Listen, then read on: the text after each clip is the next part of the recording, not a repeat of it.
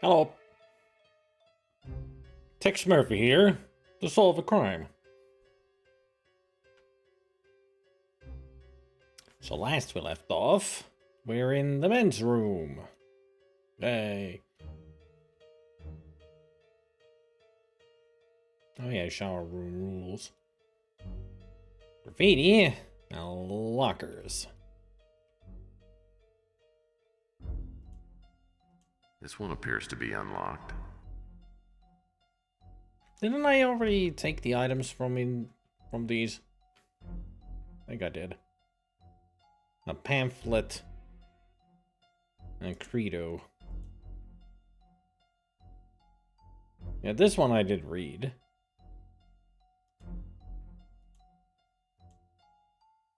This one I didn't. Alright, Lord John.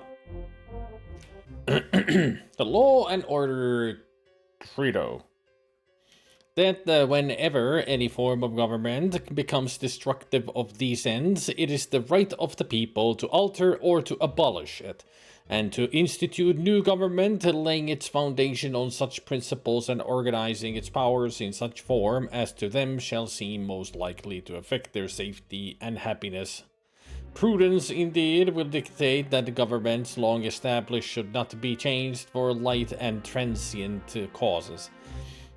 And accordingly, all experience hath shown that mankind are more disposed to suffer while evils are sufferable than to right themselves by abolishing the forms to which they are accustomed. But when a long train of abuses and usurpations pursuing invariably the same object evinces a design to reduce them under absolute despotism, it is their right, it is their duty to throw off such government and to provide new guards for their future security. You guys got that?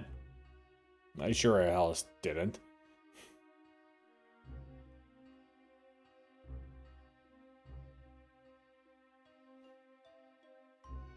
And we kind of started all normal, but once it went into accordingly all experience hath shown, it's like, okay.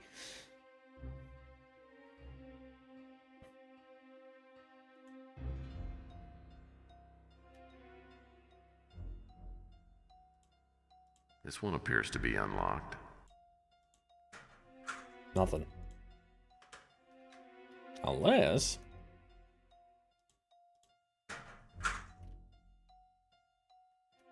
No.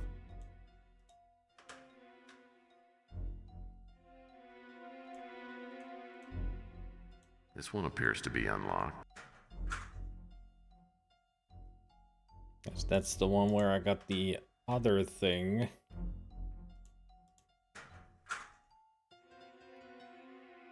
And that has nothing.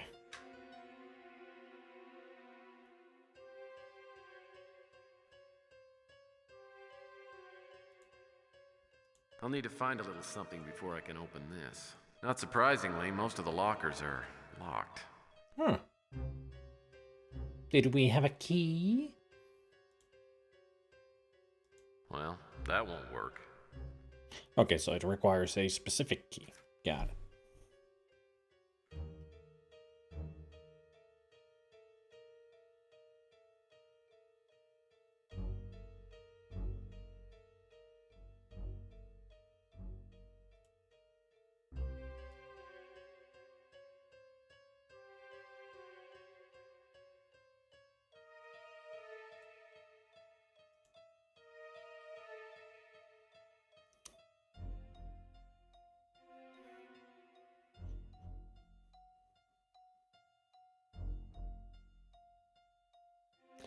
Is this supposed to be a letter or a number? Not number, a word. I think it's a letter, right? Yeah, because it's only one. My brain is not gonna be working today.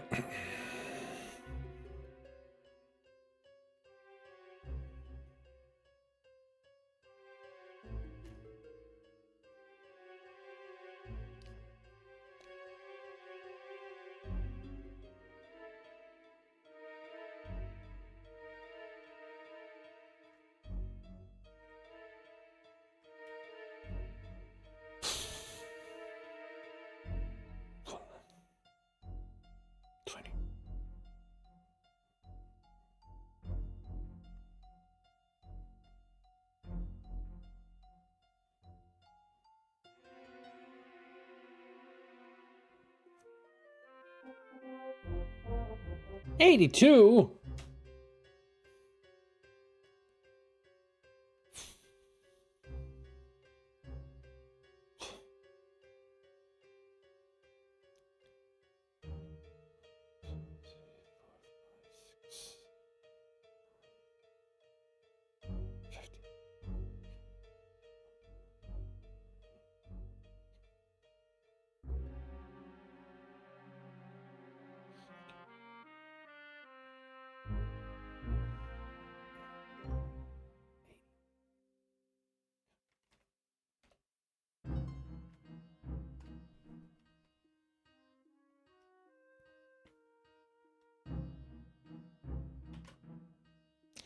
Mr. Slade.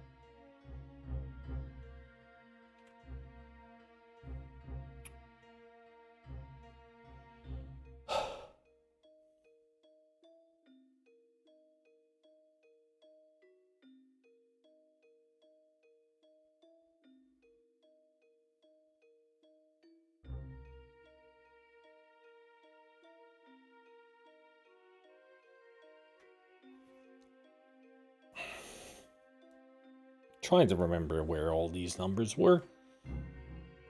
It'll make this easier if I remembered.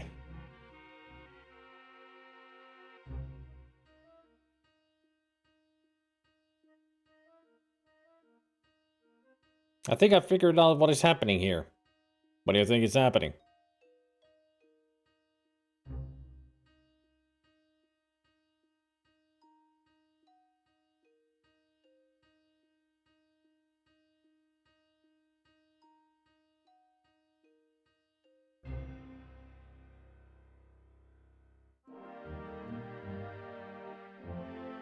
Yes!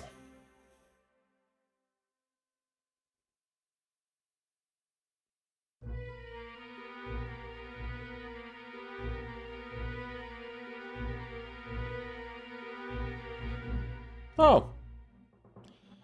So I do. Thanks. At least I know.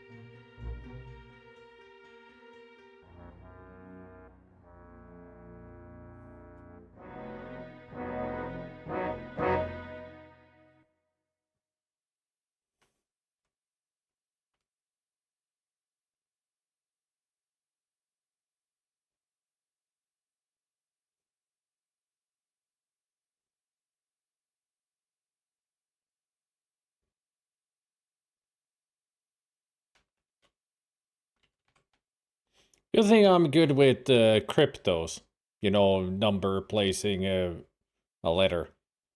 So I remember already some of these numbers. But now, 221.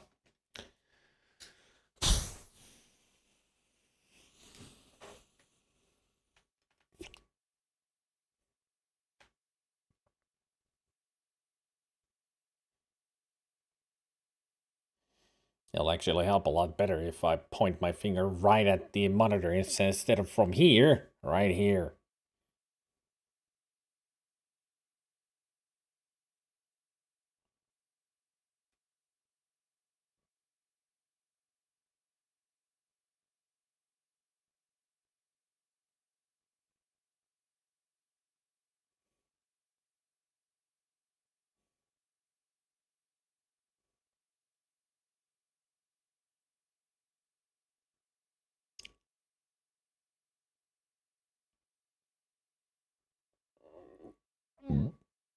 I think I lost my place. Shit.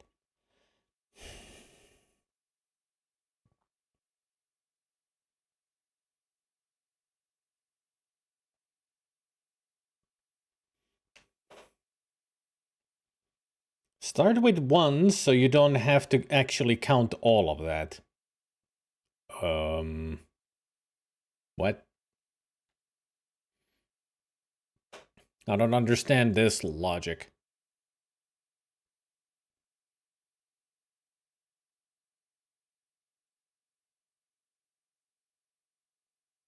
You haven't created anything. I already started this before you even asked about it. Unless you're talking about Ben again. I don't know.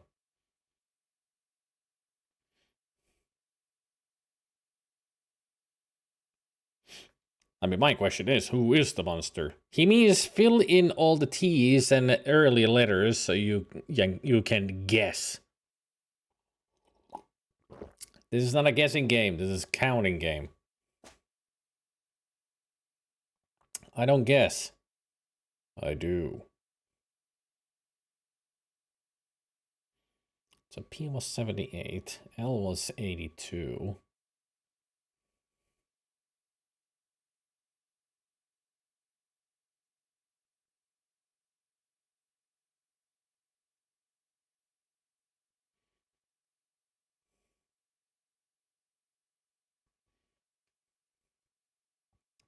Counting to 221 is the monster. Ah, you didn't create anything. It's already there. Now stop making me talk. I need to count. Yeah, see if you guys are making me talk.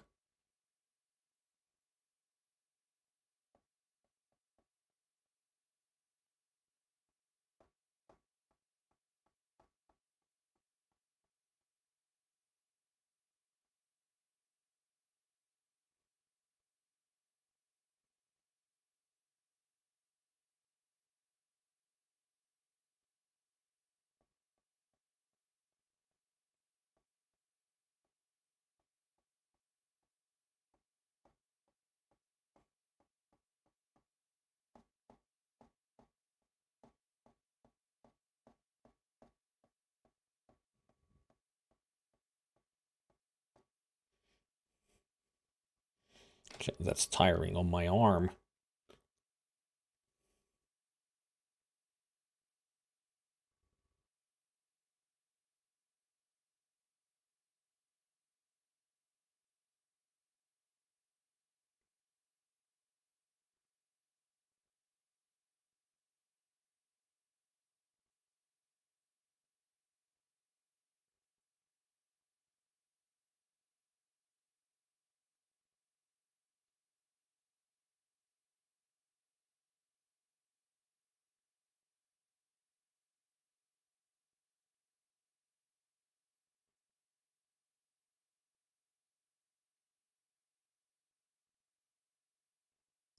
$200.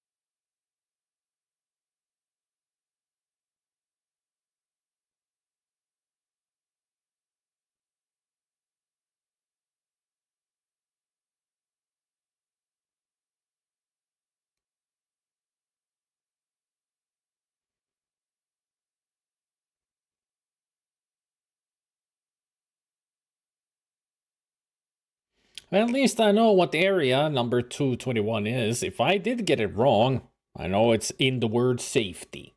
Safety is the word that it has 221.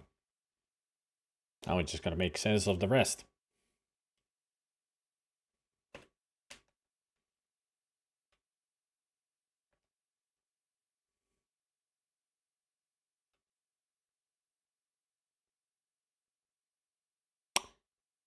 I counted it very wrong because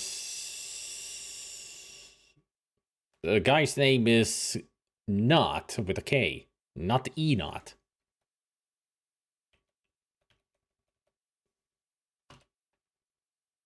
So where's... I guess I went too far. I did miscount then. Maybe it's in the word likely.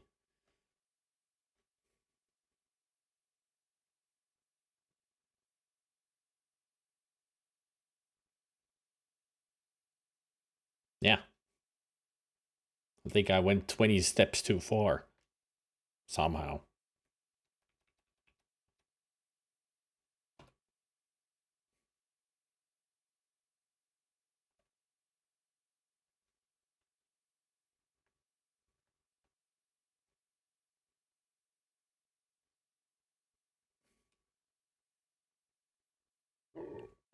Oh.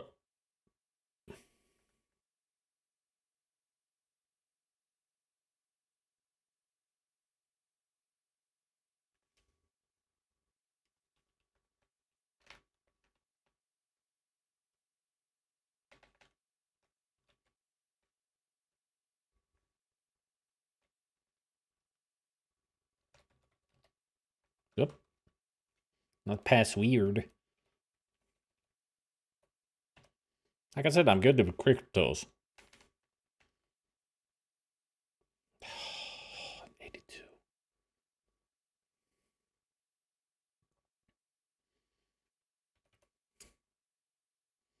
We already have 18. But it's on form, so that's R.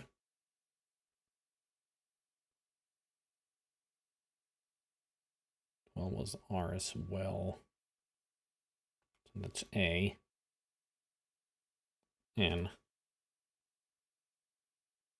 H. Ran. Let's see. So that was L. And then what's on P? That was a P. So that's P. It has to be piranha. That's the only word that would form.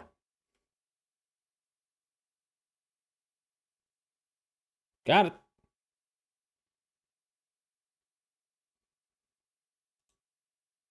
Well, I guess Robert Knott isn't behind the hit list. He's on top of it. Slade's not gonna get this message, but that'll only be temporary. If I can find Knott and warn him off, maybe he'll tell me what's going on here. So now we can turn off the freaking alarm when we go in here. Or in the office.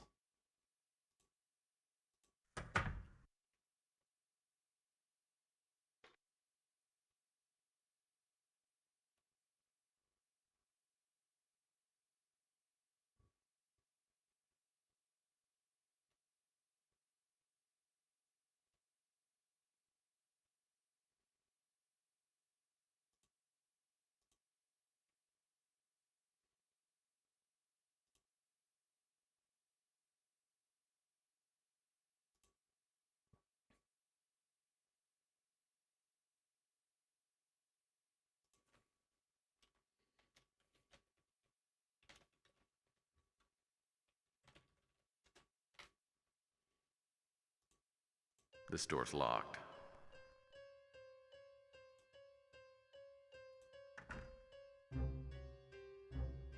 As soon as I entered Robert Knott's office, I heard the familiar beeping sound coming from a panel on the wall by the door. It was an alarm countdown. Even with the night watchman knocked out, I figured setting off an alarm would not be good.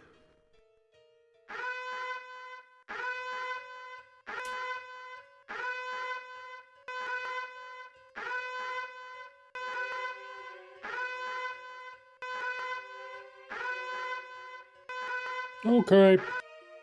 There. Now we can explore. Oh, first edition. Men are from Mars, women are from Venus. I'm still holding out for the movie. So now we know why he has the book of that on his desk in the next game. Wait a minute. I saw that. That key might be useful.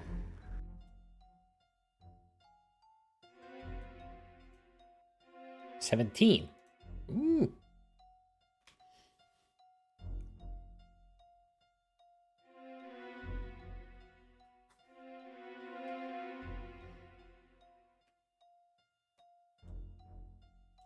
I do have a guide open in case I get stuck somewhere.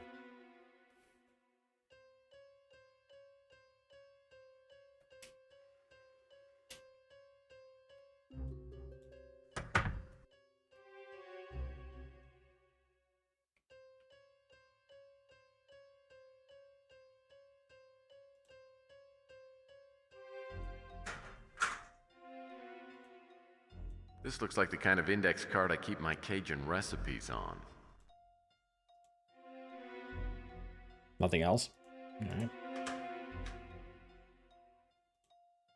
This doesn't look like any name I've seen in a Rolodex. Maybe it's a code. I guess I should play with it a bit.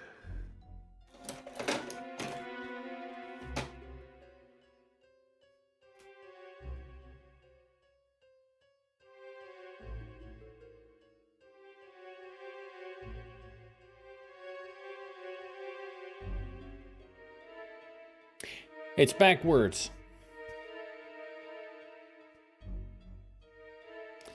It's my telephone. So I should write that number the right way around.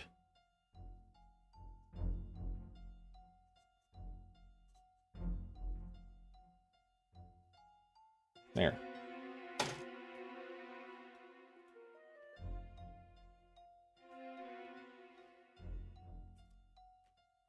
Okay, Panigan, we'll see you later.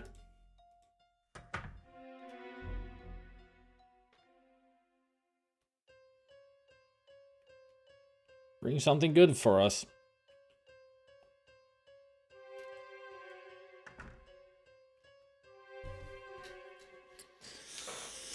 Alright, let's explore.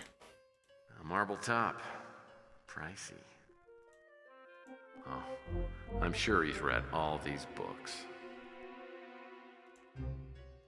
Oh, I'm sure he's read all these books. Any photo kept in a safe has to be worth looking at.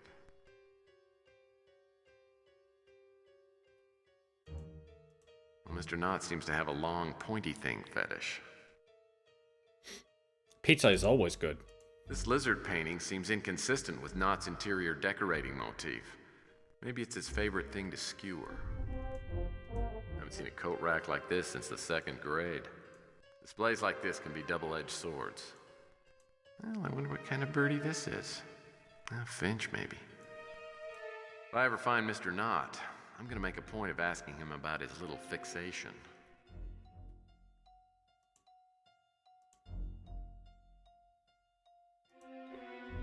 Silvio, with Frank shimming. Something tells me my client knows a lot more about what's going on than she says she does. That is a very weird picture.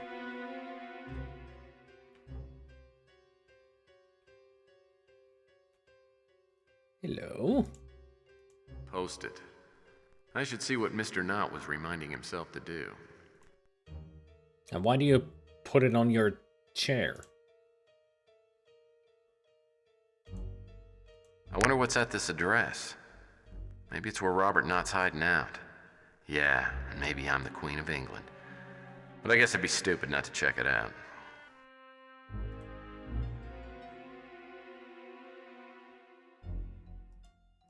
A marble top. These look like they just might open.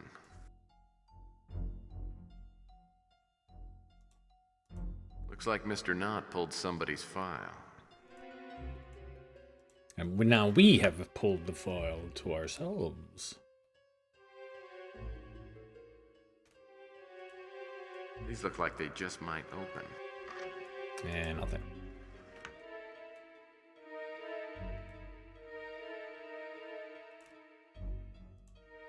Certainly appears to be a lamp. Someday, I'll have a quality vidphone like this one. Doesn't look like Nott has much use for his computer. It's not even plugged in. Looks like Robert Nott was doing some checking up on John Klaus. Interesting. Dear Robert, enclosed is a copy of Capricorn's file on John Klaus. The background information is fairly straightforward. His scholastic history and medical training are impressive, and he's well connected. He has no criminal record, no real dirt of any kind. I don't doubt your suspicions that he's worked his way into the upper levels of law and order, but he's been careful not to leave a trail behind. I have some ins to Eleanor, and I'll see what they can dig up on Klaus. Take care of yourselves. Wanda.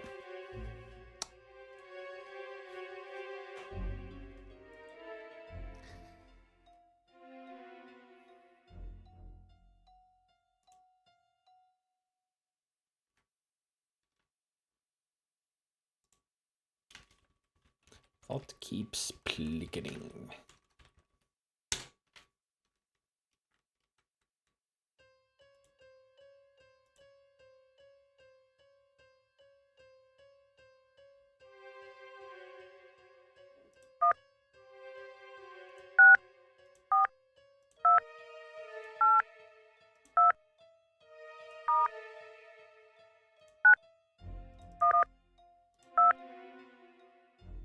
Open Sesame.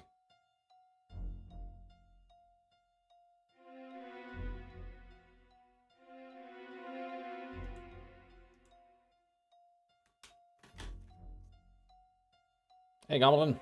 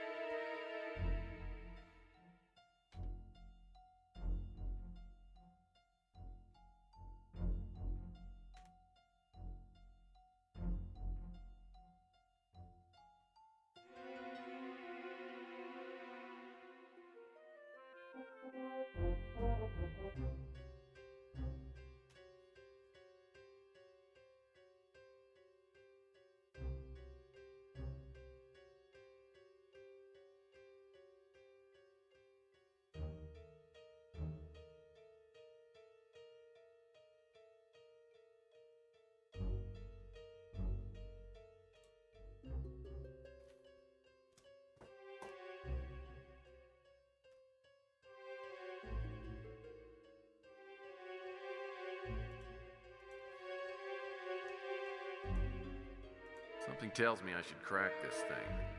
Maybe there's a clue to the combination somewhere around here.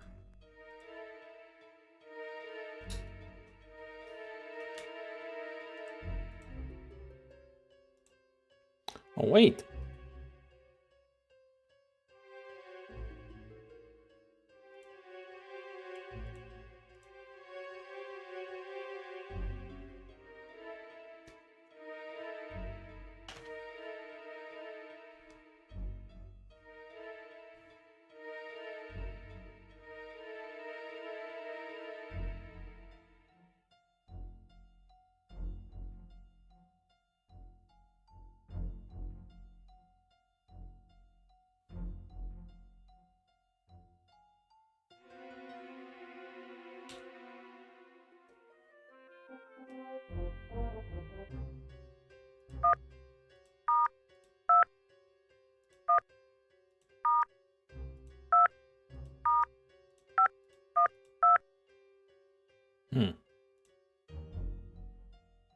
Well, maybe that's how I use.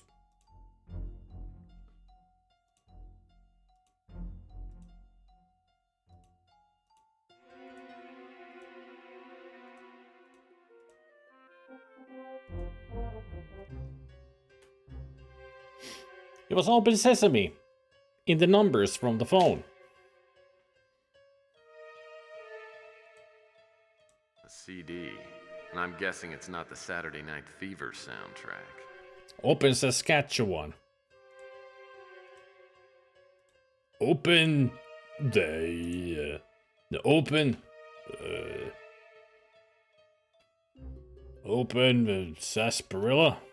Open Saskatchewan. Hassan chop.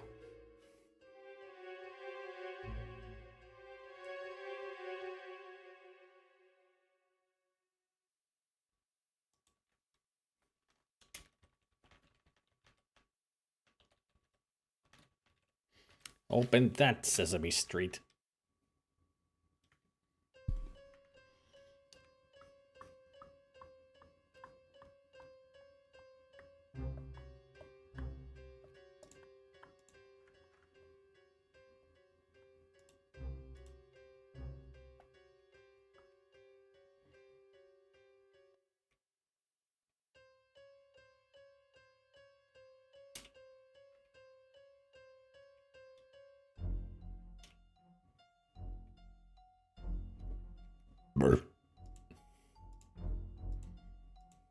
Locked.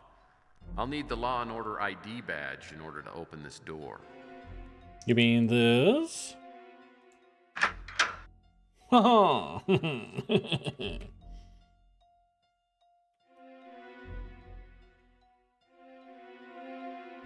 Mystery address.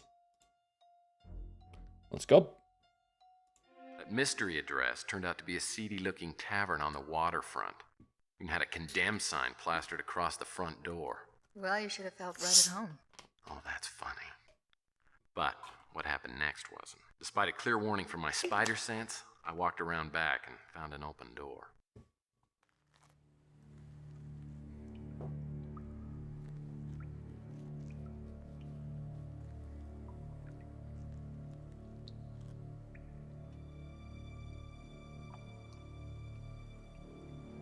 I can see why it's condemned.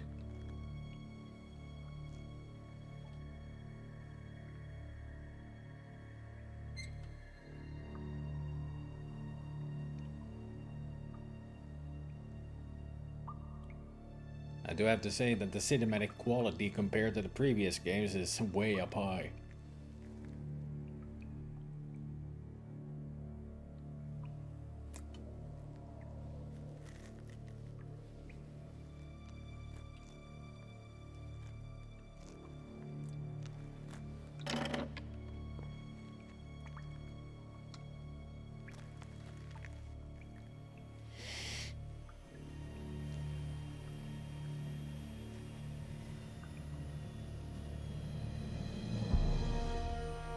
Sounds like a speeder.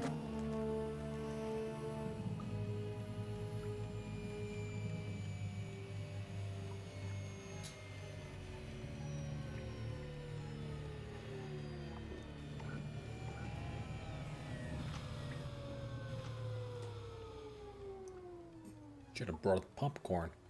And I don't even like popcorn.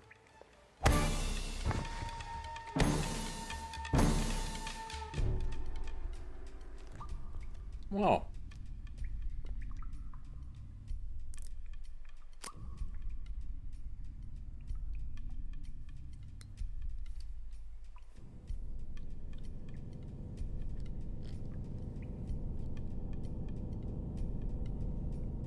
What are you doing to Tex?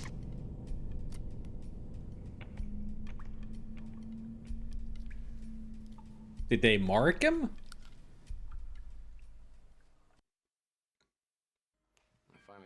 Consciousness, it felt like I'd been trying to drink my own body weight in cheap gin.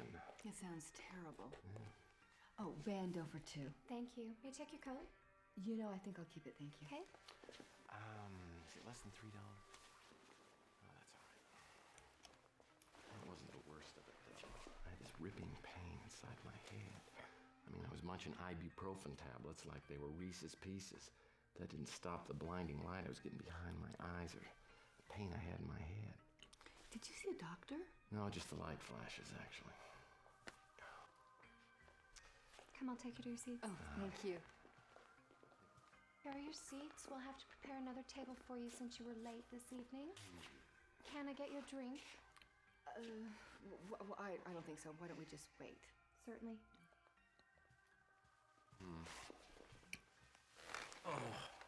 This must be the penalty box.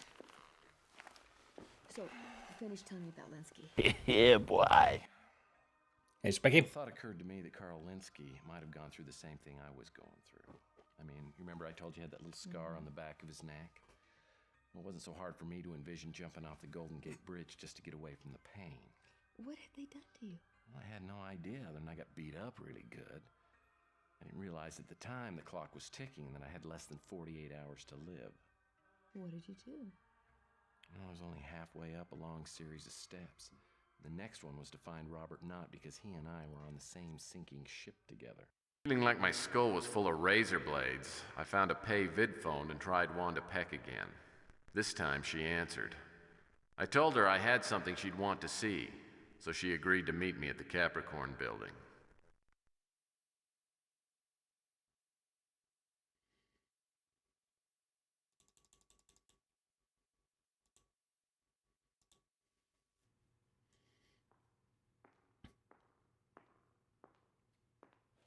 It was so important that you wanted to meet me after hours.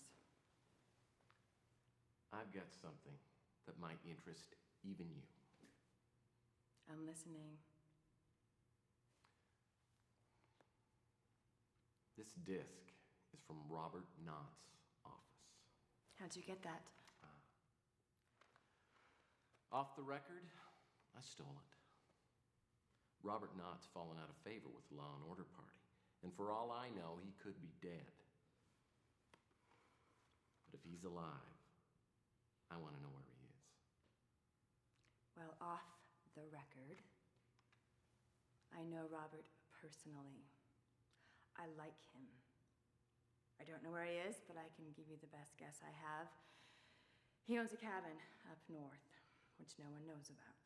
Well, almost no one. I'll give you directions. Wait here. Great quality on the microphone in these FMVs. Especially I love it how fucking quiet. So Wanda gave me the direction to Robert Knott's cabin. I wanted to leave right away, but I was too beat. Went back to the office and I slept for a while. Where was the cabin? It was up north, way out in the woods. In fact, I didn't even find it until after dark. Well, was he there? No, but I could tell someone had been there recently. I got inside and started looking around for something that might tell me where Knott was hiding out. I figured if I warned him about Slade, he might tell me what the hell was going on with Law and Order.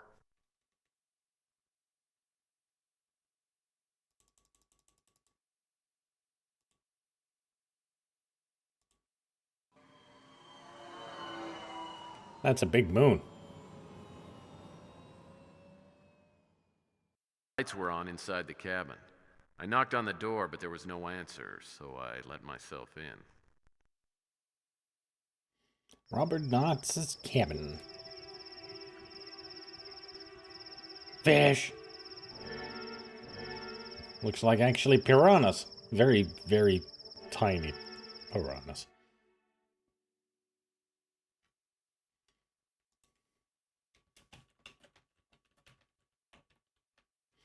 Very, very, very teensy tiny piranhas.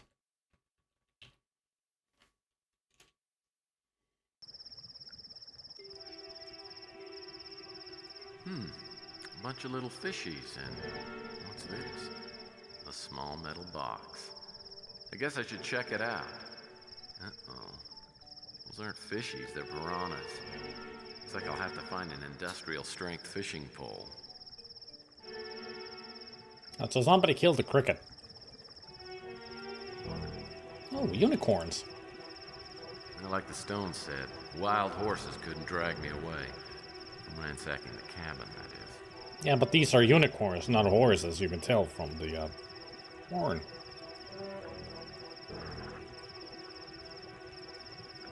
This picture was hung on a bent nail. I suppose a regular hook just wouldn't do for an amateur frontiersman like Mr. Knott. That is one gigantic nail. It's more of a bolt. Or a rivet. There, I just took it like...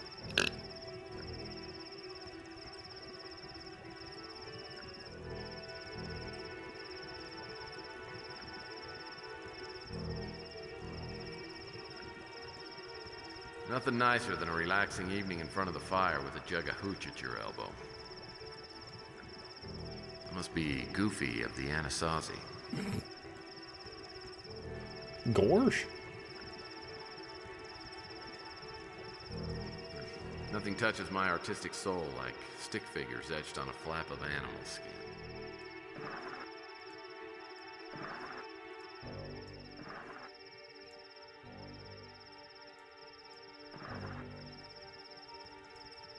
It's really kind of gruesome when you think about it.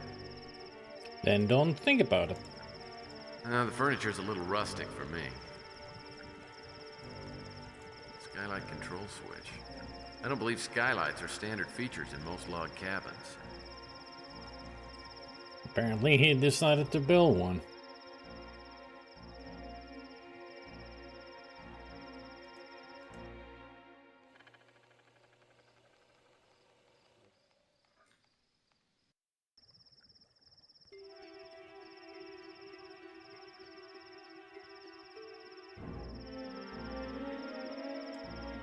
It's a good-sized skylight. You could get a full body tan just lying on the living room floor. Perfect log for a romantic evening by the fire. Large, light, and dry as Mom's pot roast.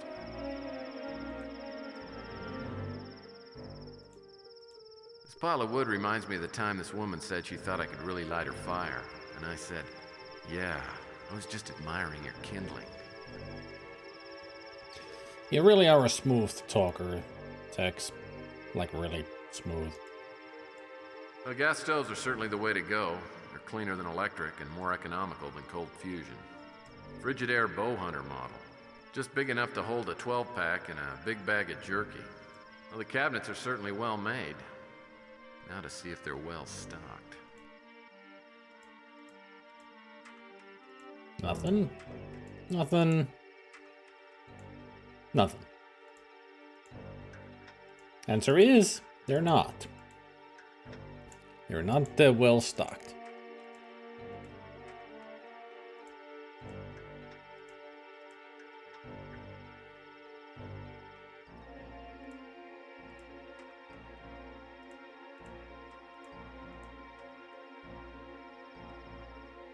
Absolutely nothing in them.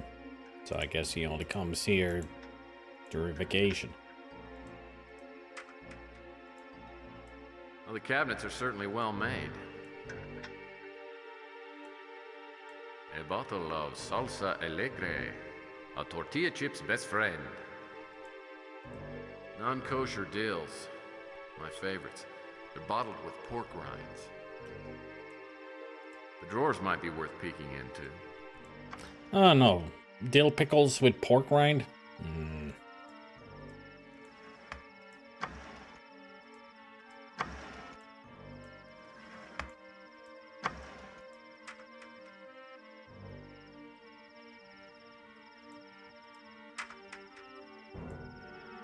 Mini torch. There's gotta be some way I can use this.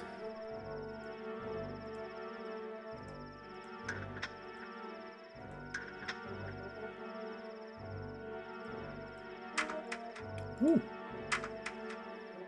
Well, it's a good old-fashioned monkey wrench. But it's not in the shape of a monkey. How could that work? Jojo, we need you! It's a monkey wrench. Again. These are some big old cabinets. They're called pantries.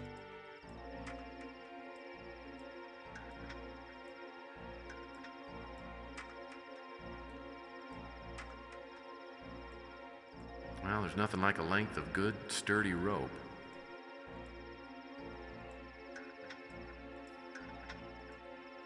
Well, these are funny looking and smelling plants. This must be the back door. No need to check out the yard.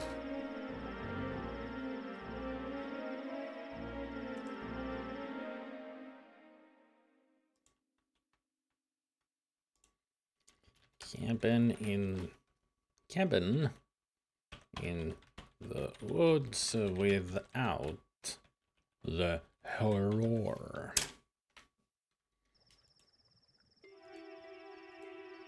The door's not much, but the transom's a handsome touch. Looks like a Mayan birdbath towel. Under a killing moon. Now that would be a great title for something. Yeah, I wonder what it would be a good title for. Under a Killing Moon.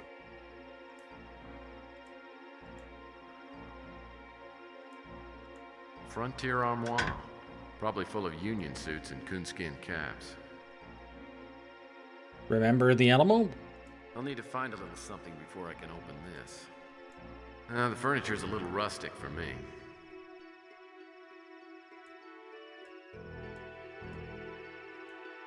The furniture's a little rustic for me.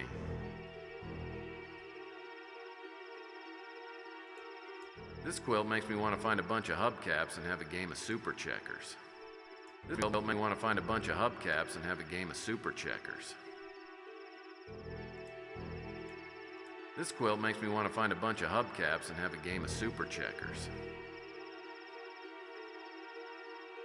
What the? Oh. I see. Looks like a deflated life raft or something. It's deflated, alright. A deflated thing.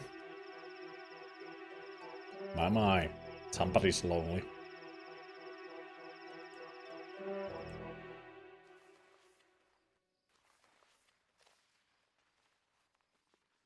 Why are you...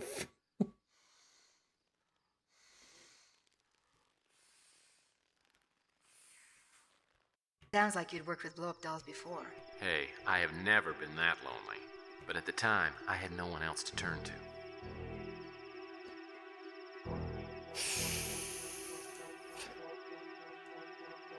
There's a log. I hope Tex doesn't have a log in his pants right now. Because that would mean that he's shit himself. You could light a cigarette from across the table with this baby.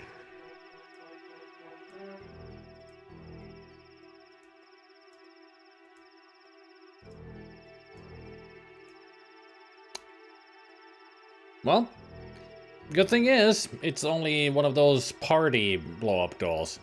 Doesn't have any parts. So why does he have one of those? Maybe Robert Knott is more disturbed than we thought. The only reason that I can think of somebody doing something like that is if they are so freaking lonely that they dress that up to have, you know, company. Now I just feel sad for Robert Knott.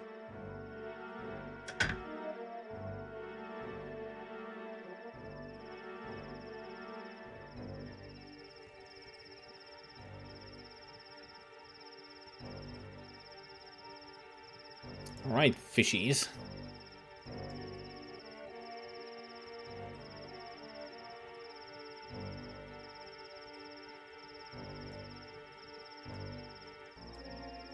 A makeshift grappling hook.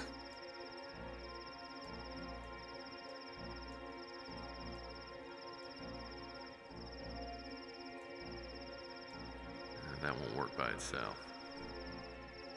I mean, wood floats. That won't work by itself. That won't work by itself. It's a metal box. Unless this is what Knott feeds his piranhas, I'm willing to bet there's something valuable in it. Now, how do I get it without having my arm eaten off?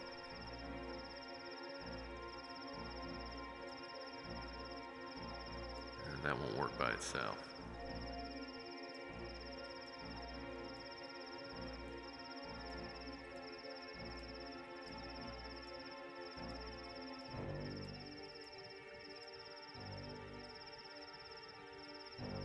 Must be missing something.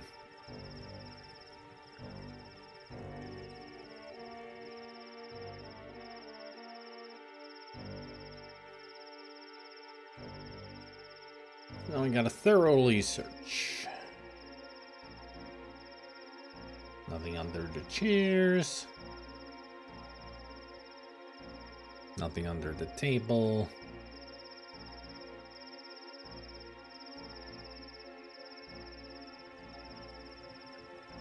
Watch out, Tex Murphy, the snake, is coming through. Or slithering through.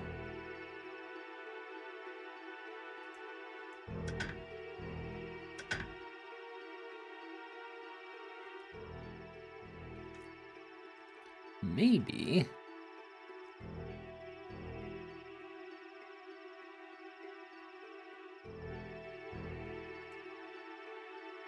I'll need to find a little something before I can open this.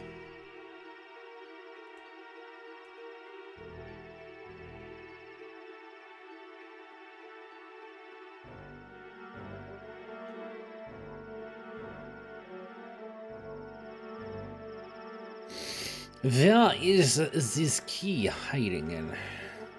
Probably in here somewhere.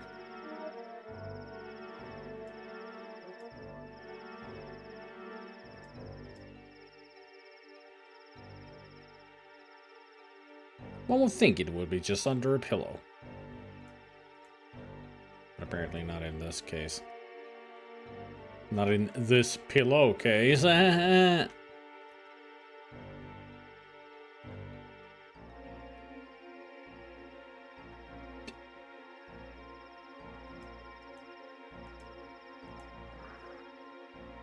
Also, why am I able to move those? There's gotta be a reason for it.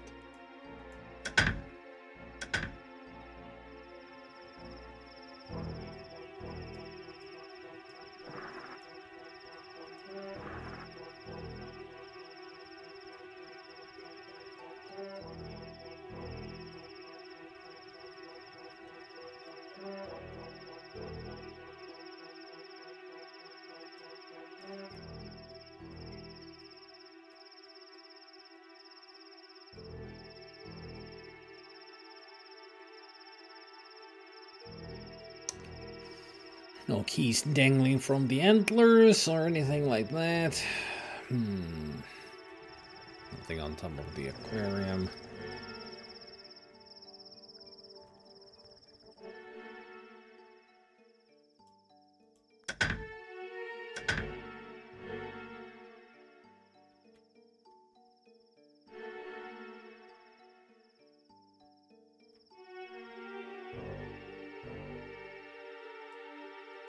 Looks like a Mayan bird bath.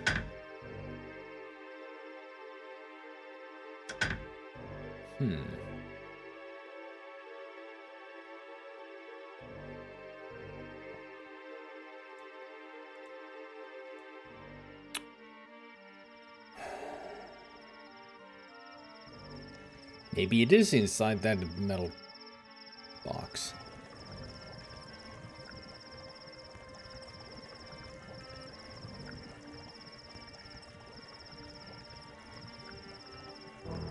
Well, that's not gonna work.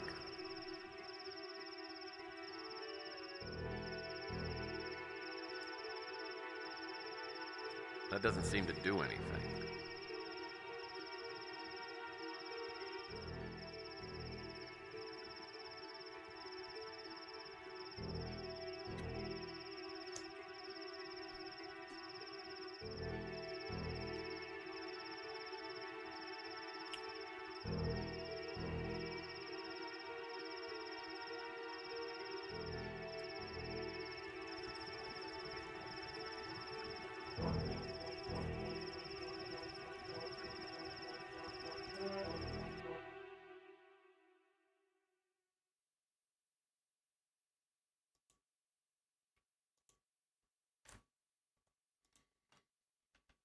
This is not a good idea.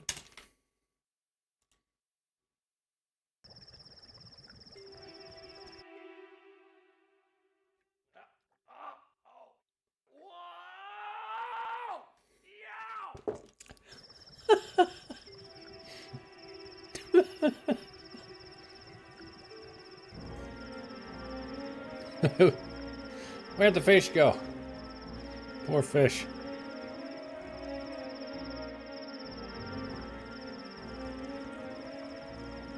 Oi! I did miss out on something. Huh.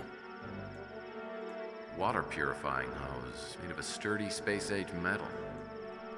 Now, this hose is screwed down pretty tight. We need to find some sort of unscrewer thing. The unscrewer thing! Let us use it.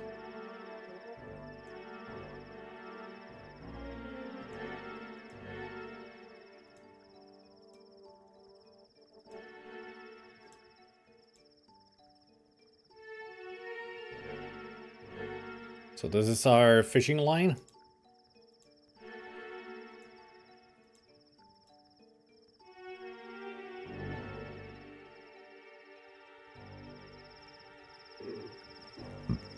Time to get that metal box.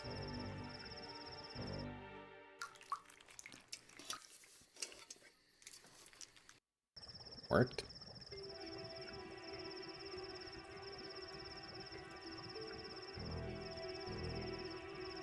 Level 4. Better than the level 1 that we had. Robert Knott's top-level ID badge. This might give me access to someplace special in Law and Order Party headquarters. I'm sure it will.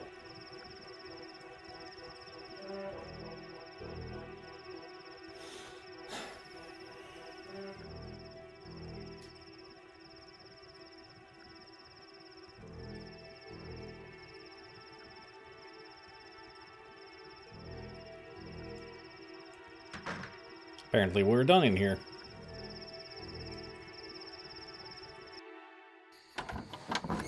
Oh. Well, I wasn't expecting any company, but as long as you're here. What the hell's going on here?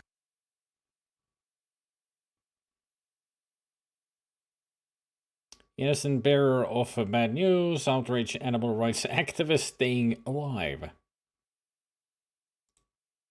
Whoa. Listen, don't shoot the messenger, okay?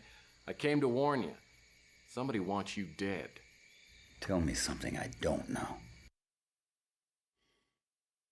American Heart Association trivia, a lethal warning. You have something in common. Well, as you may or may not know, a lot of people have been dying lately of self-inflicted and or accidental causes. And you and I just might be next in line. Anything else? Then your source refer to a concerned party, a dish called Wanda. All right. I should tell you that Wanda Peck gave me this address. So who the hell are you? And what's your relationship to Wanda Peck? Caught flat-footed, incurable, romantic, a common objective. Well, there's a rat's nest at Law and Order Party. And for different reasons, we both want to find it. You don't say. Well, that makes 3 of us. You really think you're safe here? It's as good a place as any. Doesn't really matter anyway. They're gonna find me sooner or later. Actually, my own death is not exactly high on my wish list of things I'd like to happen to me. But I'll tell you one thing. They know I'm not gonna give up without a fight.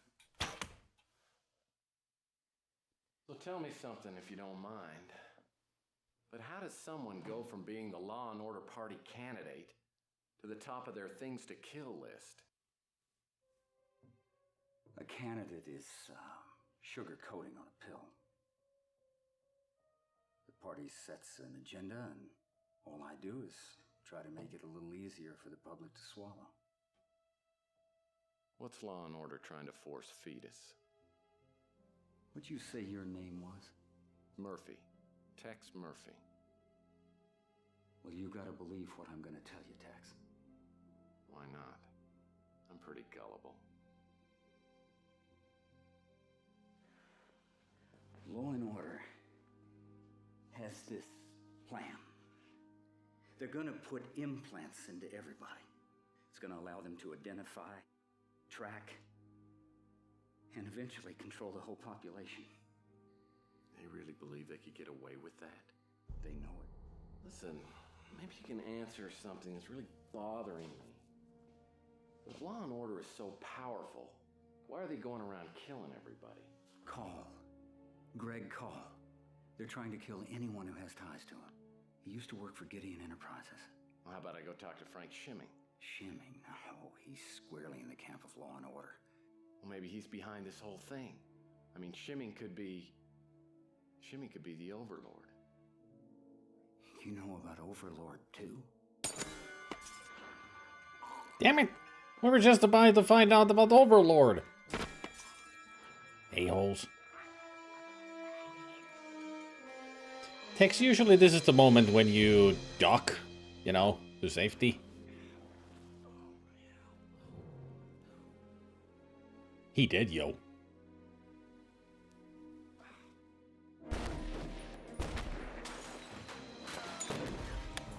About that safety.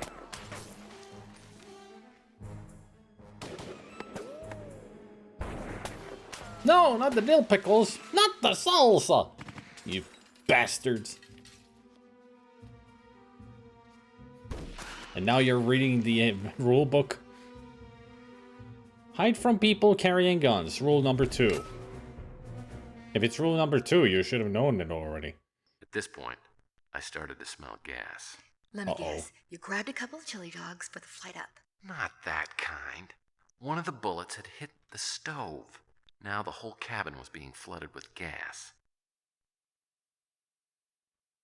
Who are those guys? Probably a hit squad. Looks like they accomplished their task. Now it took a couple of slugs before he hit the floor.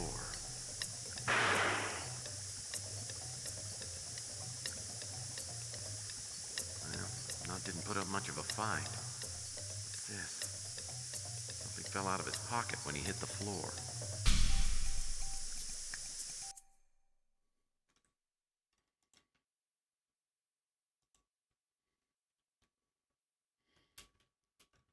Yes, it wasn't me, I swear.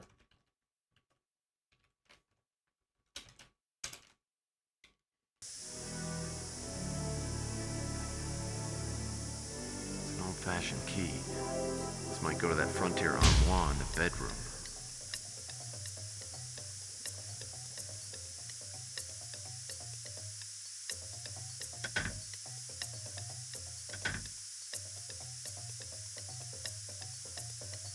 I'll need to find a little something before I can open this. Certainly is an old-fashioned I key. gotta figure out a way to get out of here. Quickly. A coat and hat. A little small for me, but I might be able to get some use out of them.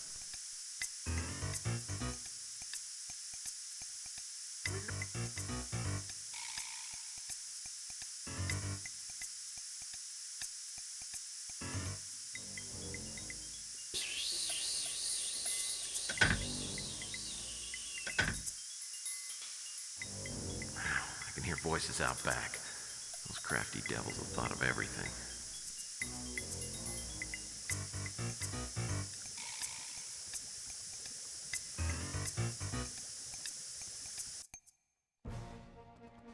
Heck yeah. Also, that is one huge log for the fire.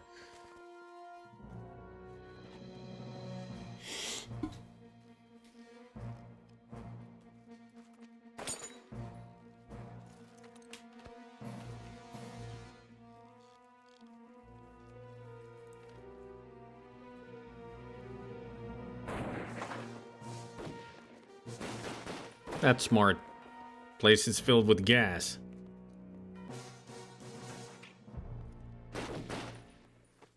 I'll need to lure those thugs inside before I can climb through the skylight, or they'll just have a clear shot at me on the roof. Oops. Okay. I thought I worked that out, but apparently not.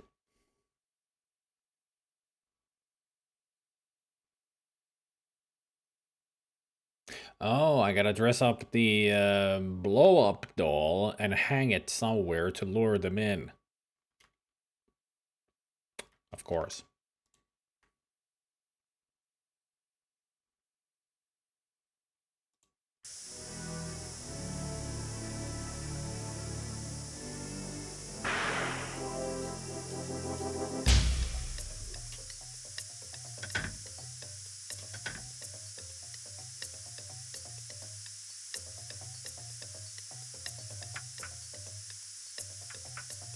Don't close it. Pick this up.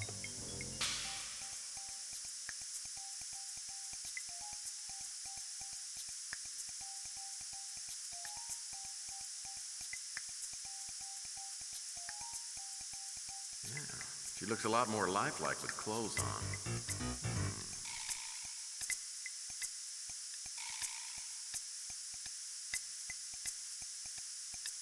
Now, where can I put her?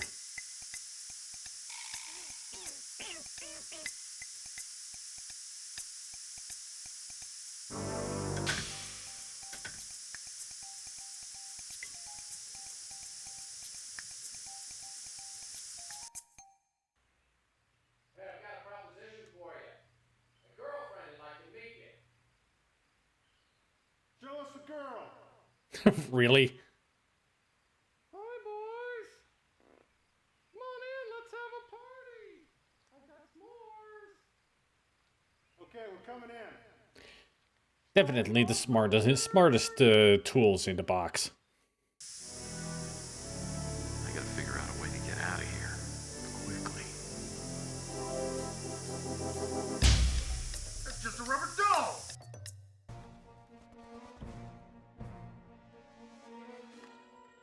What? What the fuck?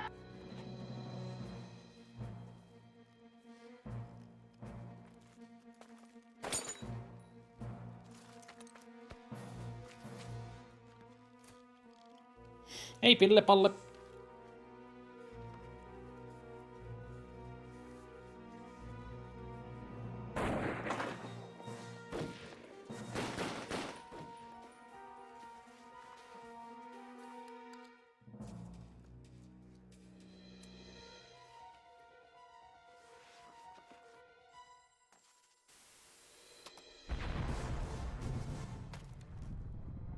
Damn. That was a lot of gas. Oh, flambe. Well, I had a few singed hairs, but I was okay. Little did I know, things were about to really heat up. Ooh, it sounds like Sylvia's about to make another appearance. That's a good guess. After I got out of Knott's Inferno, I decided to fly back to Linsky's warehouse, check up on my client. But she wasn't there. Have I told you this part of the story before? Oh, no, it's just that, well, I know how women work. Well, that makes one of us anyway. So she's not at the warehouse. I fly over to her apartment. She's not there either. So I get in my speeder. I fly back to my office. I walk in the door. And she's waiting for you. Yeah. Probably wearing something very nice.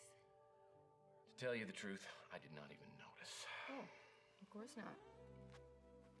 So then she says, "Hello, handsome." Well, needless to say, I was very, very upset with her.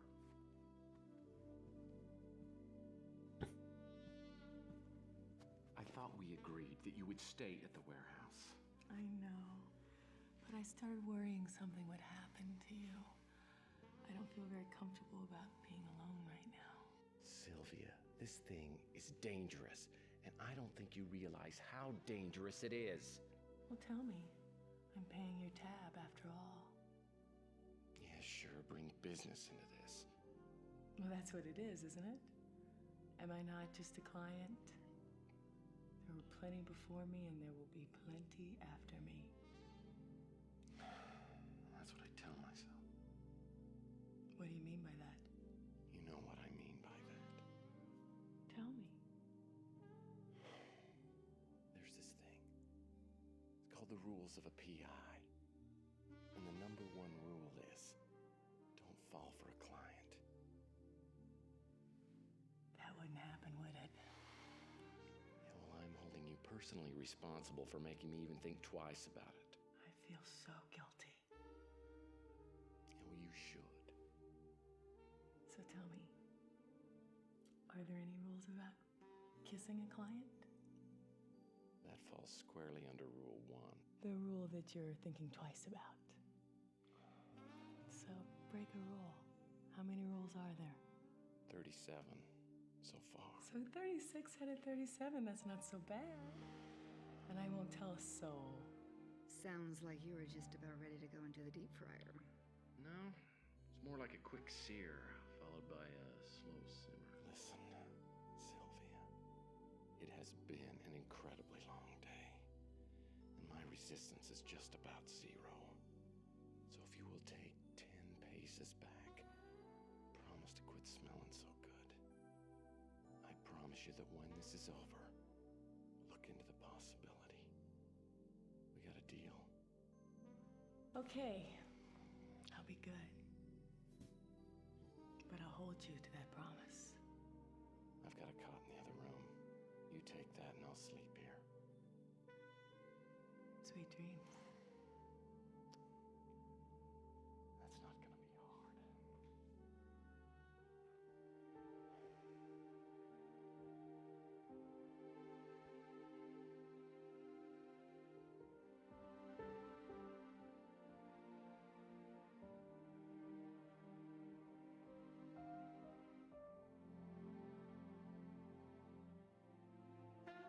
Do you miss her? Oh, yeah. This again. You know, as soon as I lose some weight, I think I'm gonna get rid of it. I don't think I need to be reminded anymore. No, I don't think I do. Good. Because I'm very selfish, you know. That's one of the things that really attracts me to you. Boy, that makes me happy to hear it. So now that you've described to me just about every temptation a man can stand, what happens next? Nothing happened? Nothing happened, okay? Actually, I flew Sylvia back to the warehouse. Good. I thought you'd like that part. I went back to the office and I had a call. We can actually do something. I can actually talk. Score 777. Lucky number 7. And yes, Pillepalle, Tex Murphy runs on a Windows 10 after a lot of finagling to make it work proper. And Tex just blew up a cabin in the woods where we met Robert Knott, who got shot and killed. Right after it seemed like he knew about the word Overlord. That was when he got shot. But we blew up the goons because they were stupid.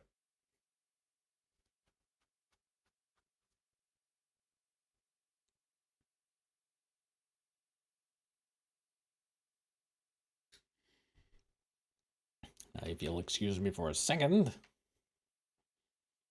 before we move on, I'll turn off that.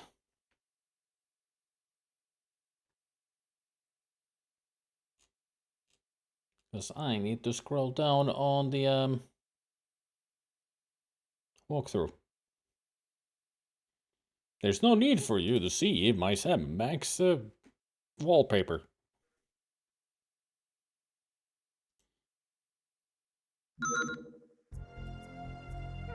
You find the chess move? I did. It was in the design of Val Davis's pass card. Look, I'm ready to meet with you. Just tell me when and where. It isn't safe yet, but I have another lead for you. Find out about Greg Call. Who's Greg Call? He was the lead programmer on the STG project. He knew about Overlord. Well, how do I find him? Greg Call. Overlord. Either one. Call is dead. Well, that's gonna make him easy to find. Call suspected that someone on the inside was selling out the STG project.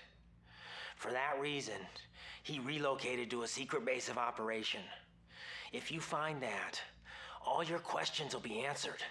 Any hints on how I'm supposed to do that? The police were warned that Call might turn up dead. They may have found something that could lead you to where he was working.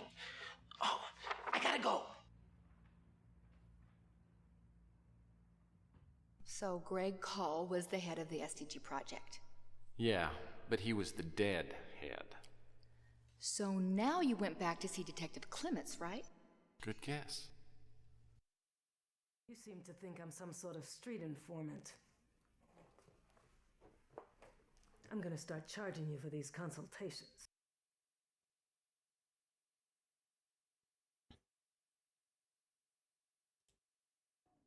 You know, you've been so very good to me. I think I'm gonna do you a favor. I know where Big Jim Slade is. If you're on the level, I'll trade you any information you want. Done. Slade's at the Big Surf Lodge, number 6. It's off the Pacific Coast Highway, just north of Big Sur. She's gonna go get him. I hope so. He's a hitman for hire, and he's on Interpol's 10 Most Wanted. If you're mixed up with him, I'd make sure your affairs are in order. How do you find out about these people? He died a few days ago. We would have chalked it up to natural causes. An aneurysm, maybe. Except we got an anonymous tip through 911 the day before he died. Tipster said that if he died, we should perform an autopsy. Never heard of him. I don't have a lot of time to waste, Murphy. I haven't got any information on that. Never heard of it. It only turned up one unusual thing. A small capsule planted under the skin. Inside was a plastic tag with markings on it. We couldn't make heads or tails of it. Maybe you should give it a try. Maybe you should try to help the one that is in our neck and get it out, since you know about it. No? Okay.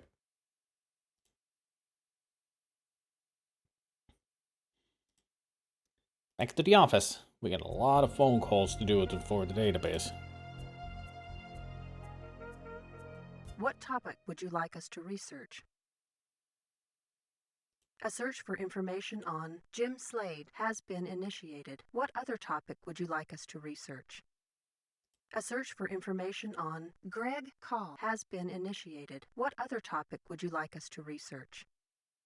A search for information on Samuel Jones has been initiated. What other topic would you like us to research? A search for information on Larry Hammond has been initiated. What other topic would you like us to research? Excuse me. A search for information on Frank Shimming has been initiated. What other topic would you like us to research? A search for information on Jim Slade's hit list has been initiated. What other topic would you like us to research? Thank you for using the American Information Database. Goodbye.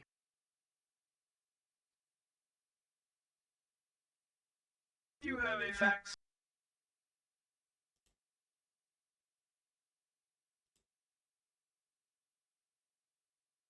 Damn, that's a lot of information. Huh. So it spells something. 5 different letters. Maybe that's in Braille? Hey there, Retro Gaming Music. Thank you for the follow from yesterday, by the way. I only said thank you for the follow, but it didn't mention your name. But I should have. Frank Shimming, born 1980, Mamaroneck, New York. Graduated Long Island University, graduated William and Mary Law School, worked at Bray and Tetcher Law Firm, New York, joined the Gideon Enterprises, currently chairman of the board, unmarried, no criminal record, no registered political party affiliation.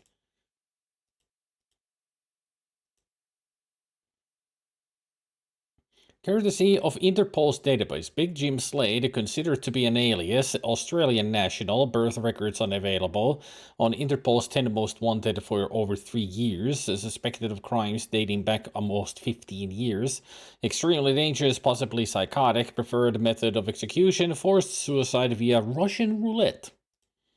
Yep, we witnessed that. Larry Hammond, born 1995, Newark, California, won President Young's Scientist's Achievement Award at 2009. He was only 14. Tax returns state occupation as freelance computer programmer, gross income in 2036, $174,800.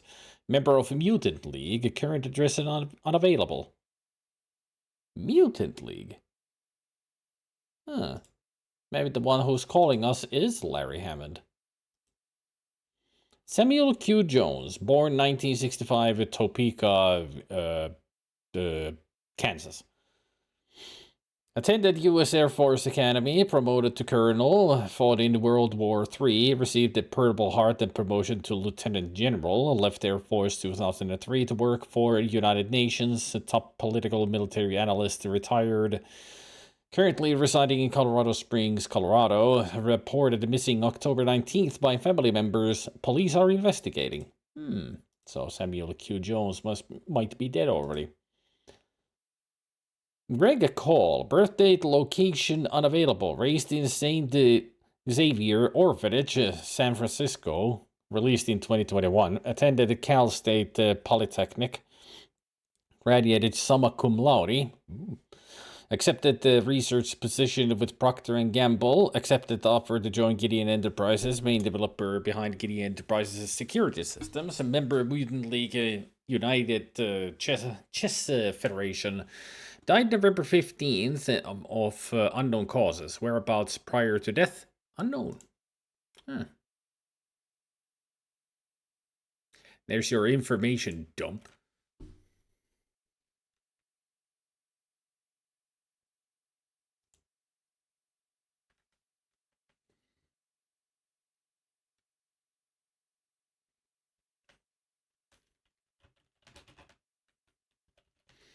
That was a hell of an info dump.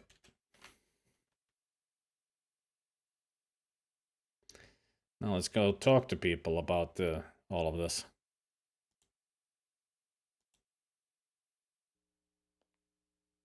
Nice move. Depending, of course, on your point of view. It's good to see you. What's up?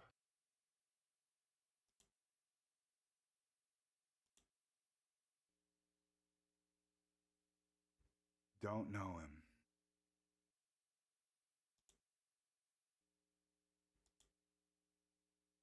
Don't know him. I guess he doesn't know anybody. Don't know him. Hammond's a mutant and he's gone underground. He's on the run from something, but he's not talking about it. I can't tell you how to get a hold of him, and he's probably too spineless to want to talk to you anyway. Still got a feeling Larry Hammond is the one talking to us.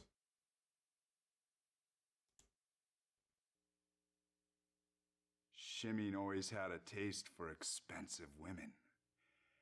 I think this one's name was Candy or something like that. It's Sylvia, actually. I'm really not familiar with that.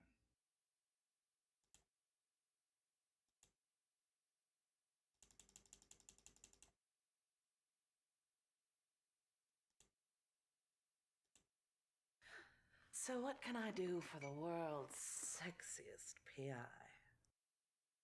Give me information. I'm unfamiliar with that name. All right. Oh, I wish I could be of more help. Oh, yeah, of course you do. I'm unfamiliar with that name. Oh, I wish I could be of more help. Do you know at least this picture? Well, of course I recognize Sylvia, but I don't know the man with her. Could have been just about anyone, I suppose.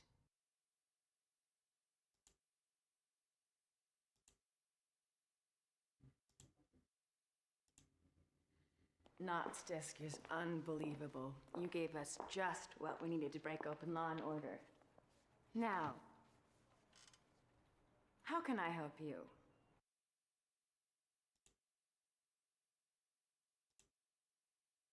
He's a hitman, one of the best and most dangerous. He's done jobs for corporations, governments, you name it. Interpol would really like to get their hands on him. I'm sure a lot of agencies would like to get their hands on him. Some maybe for a more notorious business than just apprehending him.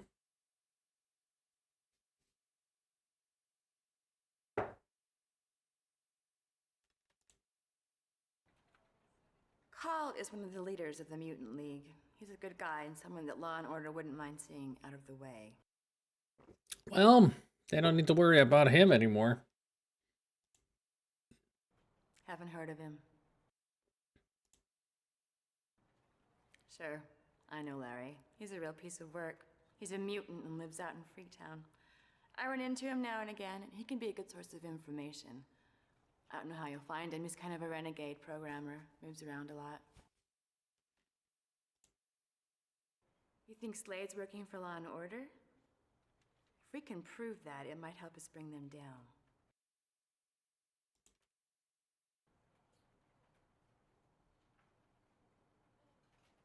We are aware that Frank Shimming has a taste for young ladies. It's one way we've gotten inside his inner circle.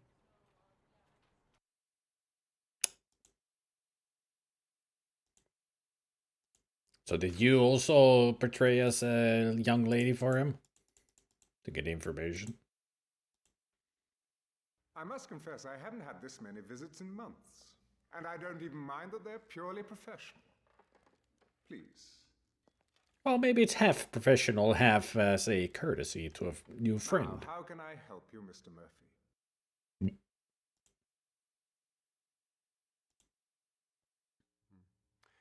I don't know who he is.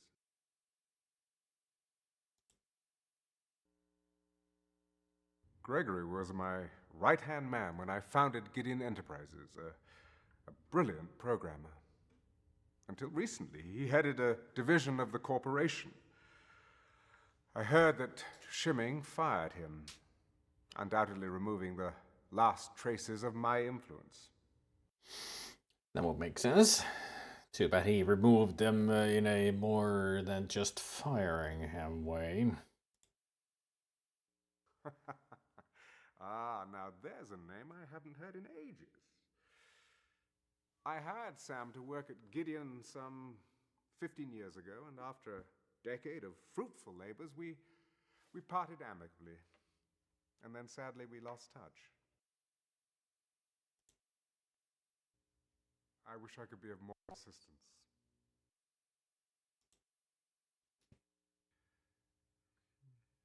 I'm afraid I haven't heard of it.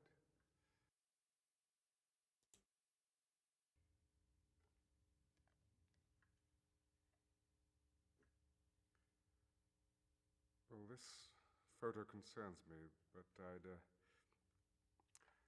I prefer not to discuss it if you don't mind.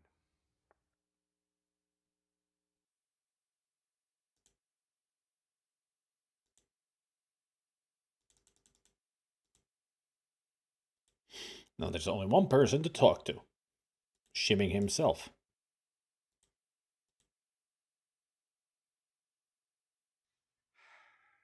I thought you might have picked up on the fact that I didn't want to talk to you, Mr. Murphy. Oh, I did. There's one thing I forgot to tell you. Wanda Peck gave me this number. So, you're with Capricorn. I thought you people had gotten tired of pestering me. We know you're a very busy man. A few quick questions and I'll let you get back to ruling the world. What is it you want this time?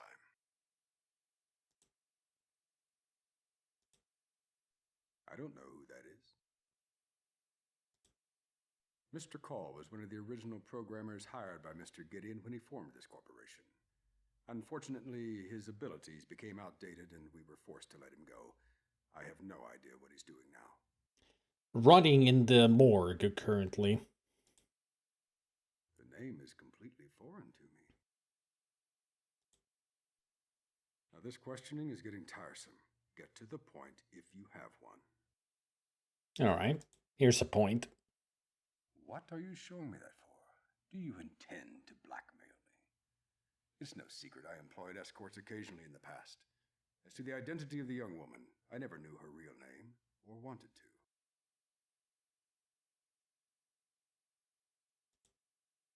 I haven't heard of it. I think we need to go to talk to Sylvia about this revelation. Did she escort him? It sounds like Sylvia is even deeper into this than we thought.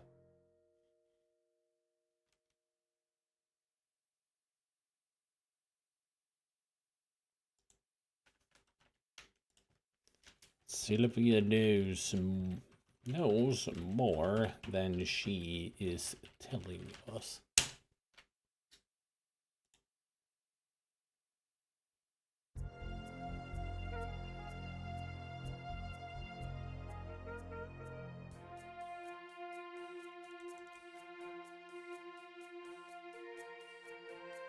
Nope, get back here. Huh. Apparently the warehouse is not an option anymore. Makes sense. I mean, somebody might follow Tex. Then they'd know where she is.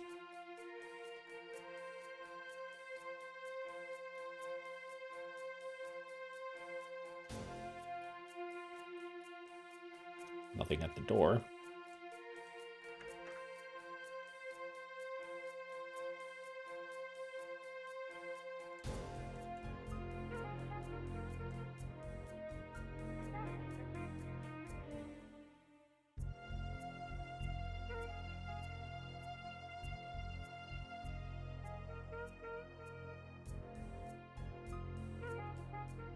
Curious. This UPEX package wasn't here before. Yeah, it wasn't. Time to find out what this is. Oh.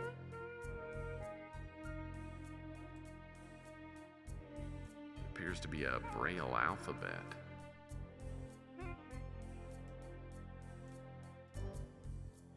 New information. Murphy has been introduced to the Overseer P333. Call used two codes. One Braille alphabet to every third and fourth word within a message, usually starting with the name or other first word.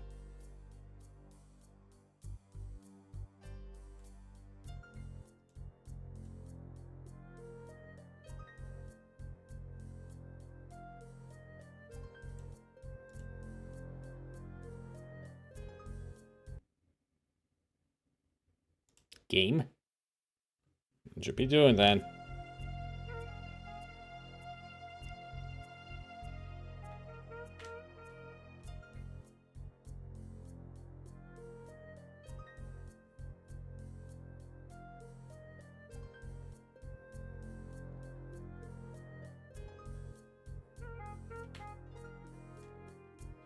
Nexus?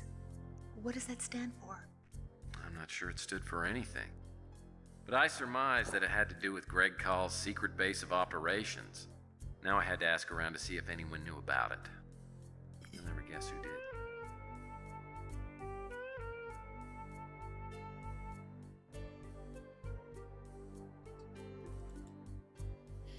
I'm sure it's Dolores who knows about it. So what can I do for the world's sexiest PI?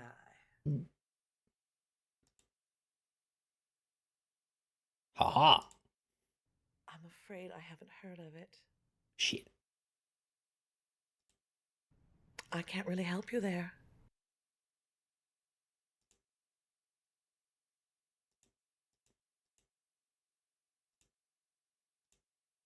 Hey, Lieutenant. How's it going? Bust any big-time criminals lately?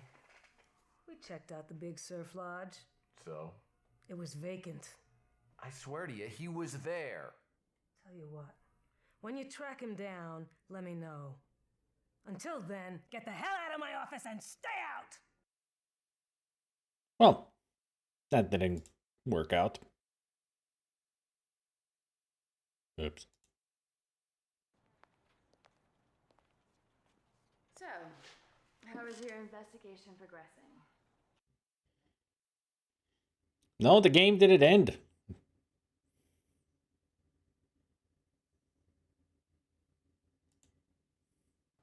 I found out some things that might interest you. I thought you might. You seem a resourceful and persistent fellow.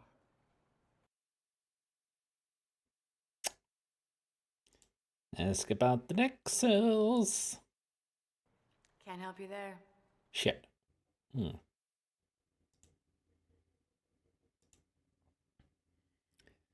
Next. Gideon.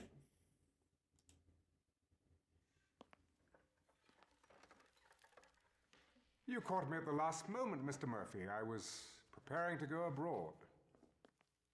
Stop shaking the camera. That sounds good. You know, I've heard Amsterdam is great. Everything you've heard is true. I highly recommend it. Now, I think I can spare you a few moments before I leave.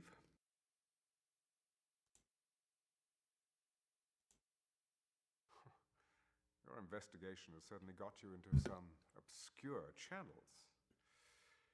Years ago, well after the government signed the UNGP treaty, Gideon Enterprises bought the rights to utilize dozens of abandoned government installations. Nexus was the code name for an underground military facility located in Washington State near Mount Shasta. I don't believe we ever used the location. Huh.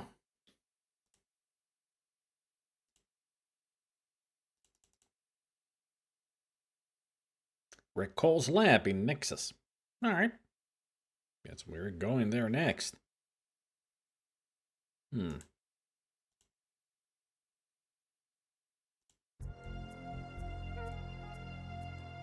What topic would you like us to research? No, Nexus is not an option anymore. Thank you for using the American Information Database. Goodbye. Probably would have gotten anything.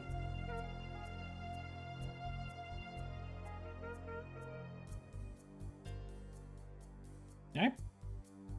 Let's go to Nexus. That's our Nexus place. Nexus Base took a long time to find. I won't bore you with the details, but the installation looked totally derelict from the outside. Once I found a way inside, I entered an underground laboratory that was brand new, state-of-the-art. Was there anyone there? No, but as soon as I stepped inside, I did hear a voice. Stand by for system scan.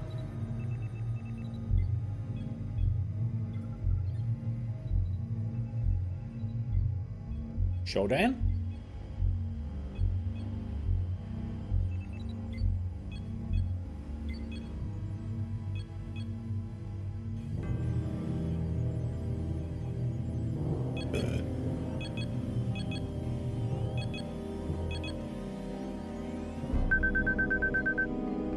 Oh, I thought it was in the neck, not in the front.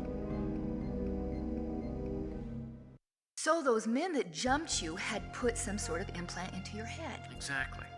And it seemed like I was in the best possible place to do something to remove it. I started looking around with just that in mind. Just that in mind. No pun intended, I'm sure. So it's no wonder that everybody was driven insane and into, you know, making themselves alive. Unalive, I mean.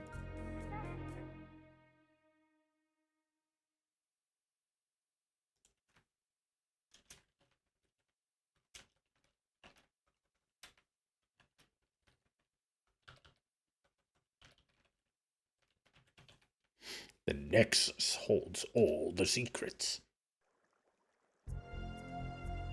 Some kind of chart. Maybe watching all those ER reruns will finally pay off. Yeah, I highly doubt it. Oh, there's a card on the clipboard. I mean, after all, it was a drama show, not a real medical science. If the implant I'm carrying around is on this list, it must be number P333. Now I need to figure out which of the kamikaze implants will neutralize it. Nanite attack squad marks invading cells for attack by other nanite components, attaches in seminal vesicle, destroys seminal fluid, ew, connects to auditory nerve, enhances hearing, connects to optic nerve fibers with digital connections, transmits visual display, connects to tissue, measures strain on tendons and ligaments and redistributes muscle loads. Sensors chemically detect viruses and infected cells and destroy them. Also senses and destroys rapidly dividing cell groups, tumors. Detects and delivers a photonic sensitive fullerene compound to a cancer cell cluster and ruptures it with a controlled pulse of laser light, releasing the oxygen and destroying the cells. Initiates a photoreagent process, tethering the target biomolecules, peptides, enzymes, etc., and inducing specific nerve cells to grow into a grid pattern. Nerve cells are then connected to signal processors, which control specific groups of neurons. Can be used to enhance brain functions, memory, mood, and/or sensory perception. It sounds like the P333 is a good thing, but somehow they're using it as a weapon. Hey, Zelda. So, we need the N216, because that neutralizes type P implants. And if the P333 is what we got, we need N216.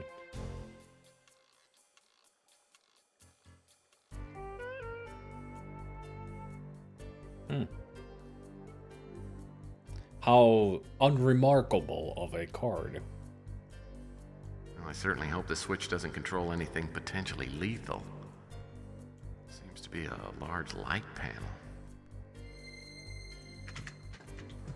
Oh, hello. Well, this should make a nice addition to my pass card collection. This was Greg Call's pass card.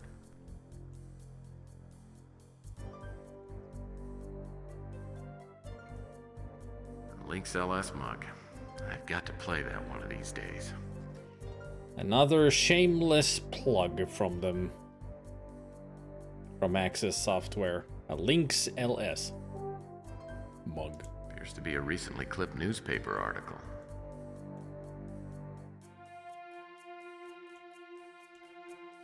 USF professor dies in crash. Valerie H. Davis, 48, professor of physiology at the University of San Francisco, died in a one-vehicle speeder crash Tuesday evening. Witnesses said the speeder veered out of control without apparent cause and struck a power line. The victim, who was traveling alone, was pronounced dead at the scene. Police found no evidence of mechanical failure and have also ruled out alcohol and drugs as factors in the accident. Yeah, because she had a chip in her brain. A bite out of crime. Charlie Gates, grandson to the well-known Bill Gates, was indicted Wednesday for what were termed the violations of the Redmond Way. Apparently, Charlie broke into a storage facility for obsolete computer software, awaiting a different interface at a fresh new release at the public situated on some something near his. They're talking about Alcatraz on the left. Recent reform, a marked of release to defend them, EU'd life prisoners in inmates take of certain they spend were normally 8 elite, to that in fact why affected by for replacing experiences. Had he knows the corporate at night. That made sense. To the criminal scene, heck, we used to just the Dickens, and now it's just for too easy. Made it all too easy to be dishonest and the proverbial carrot in front of the meal. Permanently into the deep end, he will face charges of 13.5 counts of manslaughter and a possible 12 life sentences. Why can't we see that? There's a freaking news about a serial killer or a mass murderer.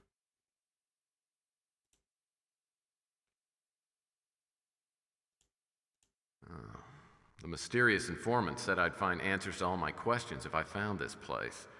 Maybe this computer is the mother lode.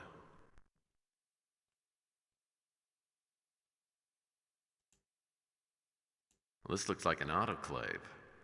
It's used for storing items in a sterile environment.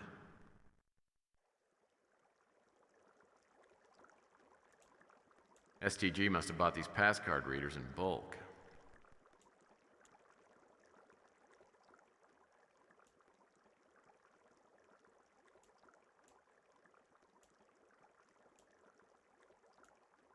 Hey, slushy machines. Those are not slushy machines. Don't drink what's in there. Unless you wanted to turn into a mutant. Rubik's keyboards. Putting the challenge back into data entry. Implant removal station. Well, the IRS has always been good at removing everything else from me. Frito Intel. Implant removal station. Well, the IRS has always been good at removing everything else from me. The special Mengele model syringe.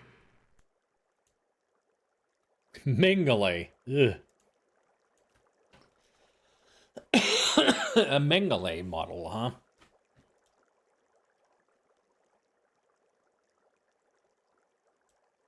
Standard keyboard. Oh, a chip-making device manufactured by Frito Intel. The two megacorporation merged a few years back and cornered the chip market. This thing gives me flashbacks to my former dentist and the horrible wisdom teeth incident. Why won't you tell us about that? Talk about wired for sound. Art Garfunkel could rock on these speakers. How specific? Mentioning Art Garfunkel. Huh. Now the lights are on. Security card reader. Must be for the autoclave. Art Garfunkel could rock on any speakers. That's what he said. Well, this looks like an autoclave. It's used for storing items in a sterile environment.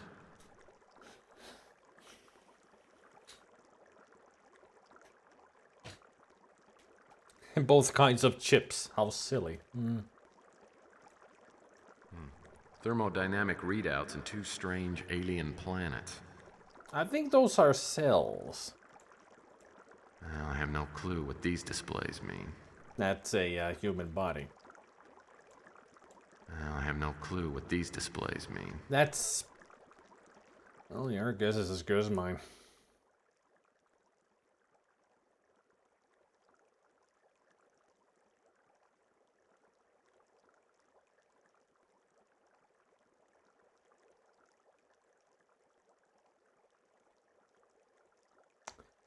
So...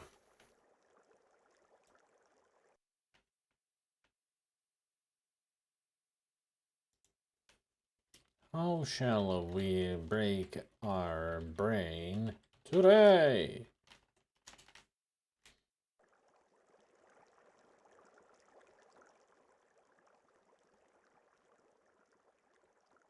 Let's double check on these. If the implant I'm carrying around is on this list... N16.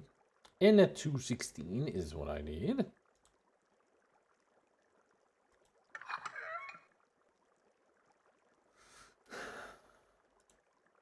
That's the one I'm looking for. Now, of course, there's only one left. Makes sense.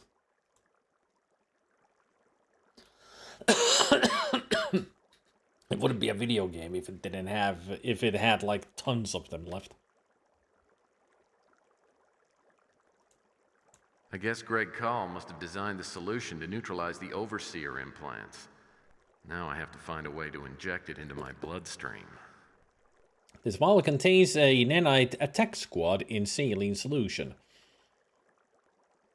Caution should be exercised when using any drug, especially if it has only been tested on desperate college students seeking spending money. Great small print.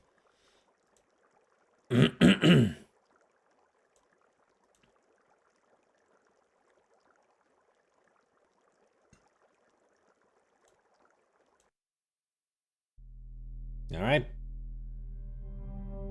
There we go. Yeesh. Why in the neck? Could have jabbed yourself here or on the hip. You injected yourself with that thing? I had to. Then I went into the scanning booth. And the fun was just starting.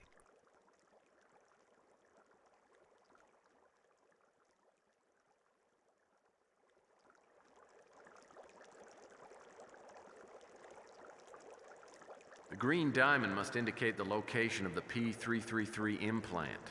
I have to move the kamikaze implant into one of the blood vessels where it will appear as a blue cross. Then, I have to navigate it until it reaches the implant and neutralizes it.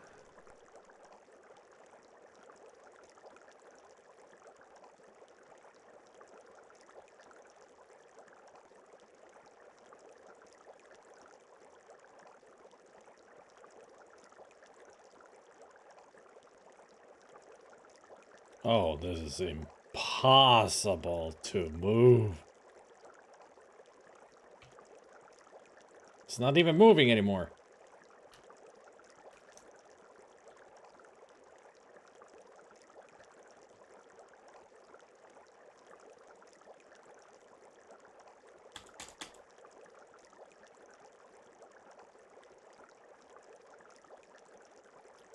It's broken.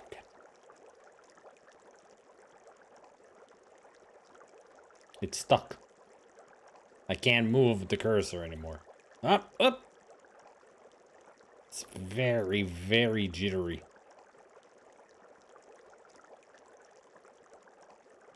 Up. I saw the crosshair. Why is this so difficult? And why is it with the mouse?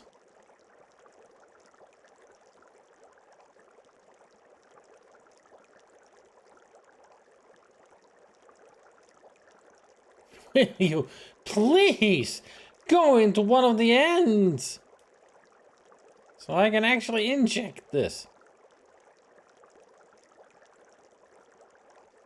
Is it now in there? Can I now move this instead? Alright. Fucking hell, this is bad. This is not even working.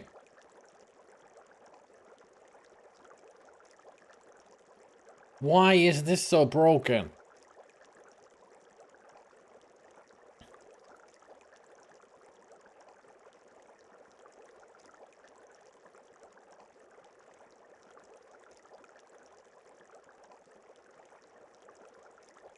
Hey, Ossicle.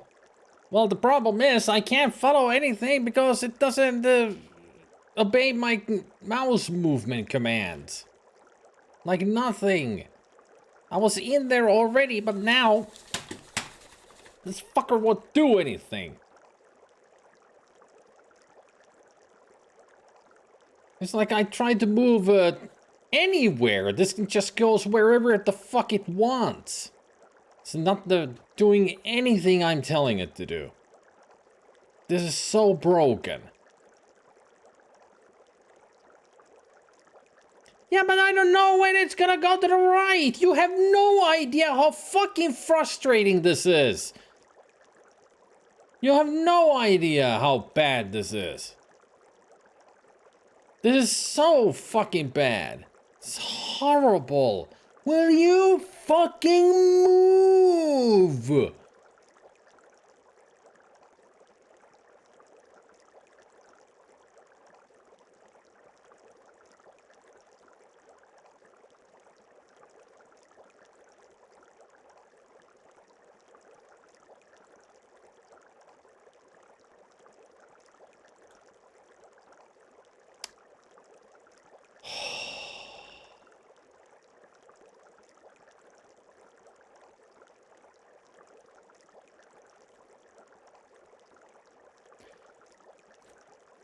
I have no control on this. I was moving my mouse left and it went right. It's like it's got a mind of its own now. I have no control over this.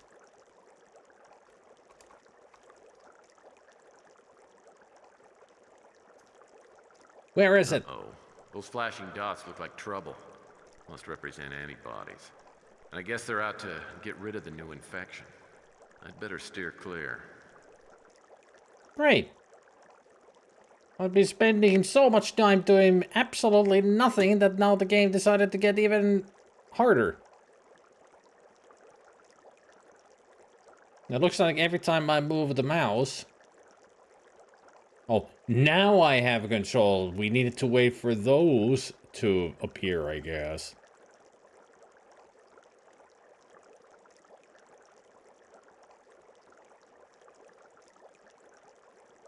I have to be so damn slow controlling this.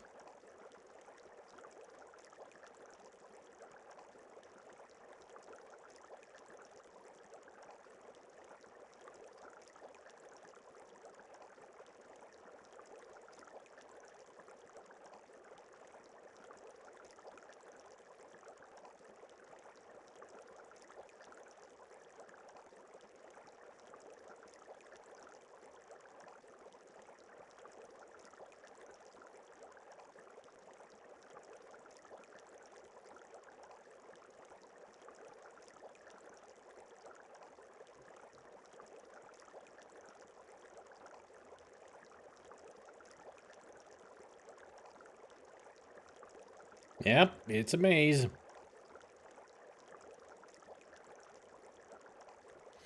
I do like it because the game works so oddly that whenever I move the mouse, the white cells actually stop moving.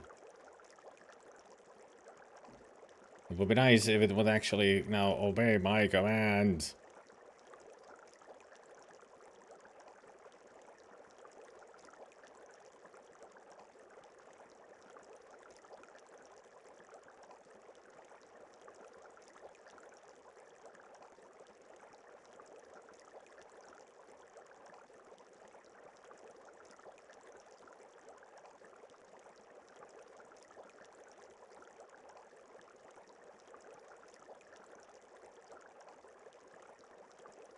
Oh boy.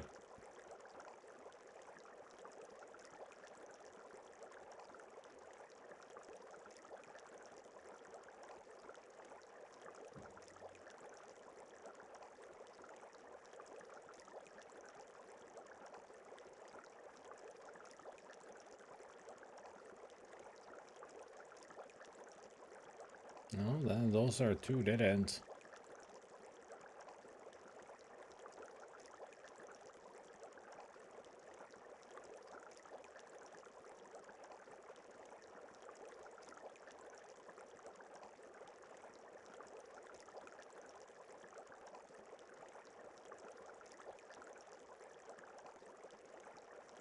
Oh, great. Now we're going in circles.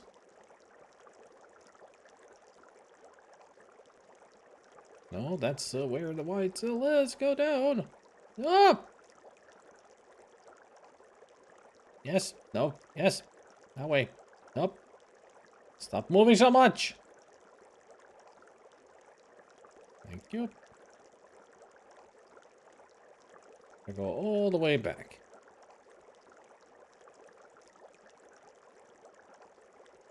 Nope. Nope. The other way. Thank you.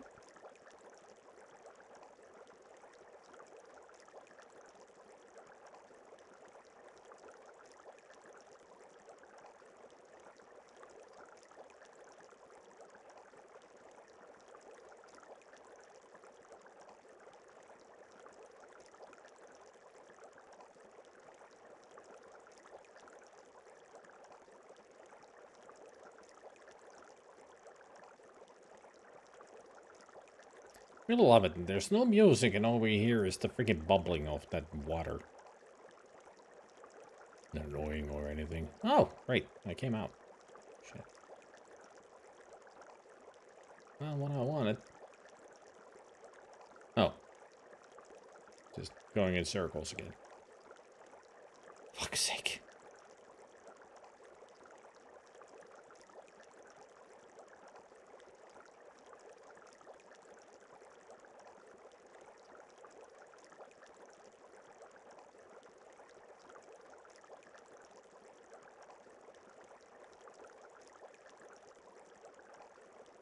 Power is on yellow.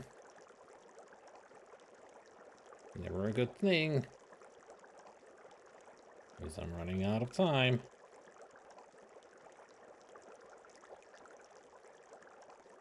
It's not even halfway through. Still, it worries me.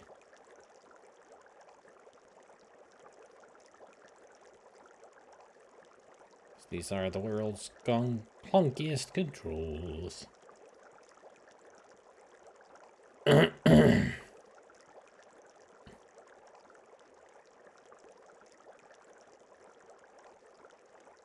Would be nice if I could get to the end already.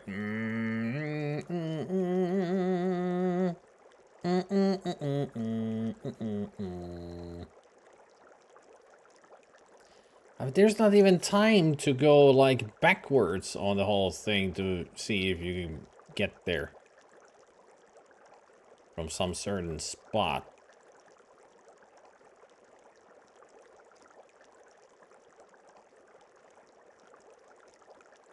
I can't get through all these, so I really do need to jab it.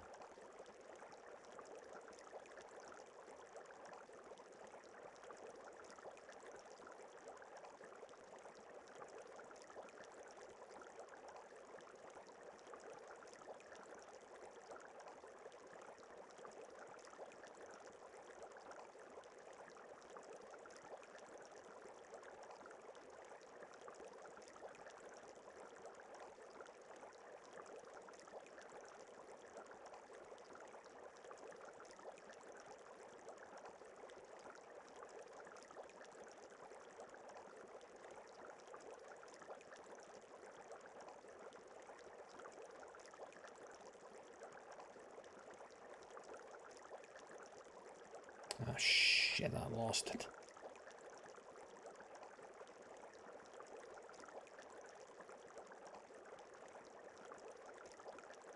I lost the path that I just saw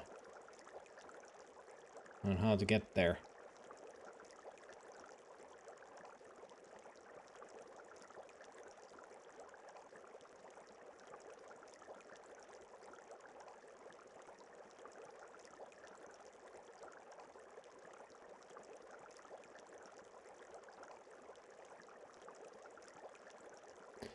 Alright, let's get away in here.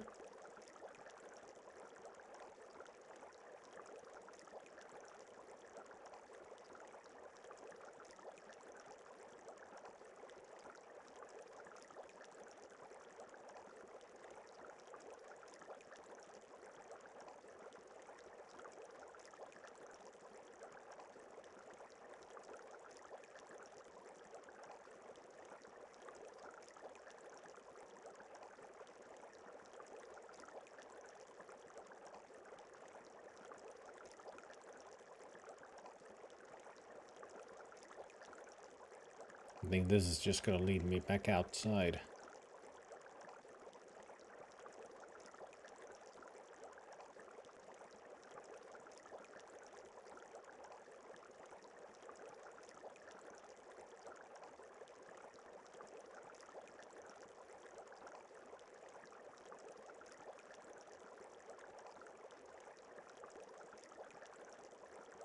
If it wouldn't get stuck, would it be nice?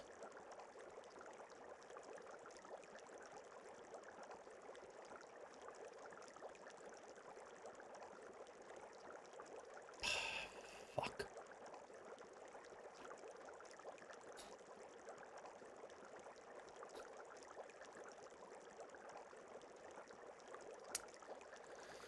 I thought I had it at that one point, but I lost the track.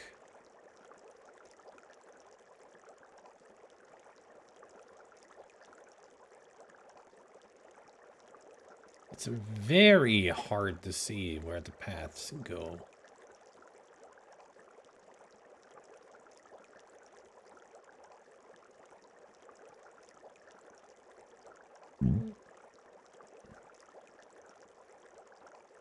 Not to mention, it's a very long path that you need to take.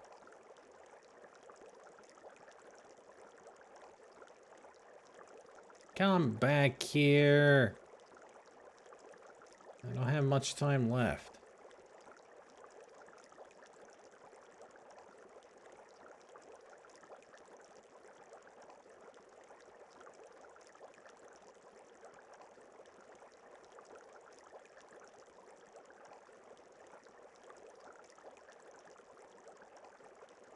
Oh shit.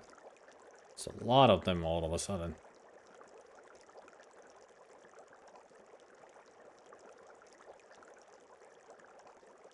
One of them is right on my ass.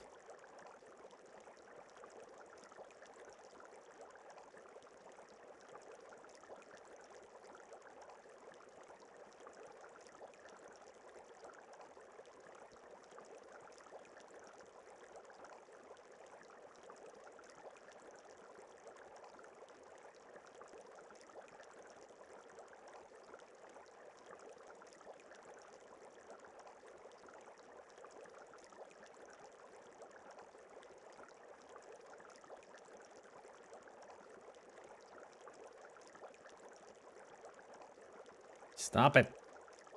Stop doing that. I'm right there. I'm right there. I'm at it. Destroy it. I'd neutralized the Overseer chip, which someone had designed to be fatal in my case, or a controlling device to others. I still had no idea who was pulling the strings, but as I stepped out of the removal station, I heard sounds just outside the main entrance. I ducked behind a display panel and waited to see who it was. That was so annoying. Oh. Larry, I presume. And this is definitely the place that he had been calling from.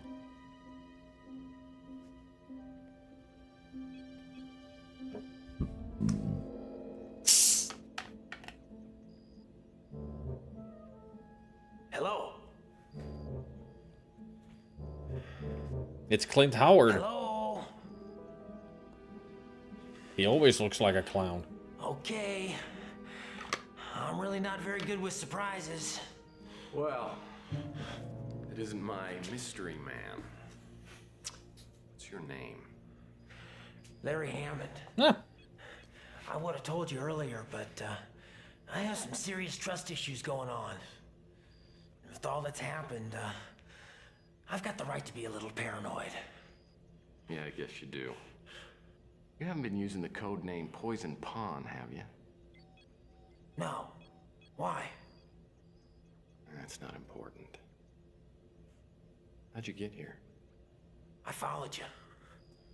I wanted to make sure you came here alone. Well, I hope you were more careful about being followed than I was. Now, I have a very strong sense of self-preservation. I even brush my teeth carefully. Yeah, it shows. Why don't we just start at the top and see what you know? Tell me about Carl Linsky. Well, Linsky and I both worked on STG. But I didn't know him back then. I recognized his picture in the paper from when he had his suicide. Well, that's helpful. How about STG? It was a really mysterious operation. When Greg brought me in to do some programming, I didn't know anybody on the design team, and we weren't encouraged to get to know each other either. And once we got our instructions, we went off to work in different places. None of us knew what each other was working on. So, who was in charge of this little circus? Greg had been there the longest. He was pretty much running the show. So is he this overlord I've come to hear so much about? Oh. See you, Ben, again. There had to have been higher ups. I knew Greg for a long time. We were in Mutant League together. Oh. Just so I understand something here, the reason you got in contact with me is because you wanted me to find Call's lab, right? Why? Well, early on in the program, Greg got really paranoid and relocated his base of operation. And no one knew where he was at. I didn't even see him until after I finished my work with STG. A couple of weeks ago, after all the mysterious deaths, I decided to go underground and get a read on my life expectancy. Well, you see, I was underground, and Greg found me, which didn't give me a great sense of well-being. Anyway, he said he needed my help. To do what?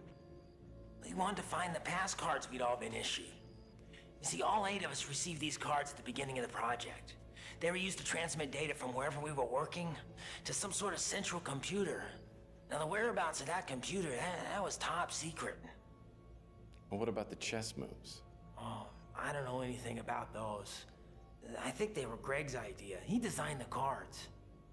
And you've got a card. Yeah. You take it. Just holding the thing next to my skin just gives me the hives. No, it's that polyester. Really? You told me if I came here that I was going to get the answer to all of my questions. I said that? No, I was just guessing. I've got something that might help. Now, Greg gave me this the last time I saw him. Now, he said, don't open it unless something happened to him. I think something happened to him. Yeah, he did, yo. What are we supposed to do with it? What are we supposed to do with it? It's your problem now. I told you everything I know. I gave you a pass card, and I gave you what Greg gave me. I'm out of here. I'm gonna go somewhere and try not to get killed. Hasta la pasta, baby. Hey, Larry. Thanks for the help. Anytime.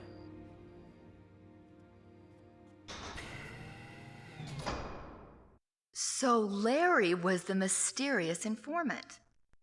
And he said he wasn't the poison pawn. Well, what was in the envelope he gave you? There was a note written from Greg Call to Larry.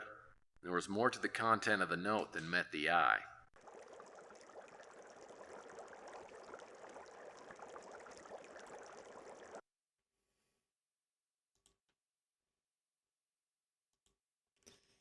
Finally, throw that annoying maze piece of crap of a puzzle. It's a good name for it. Description. Alright, time for us to take a break. To Chelsea. From, you know, Chelsea, the newspaper lady from Under Killing Moon and Pandora Directive. They're dating. The whole game. Yeah, this is just a remake of the first game, Mean Streets. It is Tex regaling his first big case and the how he met his wife, Sylvia.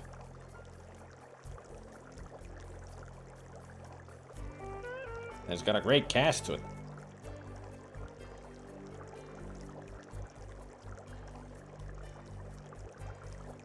But yeah, let's take a break now.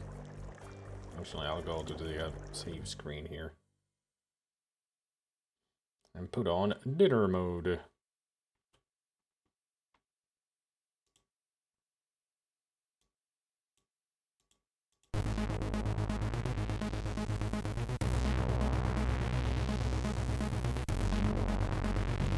You guys will get the kitty cats.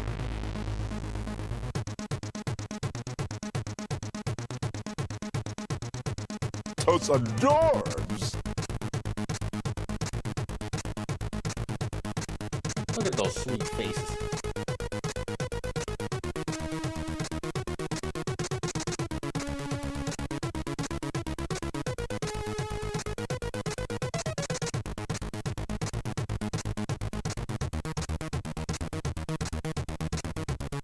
Hey, we got Gabriel and Whiskers. Conductor Whiskers.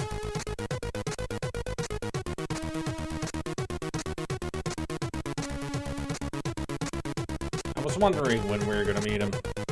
And there's a Gabriel. And there's some Ginger and Honey Pot. Hey, dear.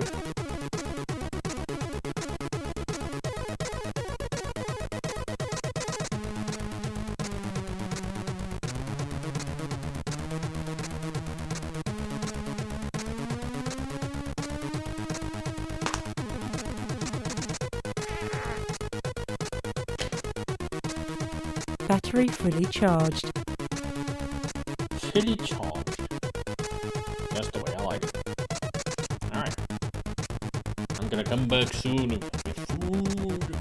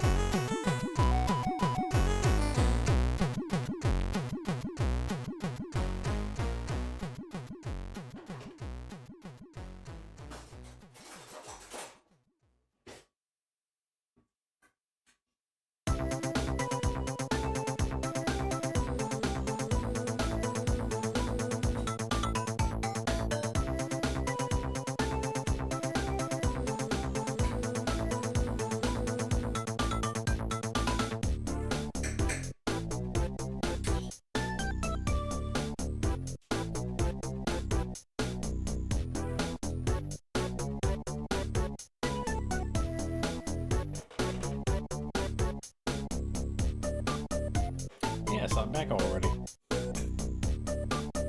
Miss me?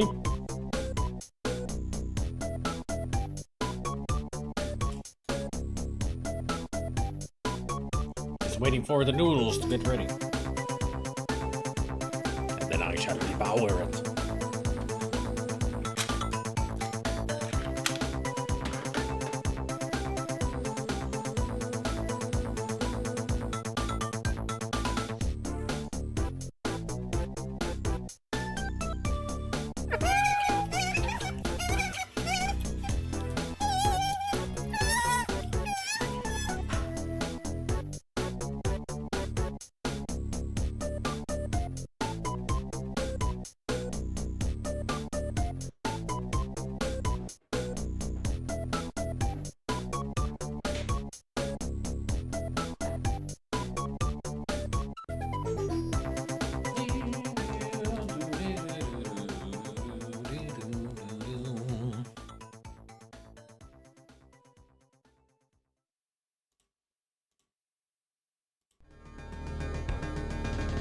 How's the preparations going, Lord John?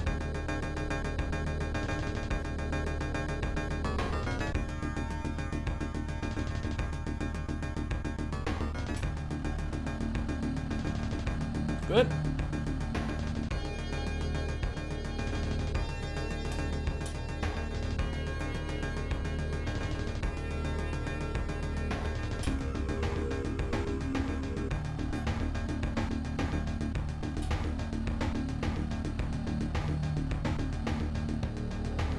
Free from the Overseer now. So you're out and about in the world and not in the Fallout shelter? Or it's a different Overseer that you're talking about? Oh, Tex Murphy's going fine. Had a very, very, very, very, very, very, very times 50 annoying puzzle. Which was a nigh uncontrollable maze. Vault-Tec didn't allow me to enter the vault. Bummer. Being outside and stuff. Ah. Did you at least shoot the Overseer?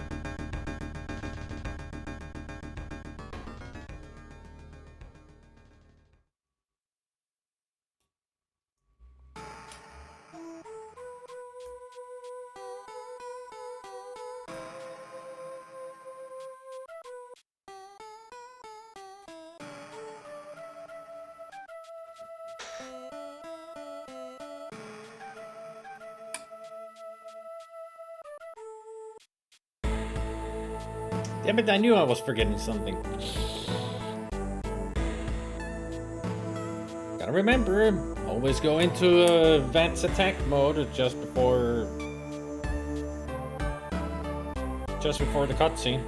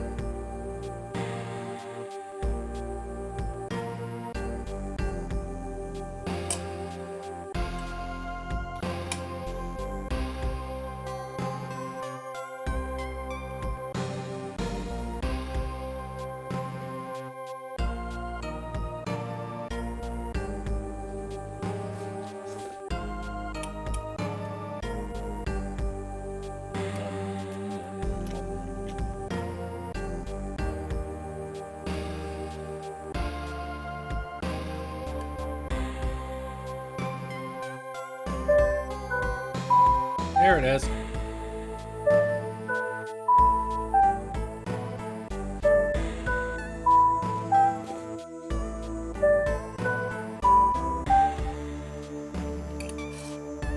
I should shorten that to just 2 sounds instead of 4.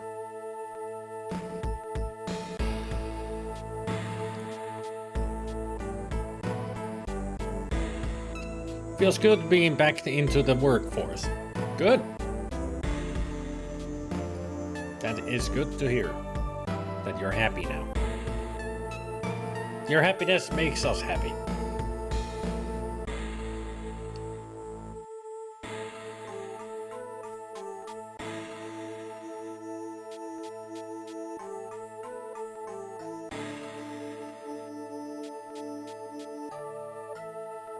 Now I got by Frostpunk 2 and Doom the City.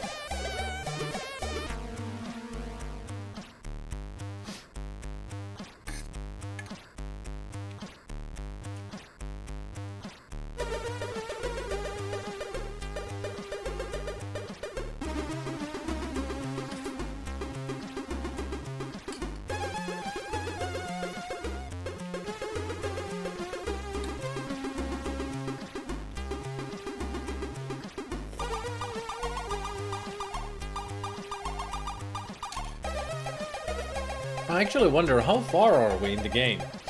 I mean, we've gotten pretty far in it, as far as I remember the story.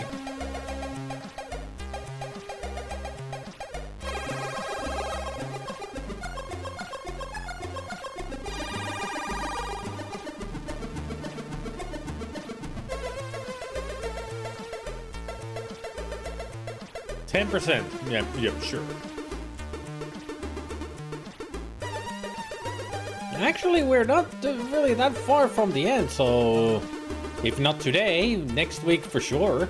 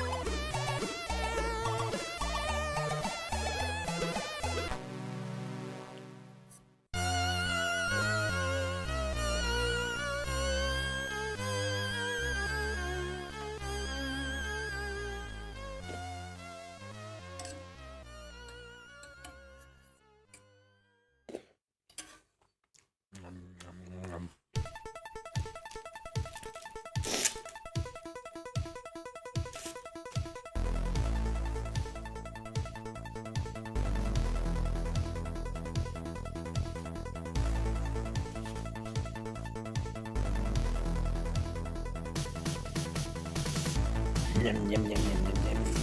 Yum, yum, yum.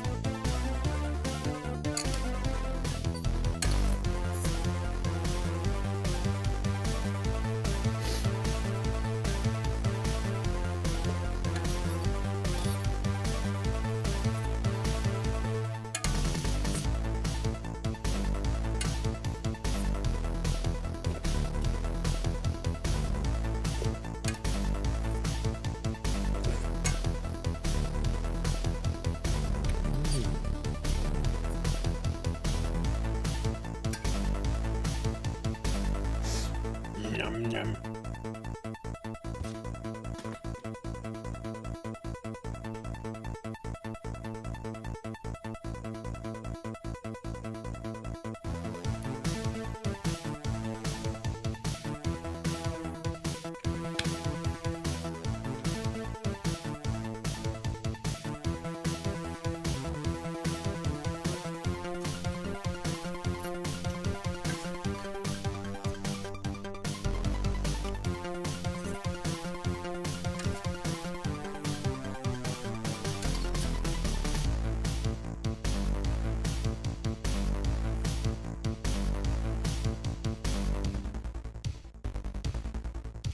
Time for all the Slurpees.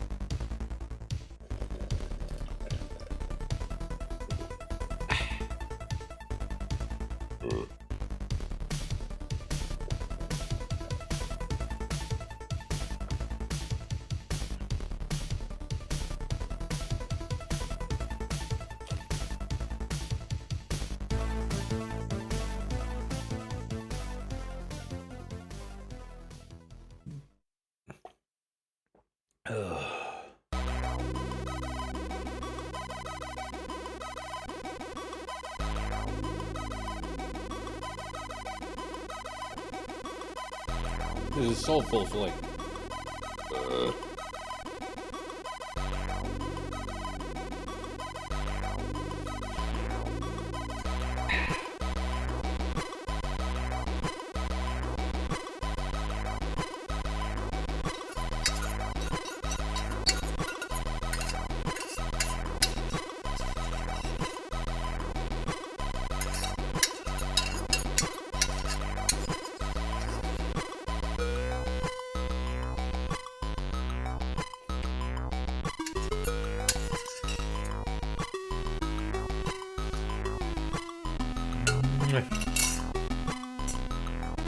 Ooh, I'm stuffed.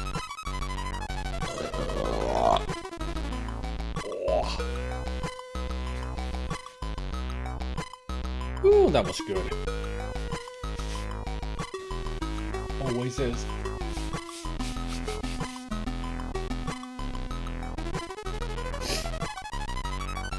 You can never go wrong with noodles.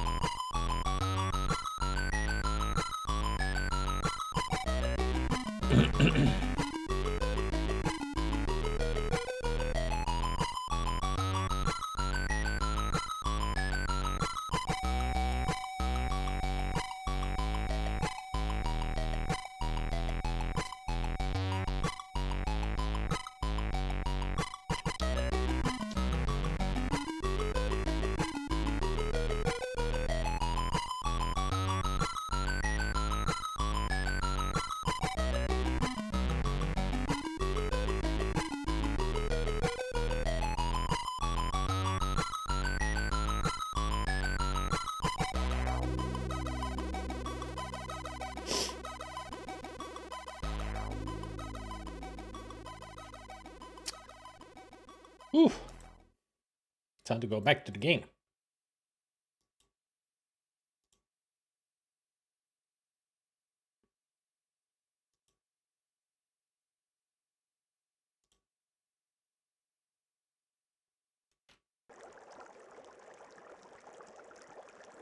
Easy to tell when you're back in the game.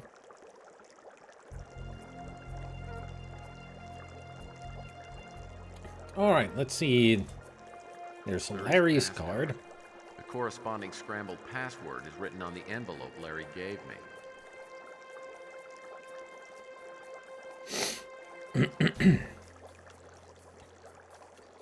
Larry, I'm not sure if I should tell you this, but you can help me to figure out a riddle. This can be found out if you know my tendency to always pass along a good word and see what follows. Putting this message in a note was the idea I had first because of the letters you've written me. Good luck, Larry. I am relying on your most excellent and proven brain to carry on in trying to achieve the ultimate goal. Greg.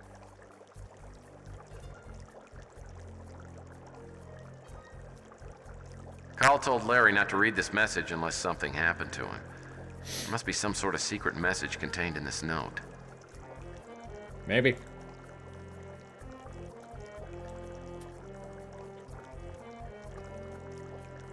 Stalemate implementation.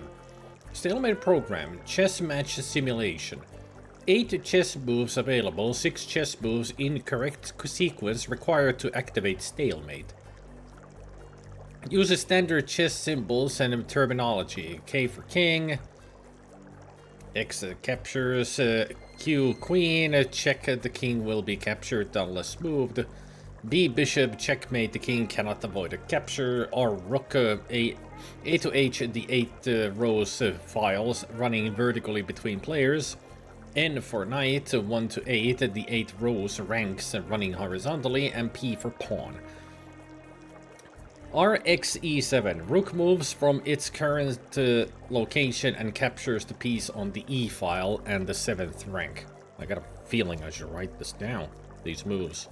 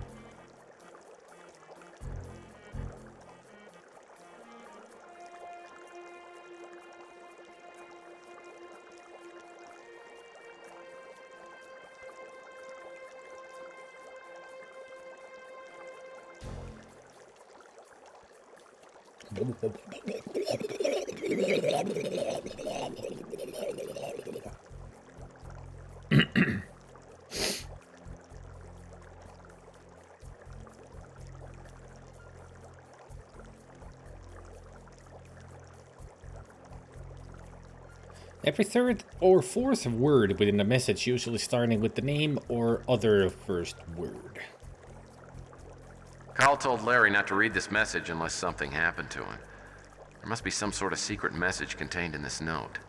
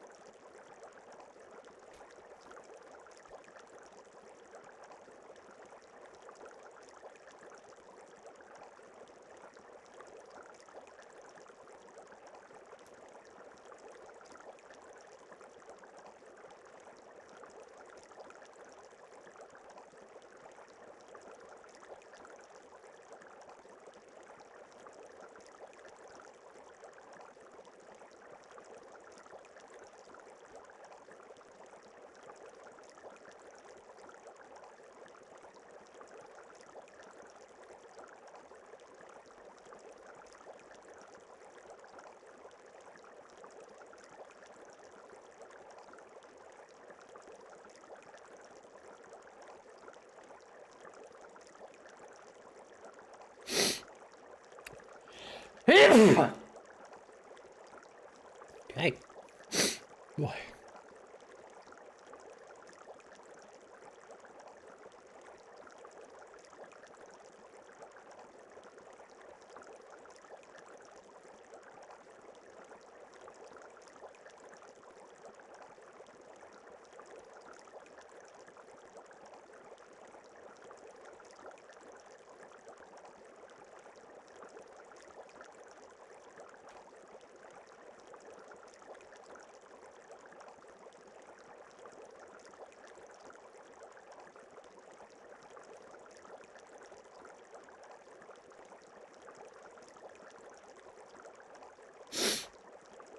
Thank you.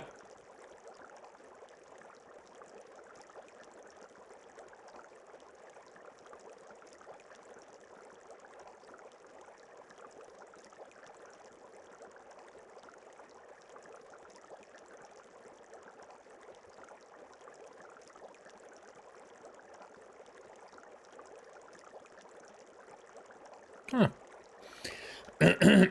The secret message reads, if you can figure this out, my password follows in the first letters.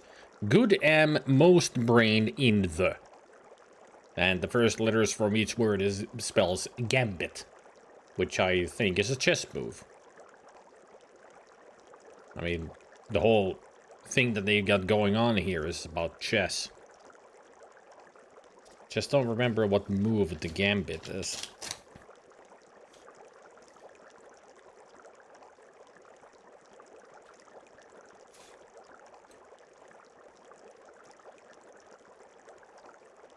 So I'm guessing that's the password to his card then. Let's go to... Actually, we'll go there later. Now that I think about it.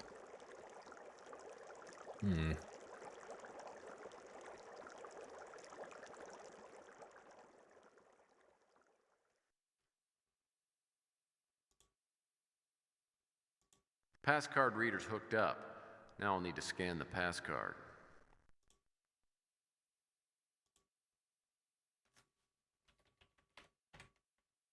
To Larry, or whoever's watching this, I'll have to assume that my first plan has failed, and I'm probably dead.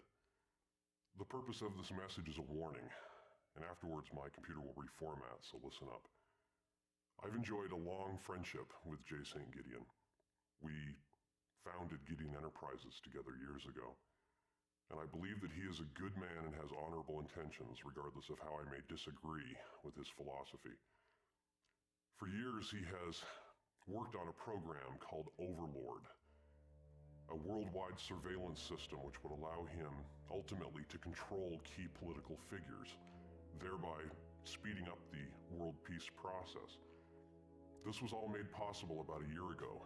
A breakthrough in nanotechnology allowed us to create microscopic devices that, once implanted inside someone, would allow us to control the physiological reactions, the chemical reactions, make the person a slave to positive response. And in this way was born the STG project, sort of a Pavlovian remote control program. We recruited 7 other scientists and put them on different phases of the project so none of them would know what the entire project was about. We gave them pass cards which would allow them to transmit data to a central Overlord computer.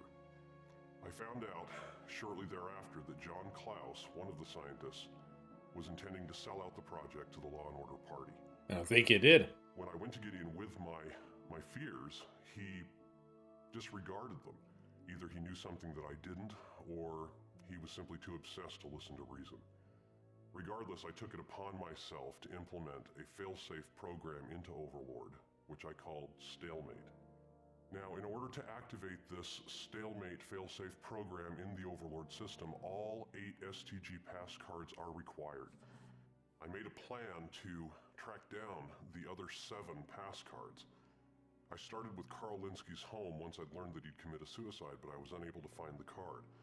The thought crossed my mind that since Carl Linsky and John Klaus were friends, that possibly Linsky staged his own death and is working with Law and Order and John Klaus. But I can't substantiate that.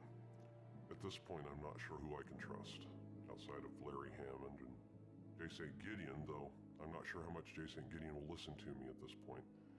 Regardless, Gideon's program, Overlord, must be deactivated.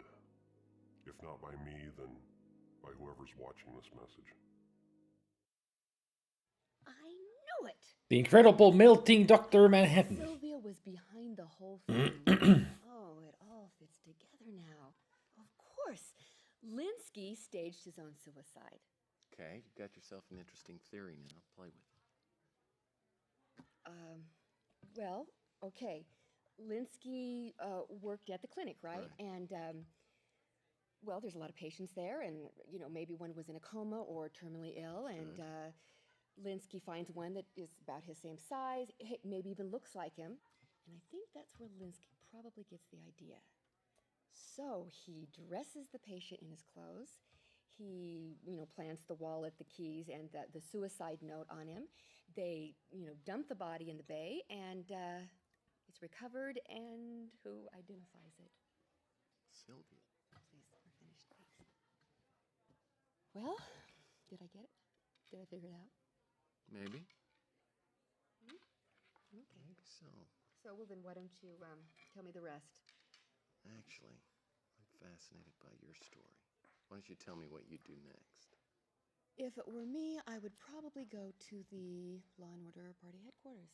That's exactly where I went, because now I had Robert Knott's pass card. This time there was no sign of our friendly night watchman, though I figured he was around somewhere.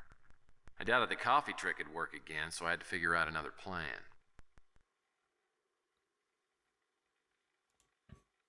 How about some bananas in the exhaust pipe?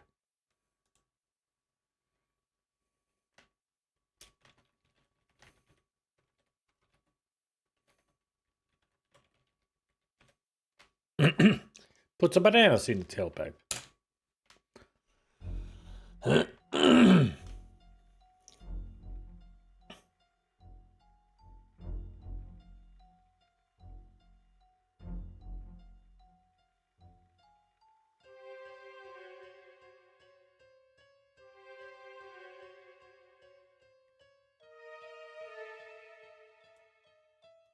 There must be hidden cameras in all the rooms.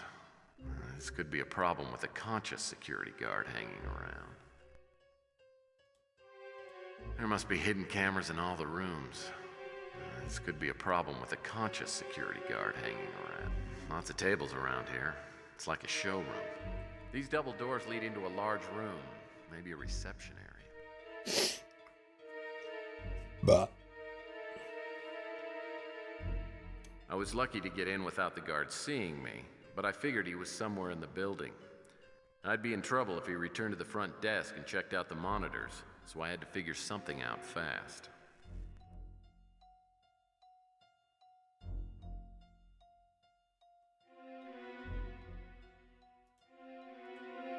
Furniture in here looks like it was set up for a bridge tournament. Courtesy phone. Doggies. No way in the world this thing's bugged. Well, heaven help us if dogs ever get the vote. I wonder if these are like the developer teams of dogs. Rug Lo Main. Ah, the birthplace of the Law and Order Party. The stinking backwaters of Hatfield-McCoy country. I've never been musically inclined, but I have been known to take a stand on occasion.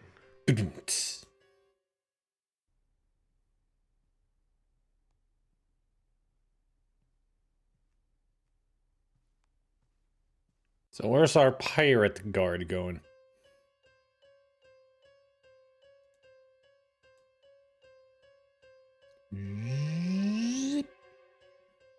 It's extended now.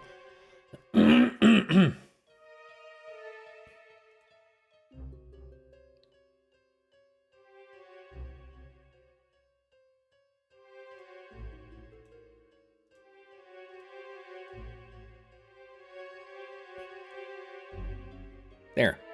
Now we got music on it, so to speak. I mean, it does look exactly like the room.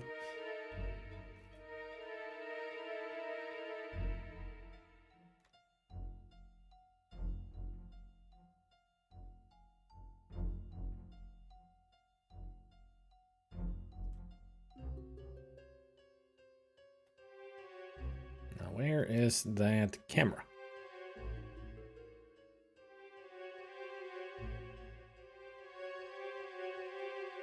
This security camera could be a potential health risk. I'm extremely photosensitive.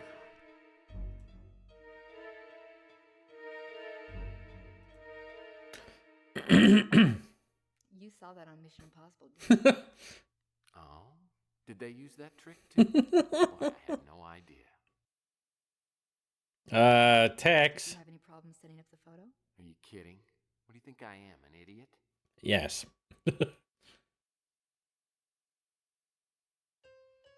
It would have been funny if he actually did leave it like that, and the guard was like, everything normal. Like the guard wouldn't even notice.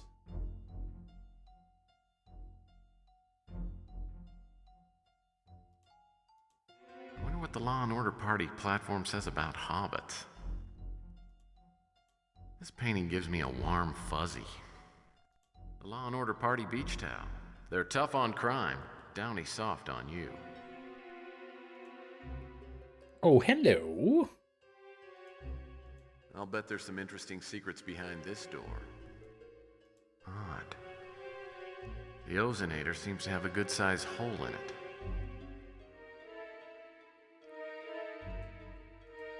Chopsticks. Looks like the Law and Order dinner was German Chinese food. An hour after you eat, you're hungry for power. Quality plastic place settings. Only the best for Law and Order Party boosters. With the power of the Force, come to me, Chopsticks.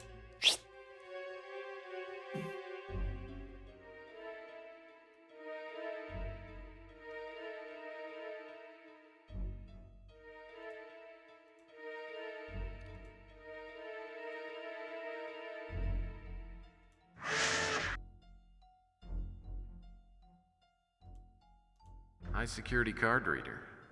My deductive powers tell me I may need a high security card. How about the one that we got? John Klaus's John lab. Klaus's little shop of horrors. I would not work in a place like this. It's like a prison cell. It sure is a popular model. I see it everywhere.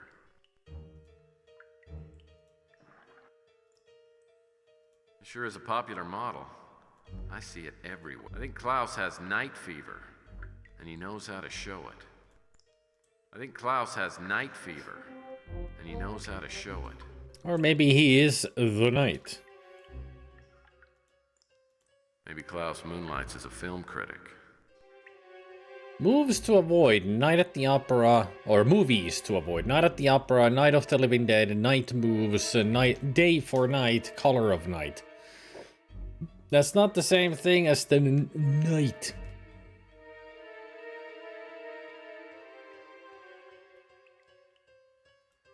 Sylvia? Something tells me I may not want to look at this photo. With Gideon. It's no wonder he didn't want to talk about that photo with Klaus. Well, here's something they filed on the floor. Seems like she's been with everyone.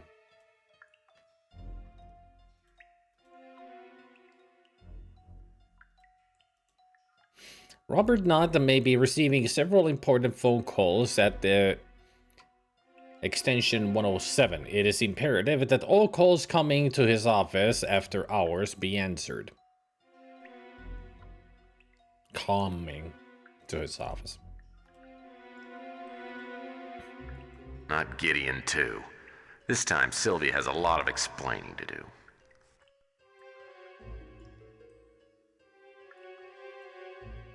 Implant procedures.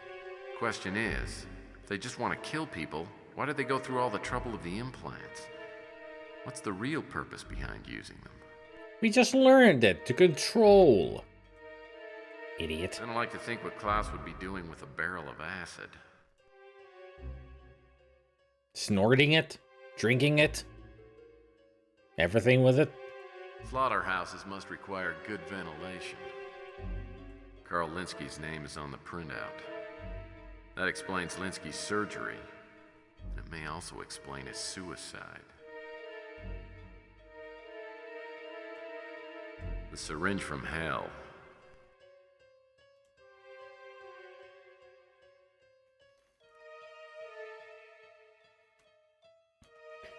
Nathan Larson, MN Inkby.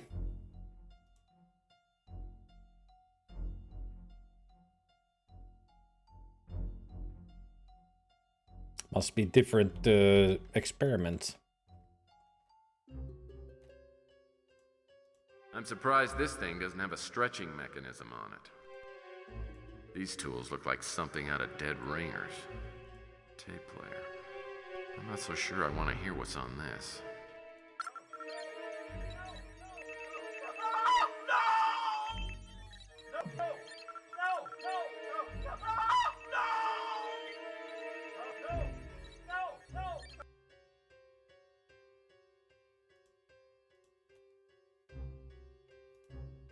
I guess Klaus has drawn a little blood in here. Lovely. Klaus stands on this, he might be able to look people right in the eye. Huh. Klaus probably uses this to determine the exact moments his patients kick off. I'll pass on the sandwich, but a super squishy sounds pretty darn good. It's something with John Klaus's name on it. Could be informative.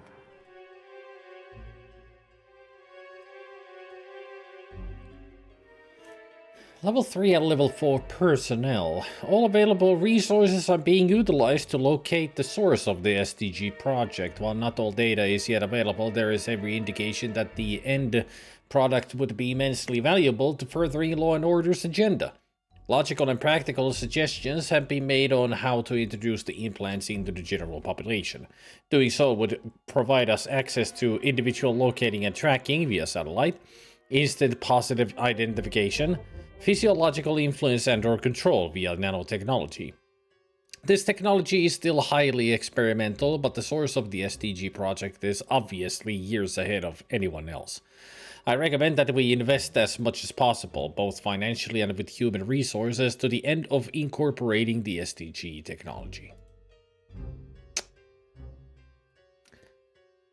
It's a madhouse! A madhouse! This thing must be hard to keep clean.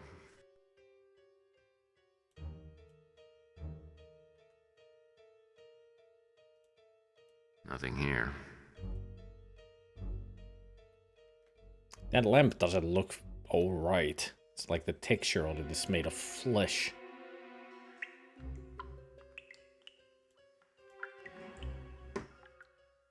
An inter-office memo. I have a weak spot for insider information.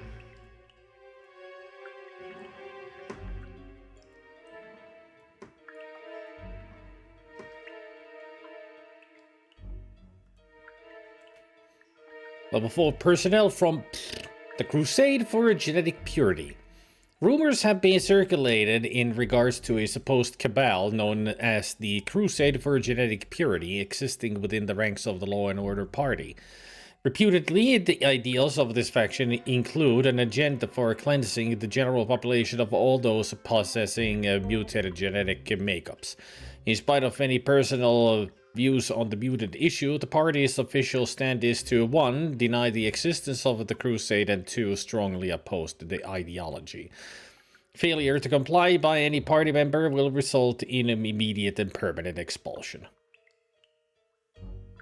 Crusade for Genetic Purity, huh? We remember them.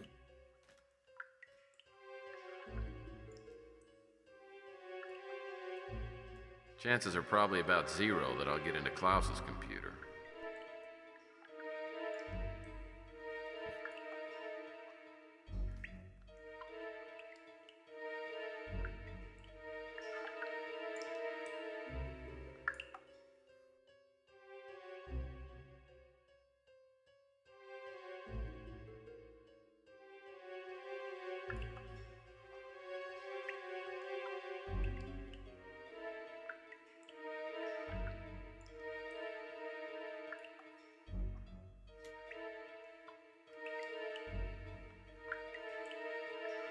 Nothing here.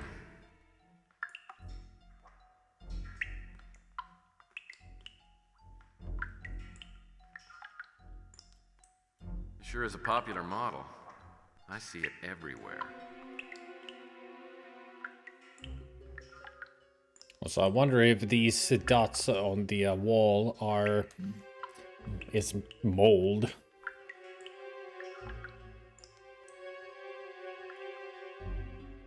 You never know.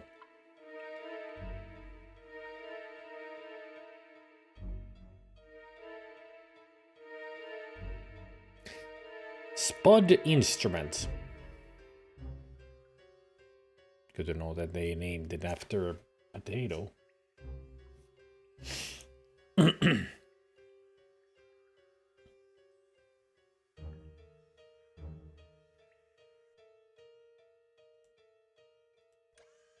Oh. Hello. A cat picture. Interesting. Klaus doesn't strike me as an animal lover.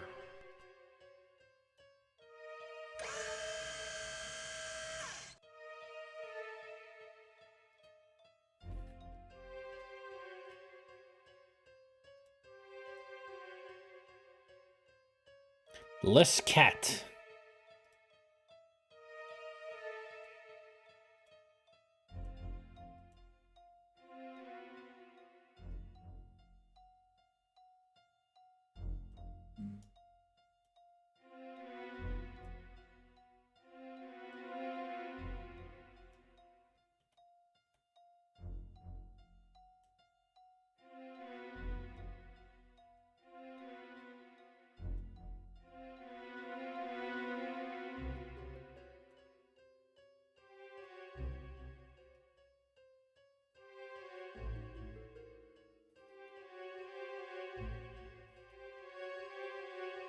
Easy peasy lemon squeezy.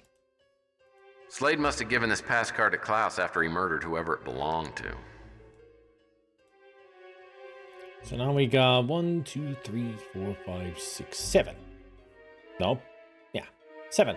We're missing 1, which is Klaus's.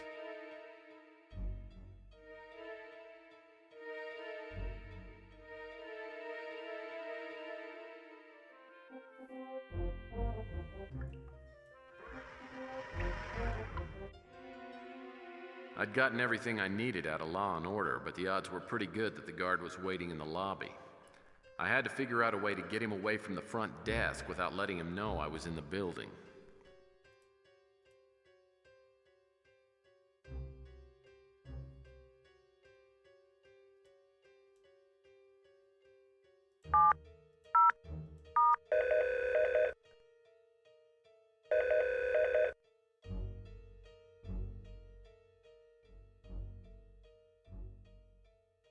That should do it.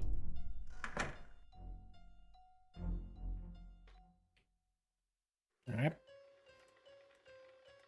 Skedaddle. I'll need the Law and Order ID badge in order to open this door. After my narrow escape from Law and Order, I went home and crashed, but I slept like hell. Slade was still out there, undoubtedly looking for me, and I had nightmares about John Klaus, the mad scientist, turning everyone into zombies. When I woke up the next day, I had no idea what was going to happen. Little did I know, later that day, I'd find out the identity of the poisoned pawn.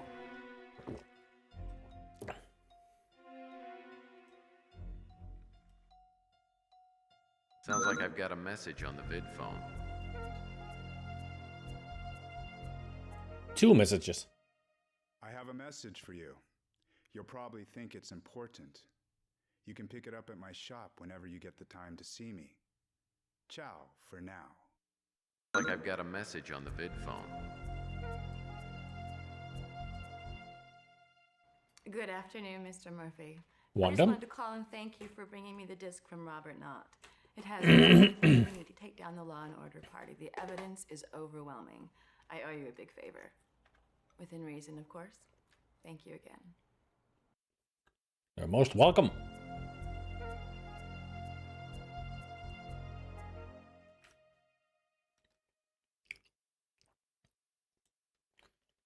See, we do help people out in so many weird ways.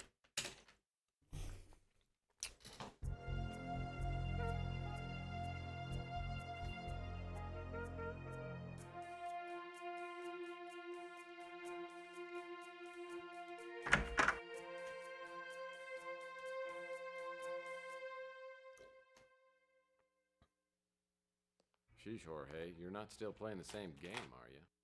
So, you got my message. Uh-huh. Yeah, I did.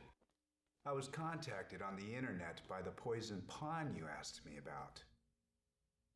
He sent an email for you. For me? It's over there on that computer. Thanks.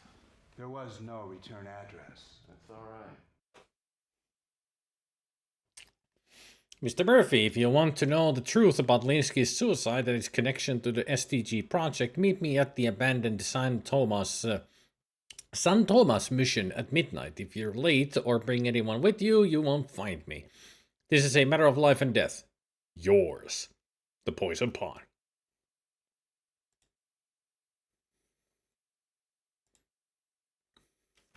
Well, everything about the message seemed legit. It was from the Poison Pawn, came through Valdez. It referred to things from Wanda Peck's anonymous letter. But my intuition meter was on the fritz. Was I being set up?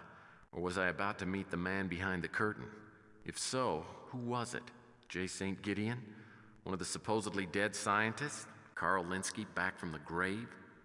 I waited till midnight and went to the rendezvous point. My instincts told me to beware of a trap, so I found a back door and went in that way. The place appeared to be empty, but I still needed to check out the clock tower.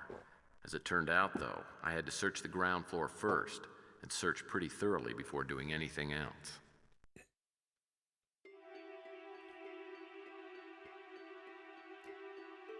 Right, they turned the church into a warehouse.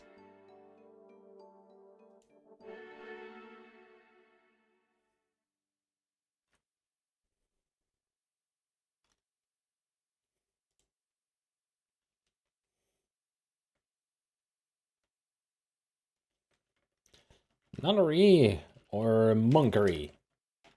You decide.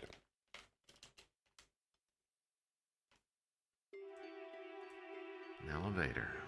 Well, like they say, what goes up must come down. This could open some doors for me.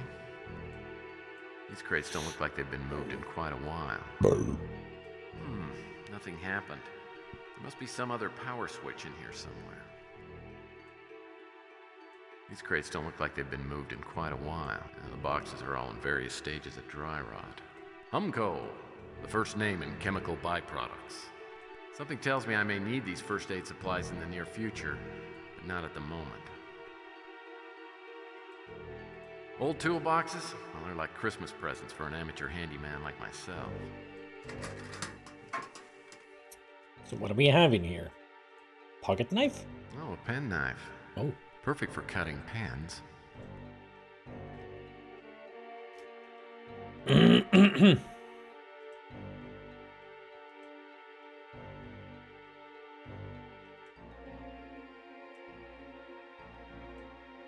not planning on leaving until I find the Poison Pawn.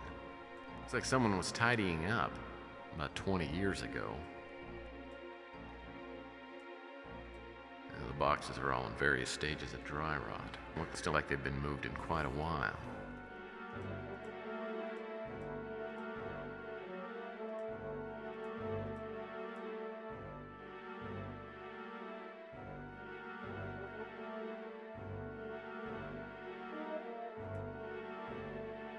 Well, that won't work. Well, that's not gonna work. These look like they've been moved recently. Uh-huh. My favorite kind of paneling. Electrical.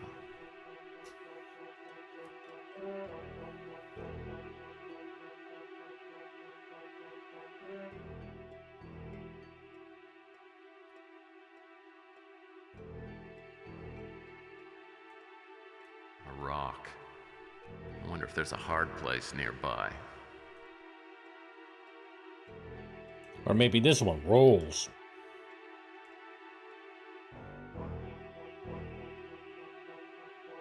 See, Tex, I can do puns too.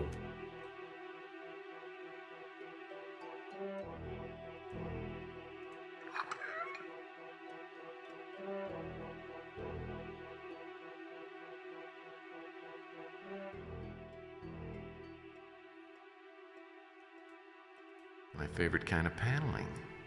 Electrical.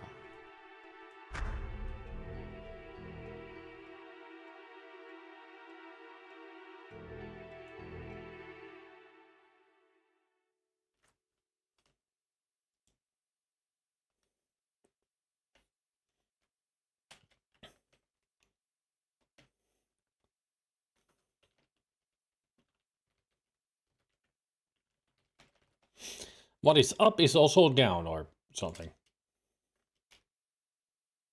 And that's how the saying goes, right? Just what the text just said about the elevator.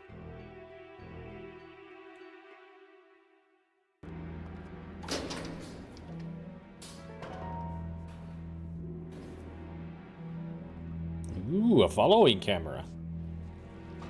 Now this is proper indie quality.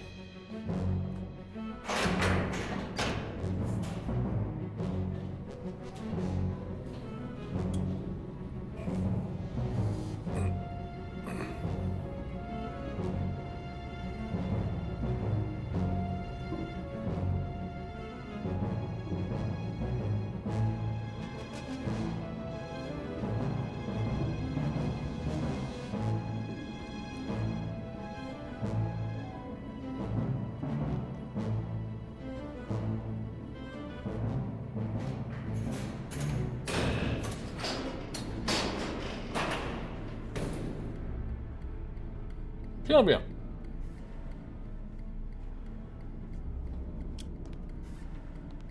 Is she the poison pawn? Nope. Shame to cover such a beautiful mouth. Don't you think so, Mr. Klaus? It was necessary, of course.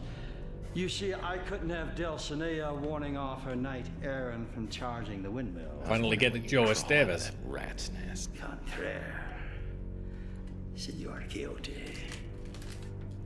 It is you who are the rat.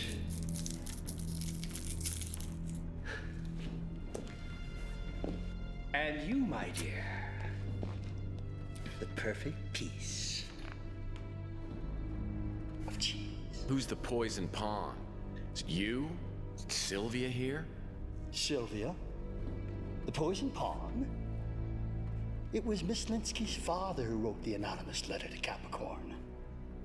We found copies of it while we were going through his papers after his unfortunate death. So why'd you have to trick me into coming here?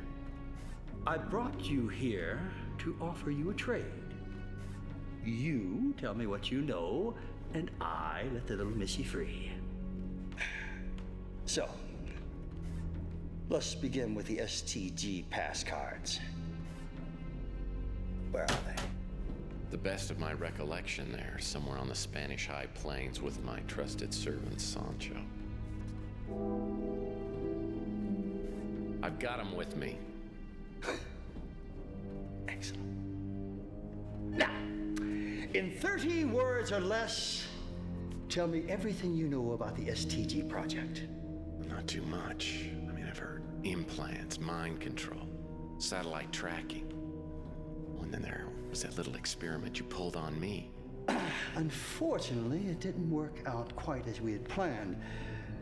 You were supposed to be a good little detective and die, like Mr. Linsky. I mean, Linsky was your friend. I'd hate to see what you do to your enemies. Well, you're about to find out. Now, for the sake of Miss Linsky here, tell me what else you found out about. Well, there's someone running around with the name Overlord. He seems to be running things. You know, I think that's you. Excellent! Excellent! Now, as a token of my appreciation,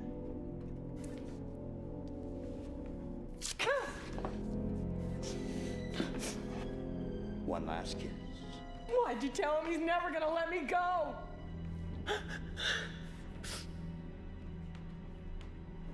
Oh, well, I'm sorry, Mr. Murphy. It looks like she's not in the mood. For once! Well, let's just move on to the murder-suicide portion of the program, shall we? You said you'd let her go. We made a deal. Oh, Mr. Murphy, please. Don't compound your gullibility with your stupidity. I mean, she's more of a threat to me than you are. The mere fact that she's been intimate with several of my enemies, not to mention a handful of my allies, makes her a real threat. You're a liar! Don't listen to him, Tex. I've never had anything to do with Klaus or any of it. I swear it. Well, I didn't say you were involved. But I do realize you have the capacity for treachery. I mean, for all I know, you may be as innocent as you claim to be. I'm just not a risk taker. Oh, don't look so sad, Tex. At least you know that you were the last, I mean, perhaps she even cared for you. Much as he's capable. Well, down to business. Mr. Slade? Mr. Slade?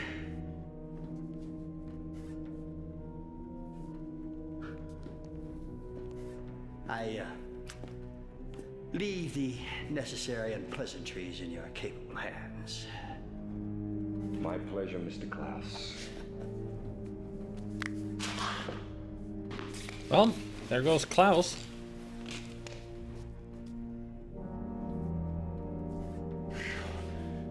That was close.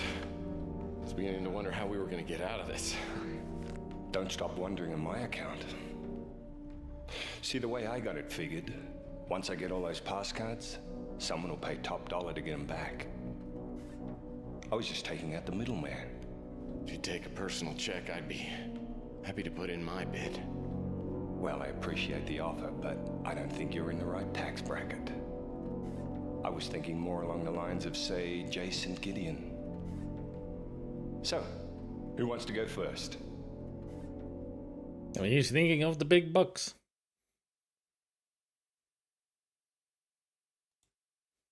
I will.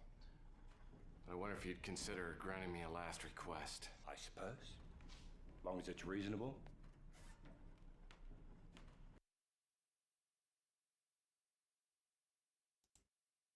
Could I kiss Sylvia goodbye? At least that way, I could die a happy man.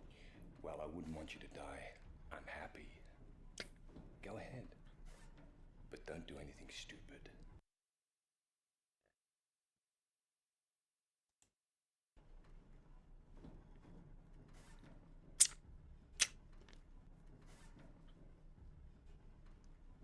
I'm gonna find a way to get us out of this, okay?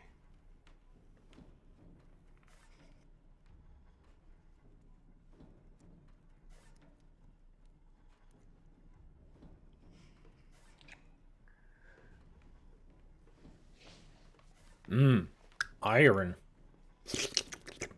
Oh, that was very touching. Now let's get down to business. So who's first?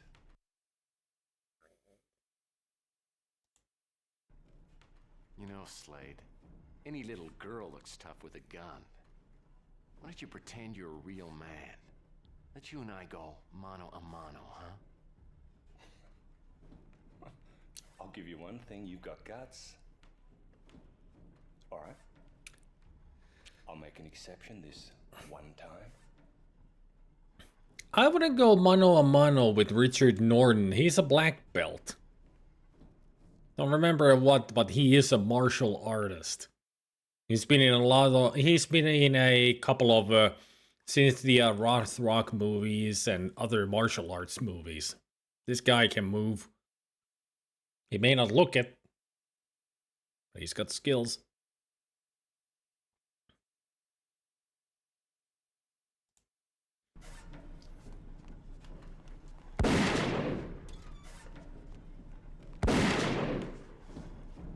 Ooh, mochis.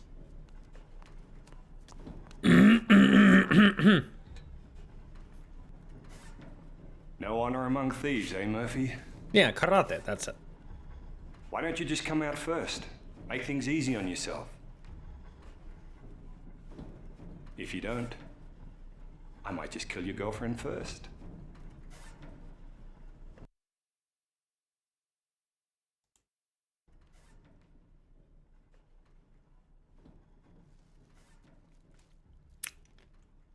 Good thing I picked up that rock.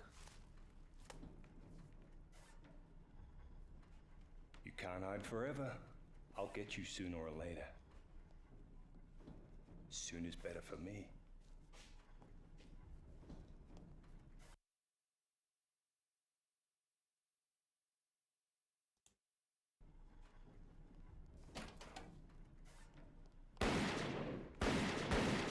Yeah, that wouldn't stop a bullet to save your life.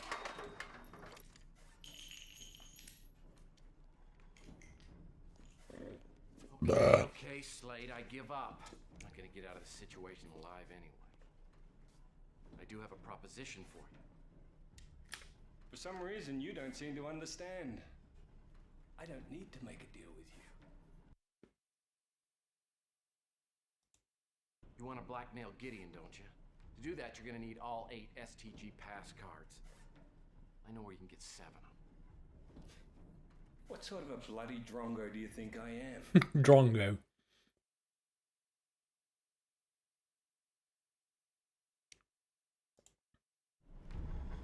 Here's the STG pass card that Sonny stole from you. You let Sylvia and me go, I'll get you the other 6. Oops.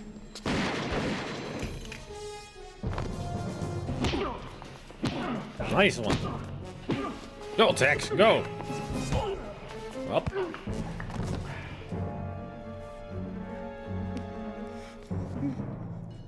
Tell me something. Why do they call you Big Jim Slade? That's why. Well, that clarifies. Well, if that didn't, these will. See? He's got moves.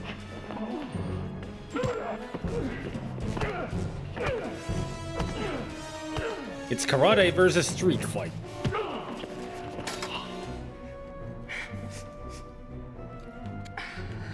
Ow, that wasn't too fair. Are you okay? Yeah. That's too bad.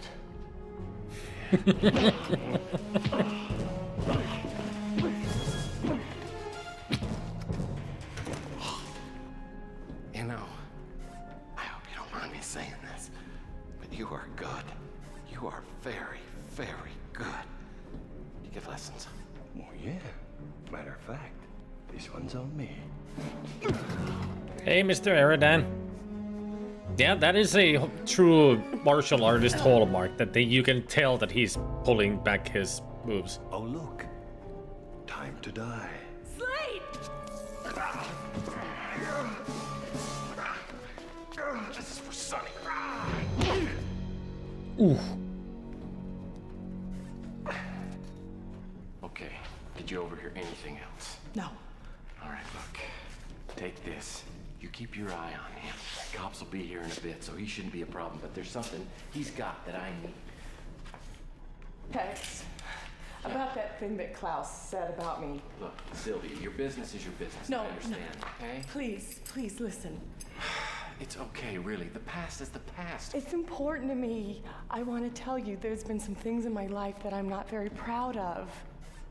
I used to work for an agency. An escort agency. If I get out of this, I'm gonna bite your bloody leg off. If he says one more thing, I want you to just shoot him.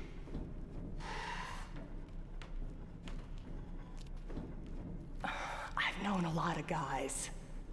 But that was the past. It's behind me now. You sure about that? And it's all right, okay? I mean, really, it's all right with me. It really doesn't matter, so relax, okay? But I want it to matter to you. I've never had anything to do with Klaus or Law and Order or any of it. What the hell is this? Card. Got it. Keep your eye on him. I'm a new woman now. I'm not the person I used to be. Right. Oh, come on. You did not fall for that old line, did you? No, no way. Yes, you did, didn't you? Oh. Okay, so how did Sylvia justify this whole escort thing with you? Well, I guess she'd just gotten into modeling, was barely getting by. A friend told her of a great way to make money. Yes. I guess that's the only reason she did it. Oh, likely story. Yeah, well, I guess I was pretty gullible back then. Anyway, while Slade and Klaus were waiting for me to show up, Sylvia overheard them talking. Apparently, Klaus had operated on Carl Linsky. When he removed the tumor, he replaced it with an implant that eventually drove Linsky insane. Slade just tracked him to make sure he committed suicide. I still think my theory's better. Well, I told you yours was a better story. But regardless, Klaus was using Linsky as a guinea pig for the Law and Order Party for what they intended to use Overlord for. Did Sylvia overhear anything else? Yeah, she did, as a matter of fact. Now, Klaus still wasn't sure where the Overlord main computer was, but he suspected it was at J. St. Gideon's mansion. And that's where you went next. Right. When I told Sylvia, she said she knew how I could get in. A shortcut to the bedroom, I'll bet. Actually, that's what it was. Look, don't say it. I know I was a moron, but she did get me inside the mansion. So there I was, standing in Gideon's bedroom without any idea of what I was looking for. Naughty pictures of Sylvia? You really do have a one-track mind.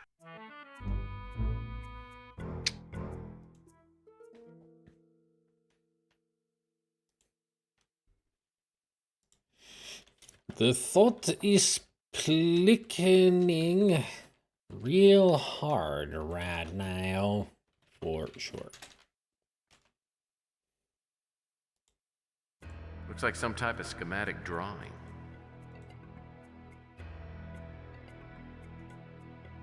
Well, I don't have a password for Klaus's card. Something tells me I'm gonna need one before this thing is over. Maybe I should look around his office.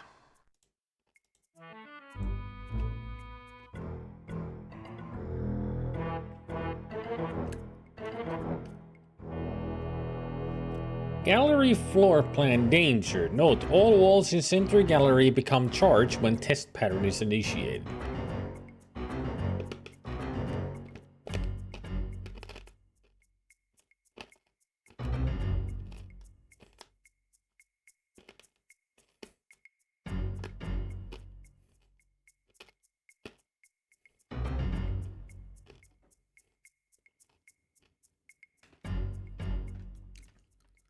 Uh-huh. Whatever that means. Gideon's all set up for a round of tag team chess. Well, the floor pretty well checks out. You could say that Gideon is a little bit obsessed with chess. These must be antiques.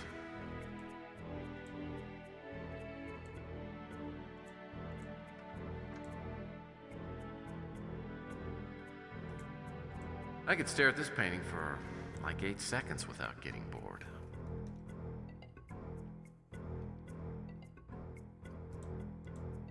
That's a pawn. Probably ought to have my face on it. It looks like solid gold. Gideon must have paid a king's ransom. Wow, that's a pretty horsey. It's a knight. Looks like a bishop-shaped lamp. Look, a rook. I'm fairly sure that's a queen. This sculpture is just like the one in my office. Of course, that's like comparing an actual Lamborghini to the Matchbox version. Ah, the 9 Knights of St. Gideon. Galahad, Lancelot, Hector, Harry, Hotspur, Haggis, Deadeye Dick, the Shadow, and Fierce Fred, who was the smallest and hungriest knight of them all. Haggis! Where is he? Is he of the clan McMutton? Gideon must use these for strength training. Sylvia was probably more of an aerobic workout.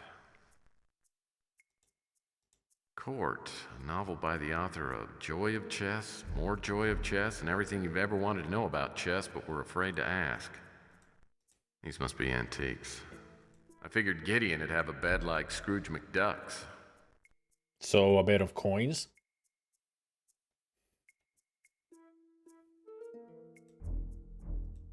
Or dollar bills?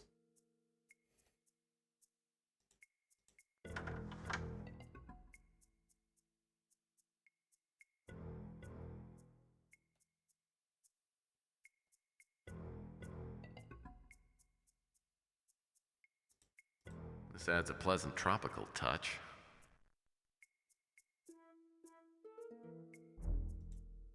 Abner, the juggling angel. Abner, the juggling angel.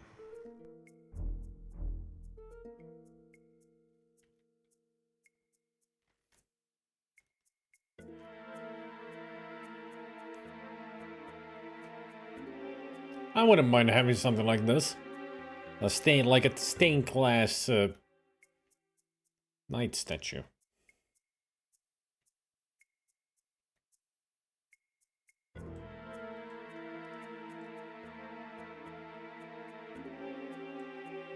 Chess set seems to be missing a few pieces. About 26 of them. Wonder why.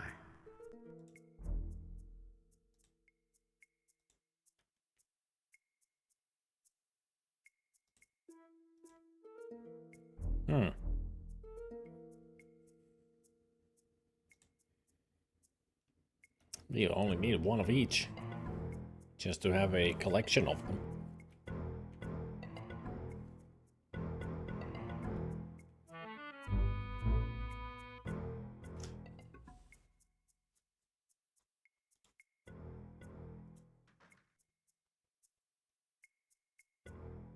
Oh!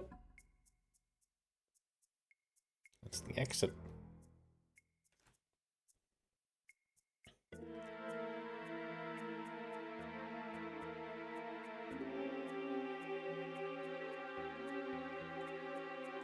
Dumbbell bar. Reminds me of my dad's favorite hangout. Dumbbell bar.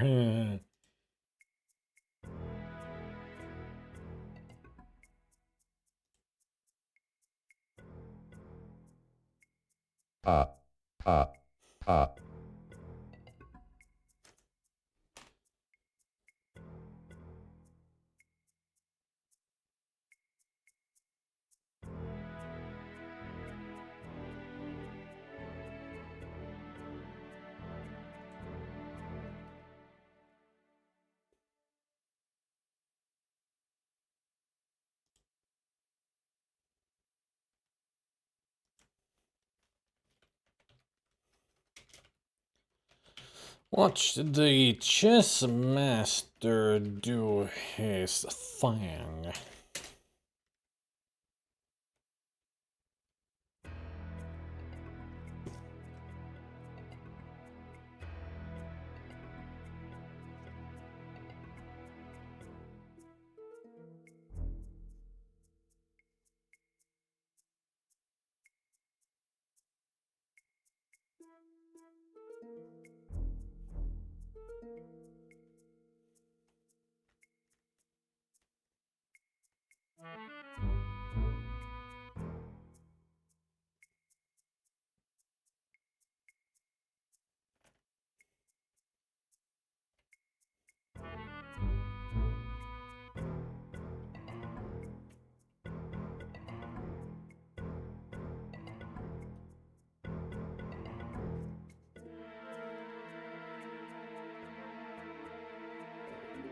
But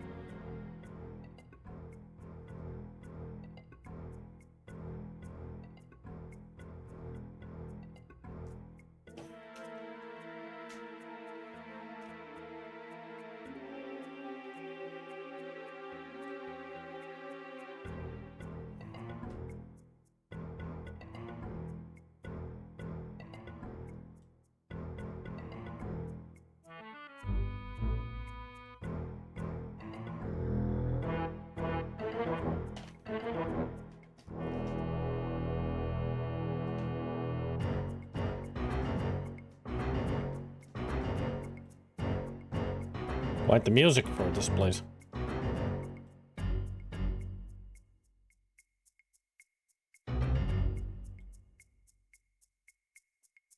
Big just opened up around here.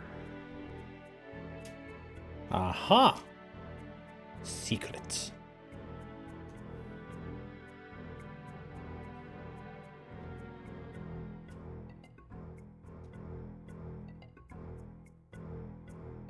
Oh. Why does the elevator have a Pokédex in the wall? Wonder what the switch does. Only one way to find out. I stepped out of a secret elevator onto a balcony overlooking a huge gallery filled with priceless paintings, beautiful sculptures, and classic statues. In other words, a place where you were completely out of your element. If you're implying that I have poor taste, then wouldn't that reflect poorly upon my choice of dates? All right, I take it back. Continue. Well, large chandeliers hung from the ceiling, and across the room I could see a set of doors. Unfortunately, the floor of the gallery was pressure sensitive and lit up with extremely high voltage. There had to be some way to get across, but it certainly wasn't obvious just how I was supposed to do it. This painting has a somewhat religious feel to it.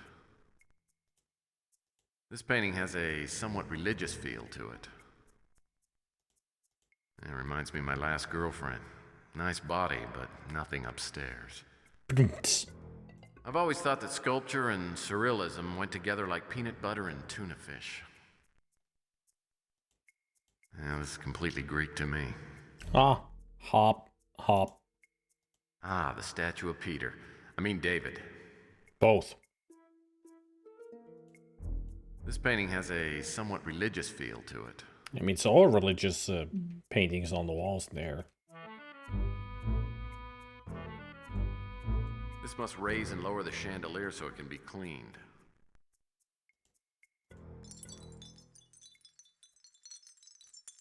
I'll need much longer arms to reach that.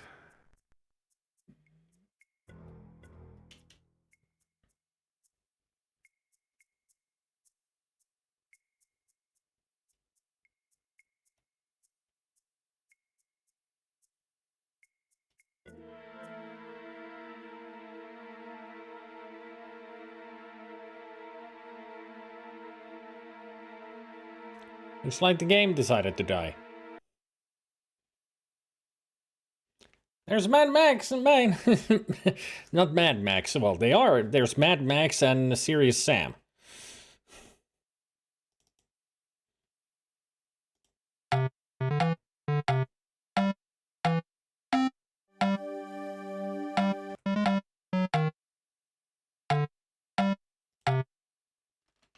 Like, it's going downstairs was too much for it. Thank goodness it auto-saves.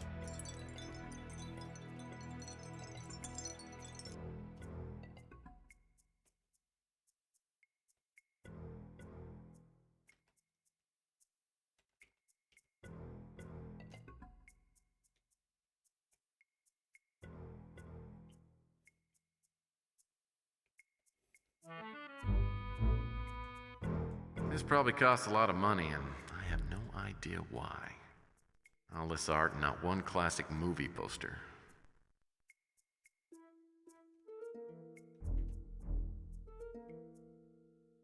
Naturally, I would have been crazy to try that. Luckily, there was another way out of the situation without getting myself killed.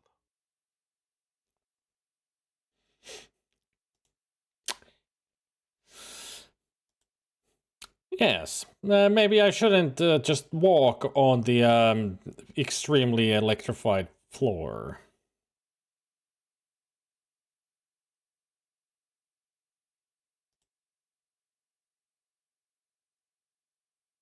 Oh great, I gotta do this again.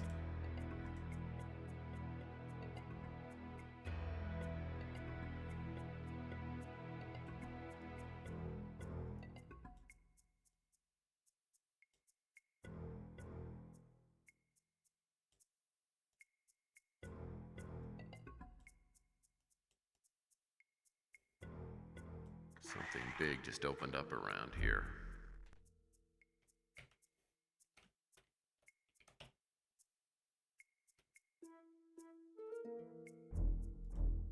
Wonder what the switch does. I stepped out of a secret elevator onto a balcony overlooking a huge gallery filled with priceless paintings, beautiful sculptures, and classic statues. In other words, a place where you were completely out of your element.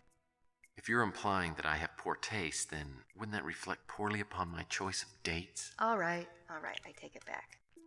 Continue. Well, large chandeliers hung from the ceiling, and across the room I could see a set of doors. Unfortunately, the floor of the gallery was pressure sensitive and lit up with extremely high voltage. There had to be some way to get across, but it certainly wasn't obvious just how I was supposed to do it. Well, I'm no tightrope walker, but those retaining walls look as though they just might be wide enough to walk on. If I could get that even with the balcony, I might be able to find a way to reach it. This must raise and lower the chandelier so it can be cleaned.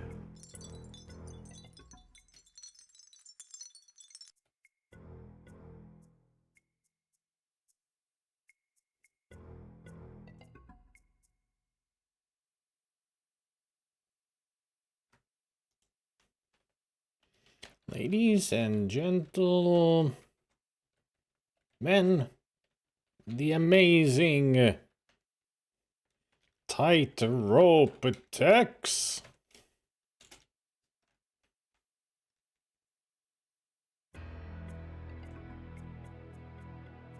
That won't work by itself.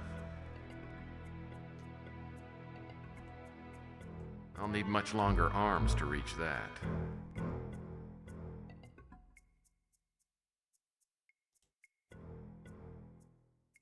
Well, that won't work. That won't work by itself.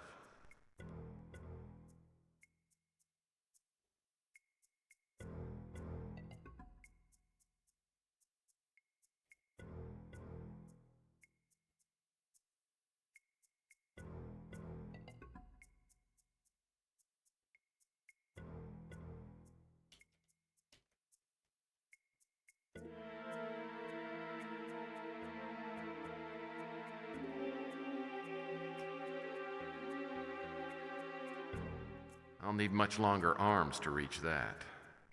How am I supposed to do this, huh? Walk through. Could you help on here a little bit?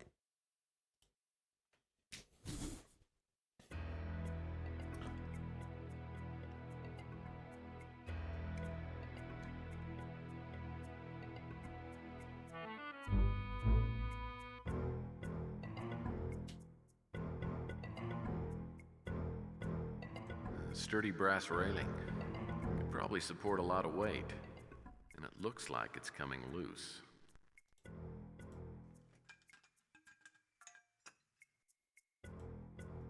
Sturdy brass railing.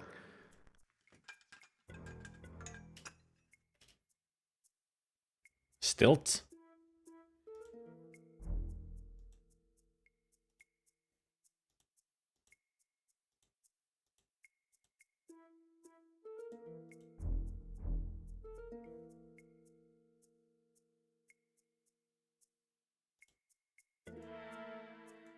Oh. We're putting the barbell through the railings. So we get one long railing pole. Well, that's not gonna work.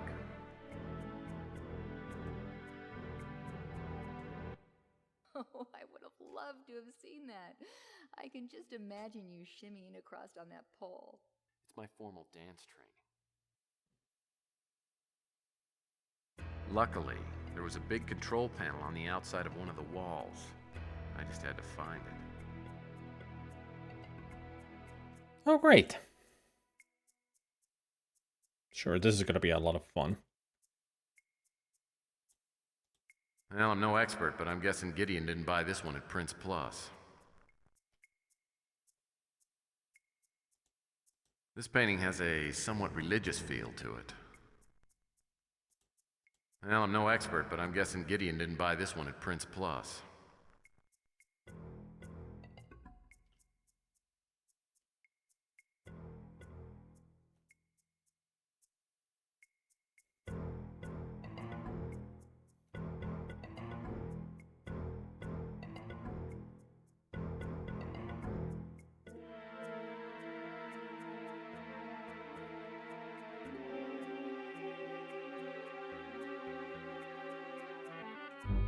This guy's got girl trouble.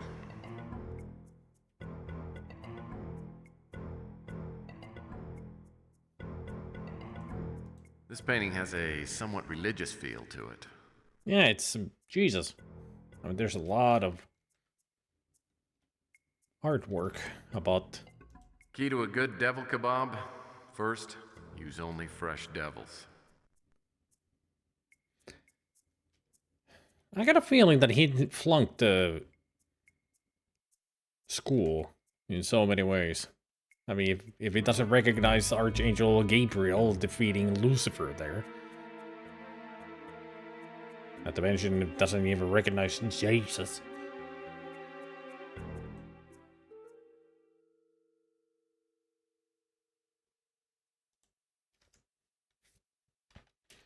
It's a dirty job to but we're the one having to do it.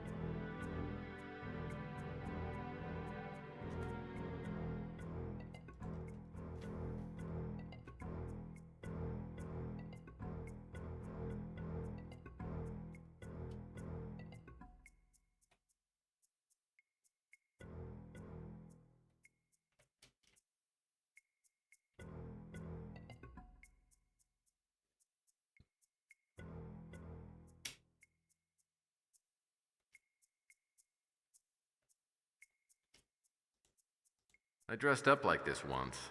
Of course, I was holding a beer at the time.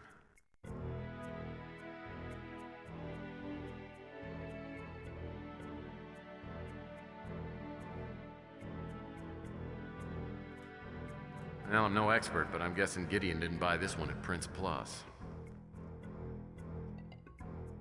I'm not even sure what I'm looking for. I mean, did mention a Switch?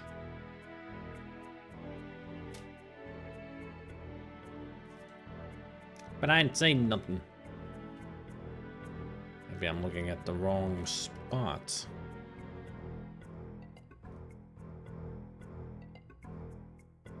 Did he say that they're on the outer walls? I think that's what he said.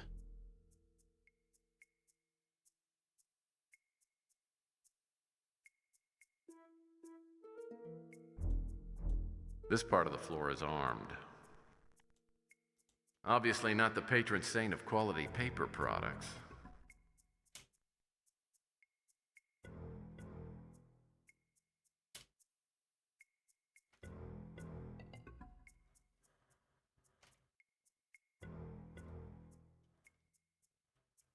Somewhere around here, then.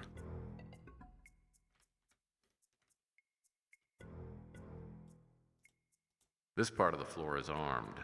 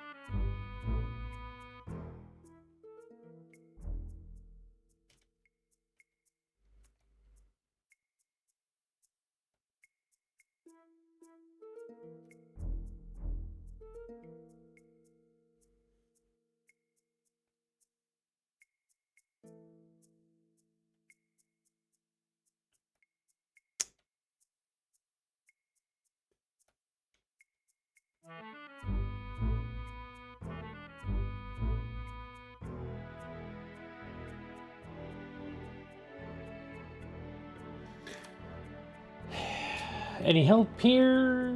Walk through.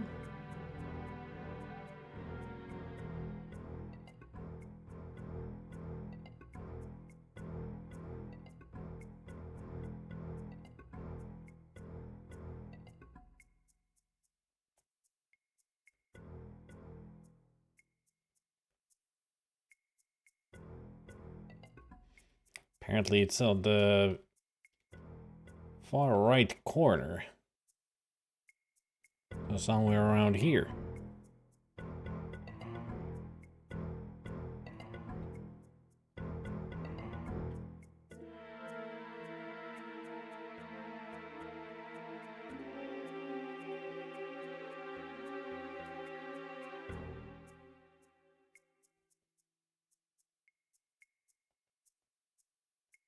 Ah, there it is.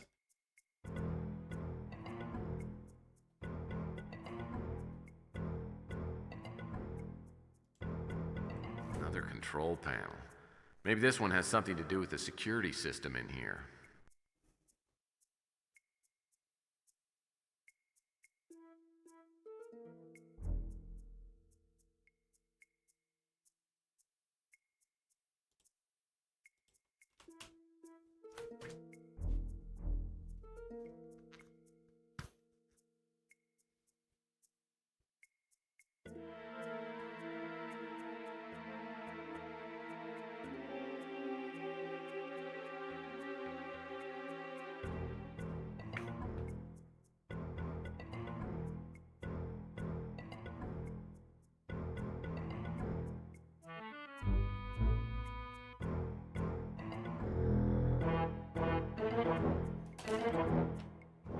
There. I'll have it ready.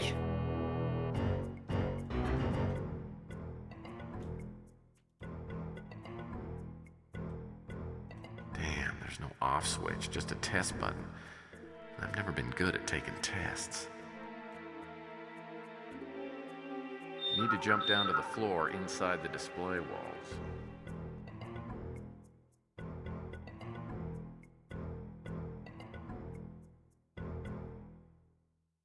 That wouldn't have been the best way to handle the situation.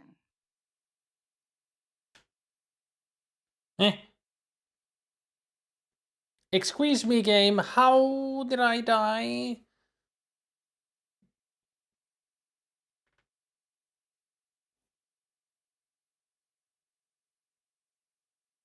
Oh. All walls in center gallery become charged when test pattern is initiated. So I got fried. Got it. So I gotta jump down as quickly as possible.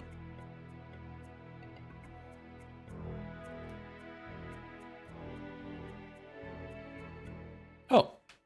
So I had no choice but to pursue another solution.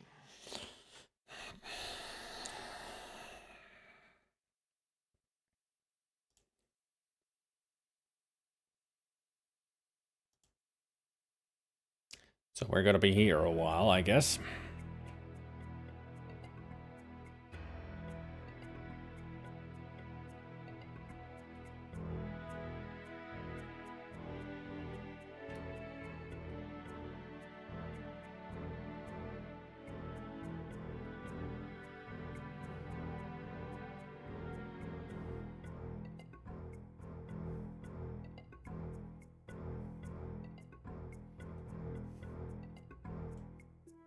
Another control panel. Maybe this one has something to do with... Damn, there's no off switch, just a test button. I've never been good at taking tests. Apparently there is a way to bypass this. If I don't succeed here after a couple of tries, or even the first try, I'm just gonna call it quits and bypass. And we can move on.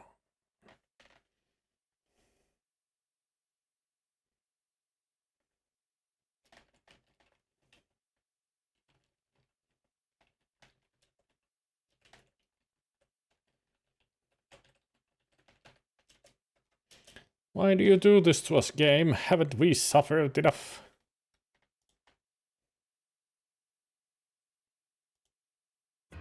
Need to jump down to the floor inside the display walls.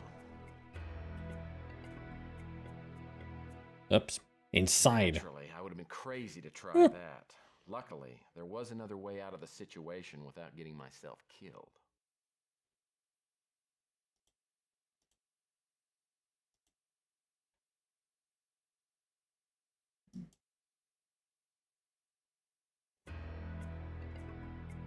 Need to jump down to the floor inside the display walls.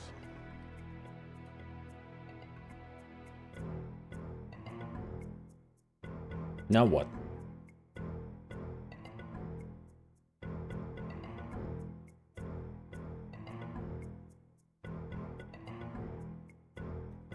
Ah! So I had no choice but to pursue another solution. I think I'm gonna bypass this because this is going to get so fucking annoying so fast.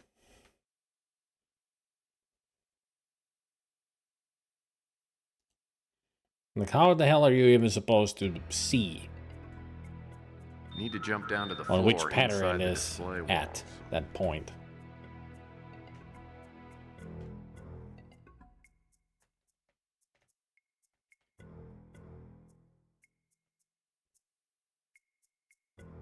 There, did it. Ooh.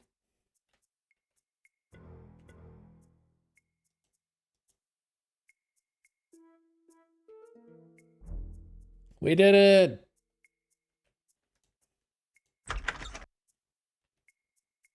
I'm damn good. This looks suspiciously like a flower pot. And the shape is suspiciously looks like crap. Or a lamp. I wonder how much Gideon paid for these. Not enough?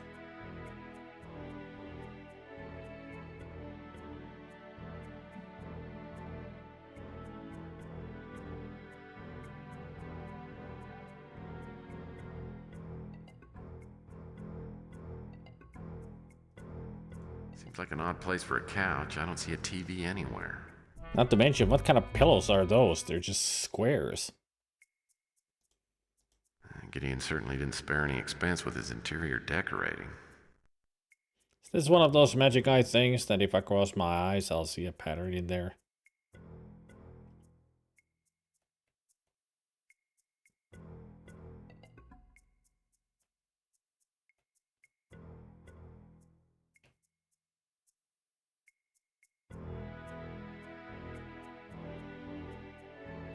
No, there's no pattern to it.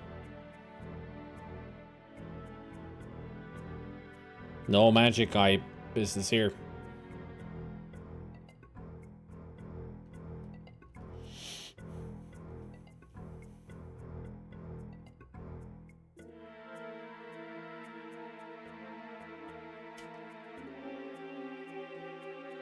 A CD.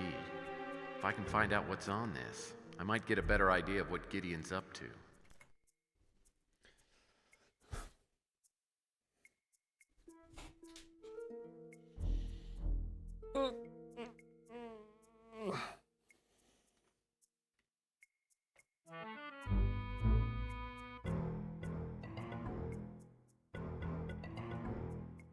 The smell of fine cigars and old books coming from beyond this door, I deduce that this is J. St. Gideon's study.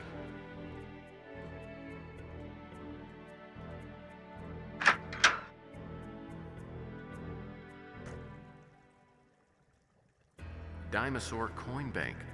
Must be a keepsake from when Gideon was like the rest of us. Dinosaur. That's a great name for a piggy bank that is shaped like a dinosaur. Those people at Glamour Shots really do some nice work. So much wasted seating space. 4 Tiffany lamps. Seems a little ostentatious. Gideon's got a whole herd of horsey pictures. Books, books, and more books.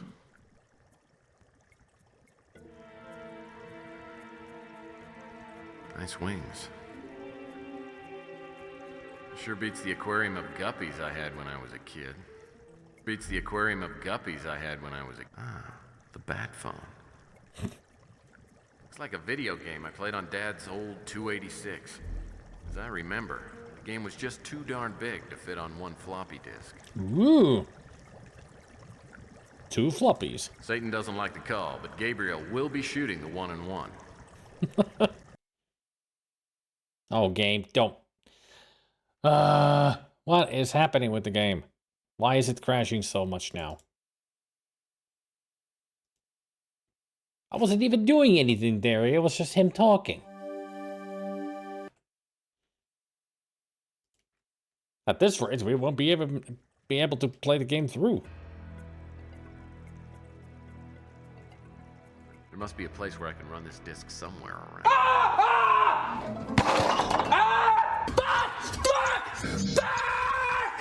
We're not there yet. I really need to lower the volume on that.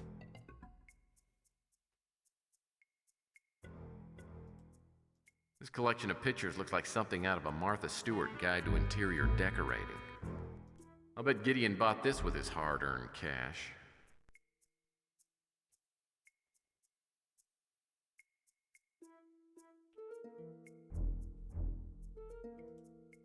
Nice wings.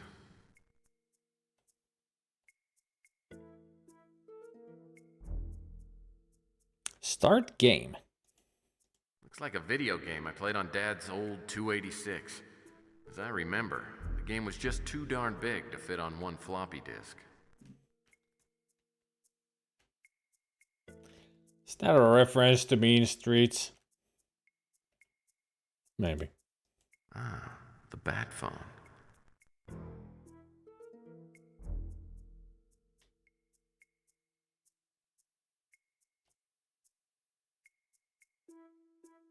Oh, now we get to use the coin that we've had for so long.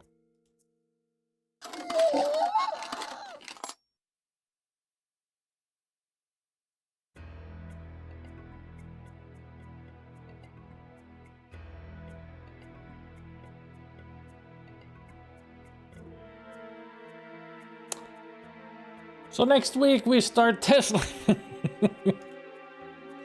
is a curious little dropping.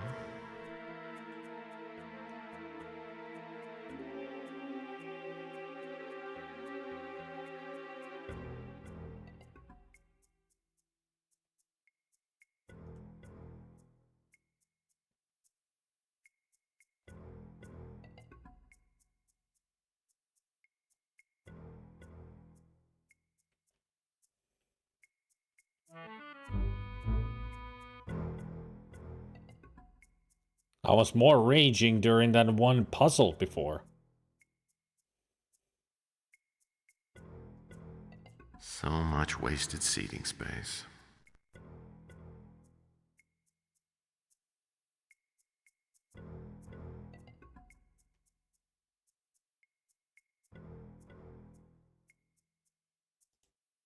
So much wasted seating space.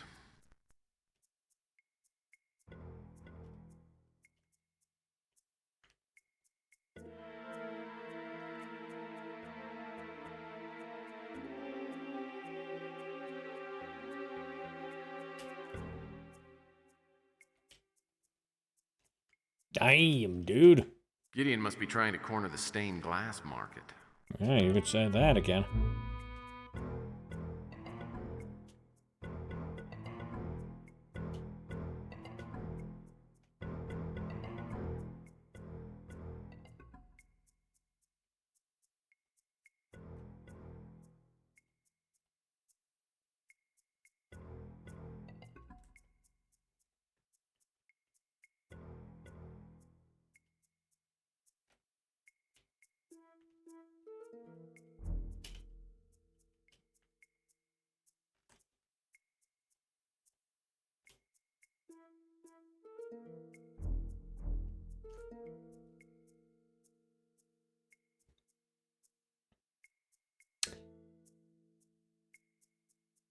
The walkthrough says, get the Bible off the couch.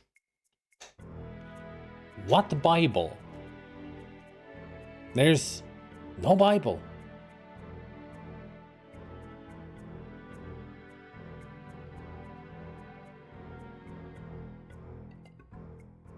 I haven't seen a Bible anywhere.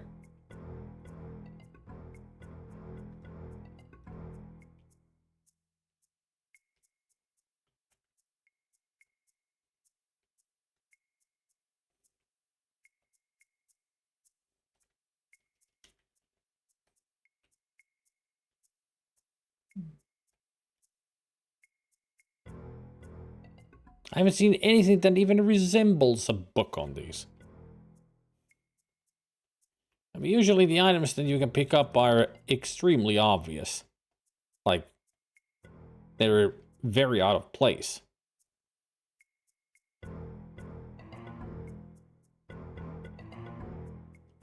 Couches are empty.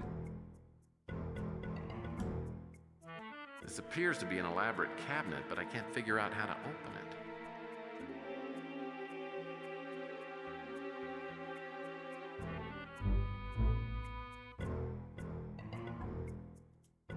These books must be for decoration. In my experience, bookshelves should always be inspected thoroughly. In my experience, bookshelves should always be inspected thoroughly.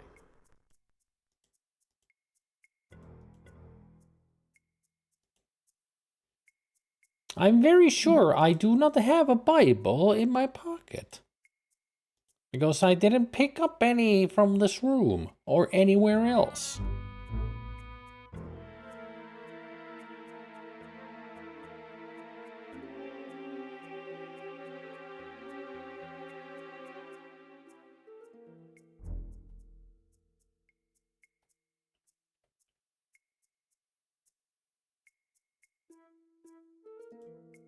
In my experience, bookshelves should always be inspected thoroughly.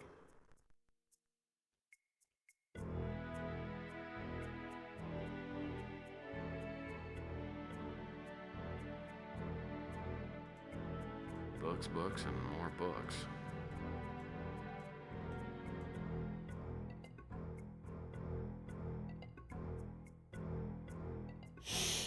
I mean, if I had found a Bible, you would have seen and heard me react to it, as I always do when I pick up items.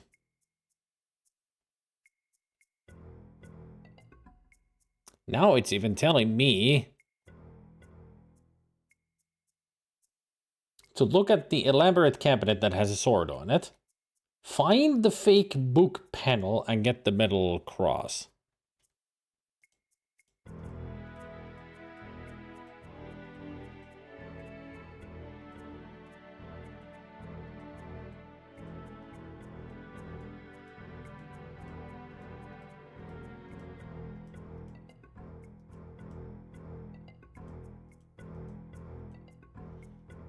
What does it say before?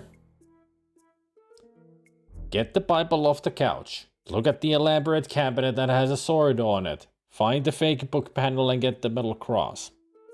That's what it's saying. That's what it reads.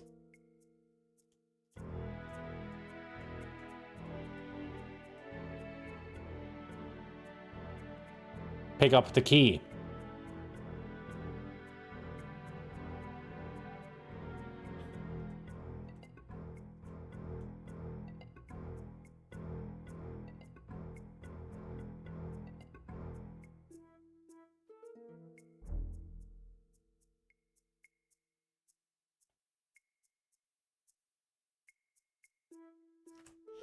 Okay, I'm gonna check the other walkthrough that I have open. Maybe that will actually have the solution to this shit.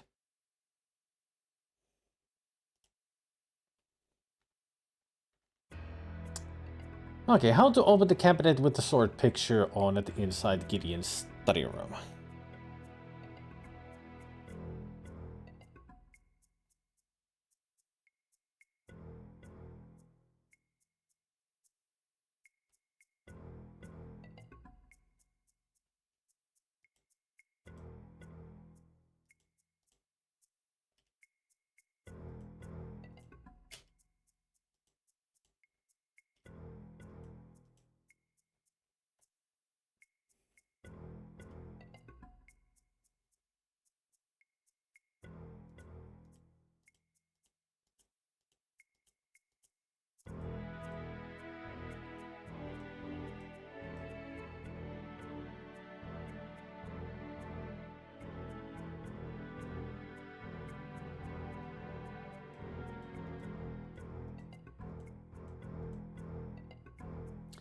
Check out the bookcase on the left wall. There's 2 bookcases on the left wall. I mean, they're all identical.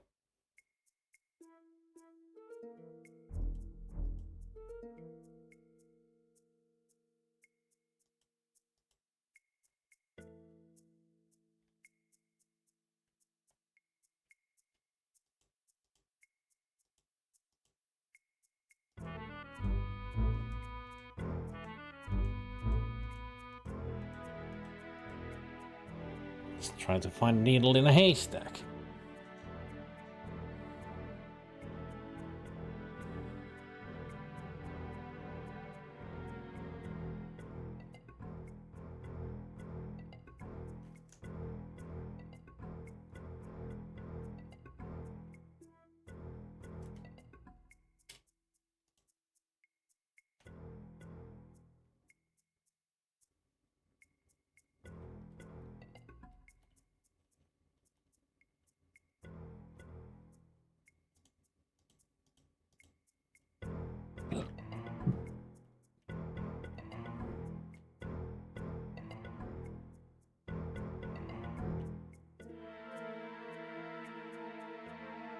There's nothing here, nothing visibly different on any of it. So how the hell are you supposed to know to push something?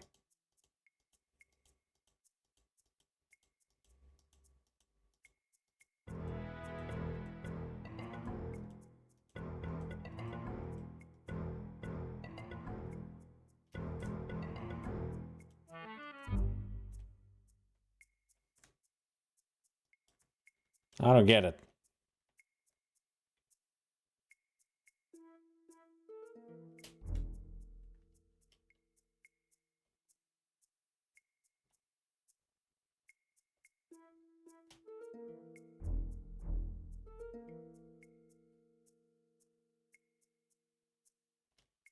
Can you guys look up a walkthrough? Maybe you'll have better luck than me finding a good one. Because this is pretty much the same thing from both, but...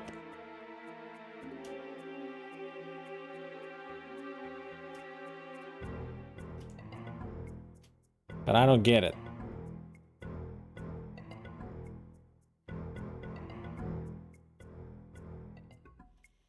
Hey, Fuzzy.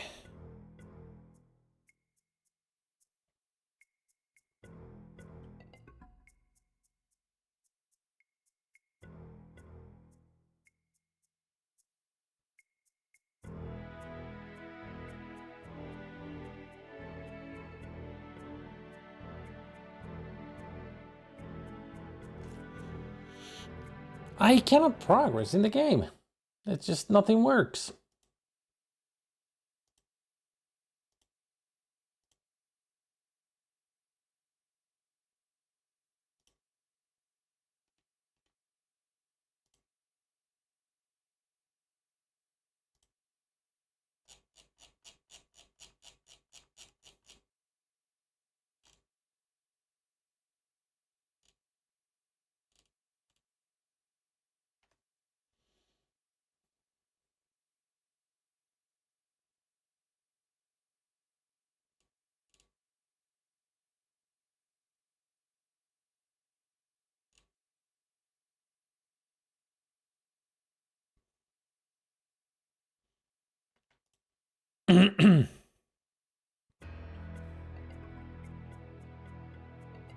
So we have entered.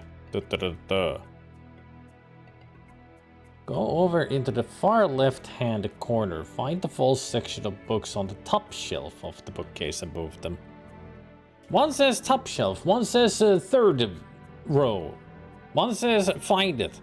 Like, what the fuck? In my experience, bookshelves should always be inspected thoroughly. Like, none of them say, like, specifically. There it is. Look at that. Suddenly I found it. Some sort of metal cross.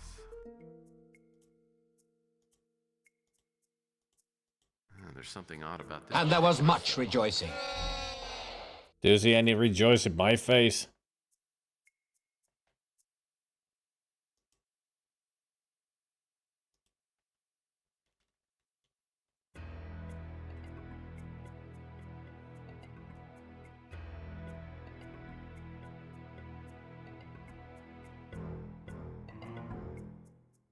Hey, Pop Box, I'm just looking at Lord John. Hey, Lars.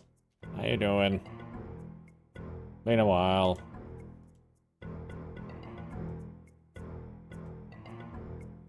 So apparently, we used the cross here to get it open.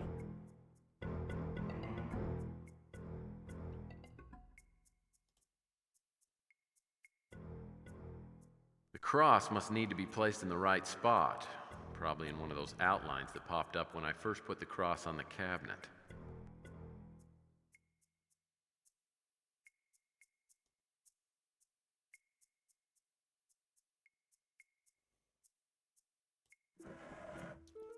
There.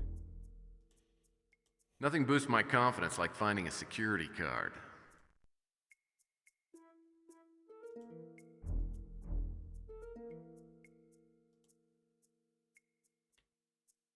Very simple, very blue card.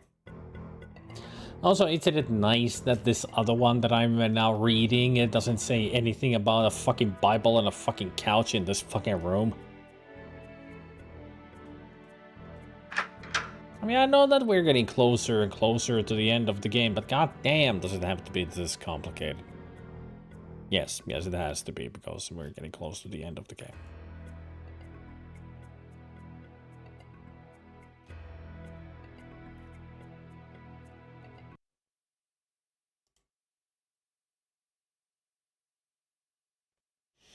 The one I was reading only mentioned the Bible in a kitchen. Ah, so that's where we need to go to get the Bible. So the one who says that the Bible is in the study is a lie. I alt-tabbed. I had to be able to capture this game. I have to capture the whole display, as in the monitor. Otherwise, you wouldn't see anything. No, not a big spoiler, Mr. Red. I'm using a walkthrough now, like I'm thoroughly reading it, because this is getting annoying. I mean, it's always the towards the end sometimes when these kind of games get annoying.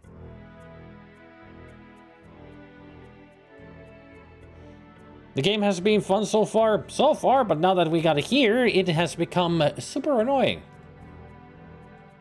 I'll need to find a little something before I can open this.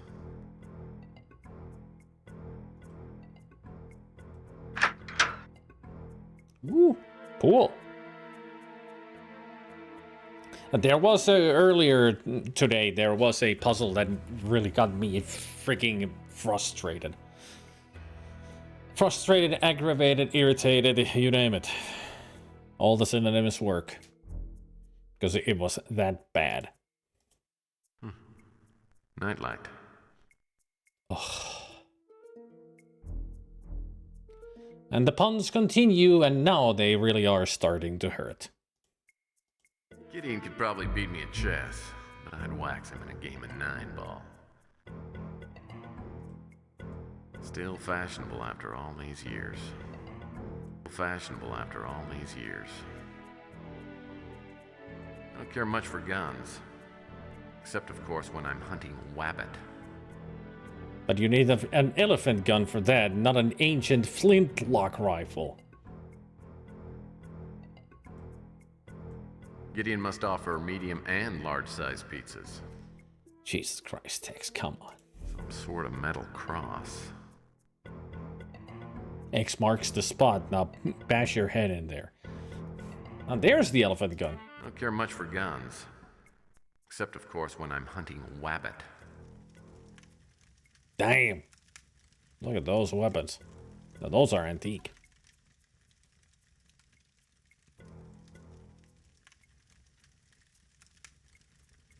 Jigsaw puzzle. Gideon must get really bored.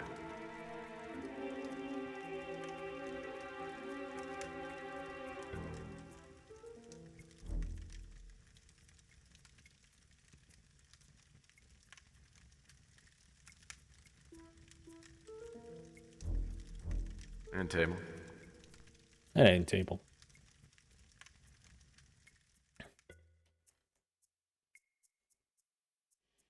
It's also watching the iInitiative's stream. So many people have just been added to my block list. Sounds like good people there, huh? Gideon could probably beat me at chess.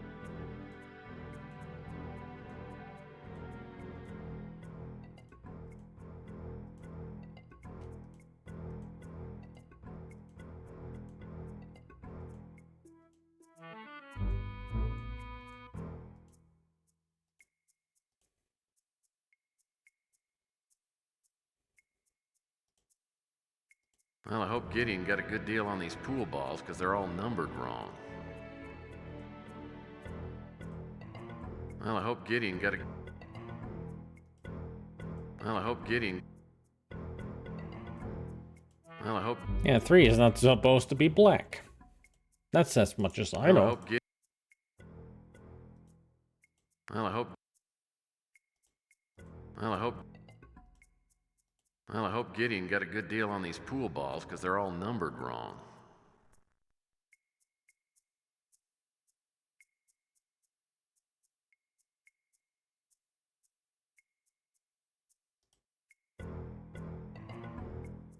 The answer is no. Even the Magic 8 Balls knows that it's the wrong color. I mean, Magic 8 Balls is black. Mean Streets! What is this?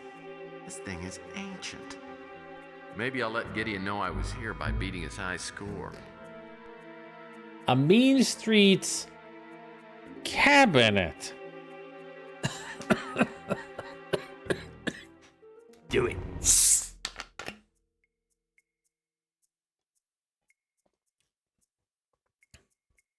Links I would understand. But Mean Streets? Yeah.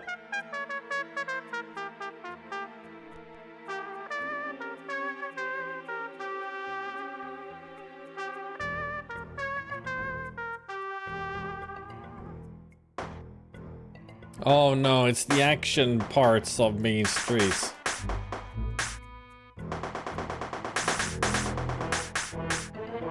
This was the thing I hated about Mean Streets.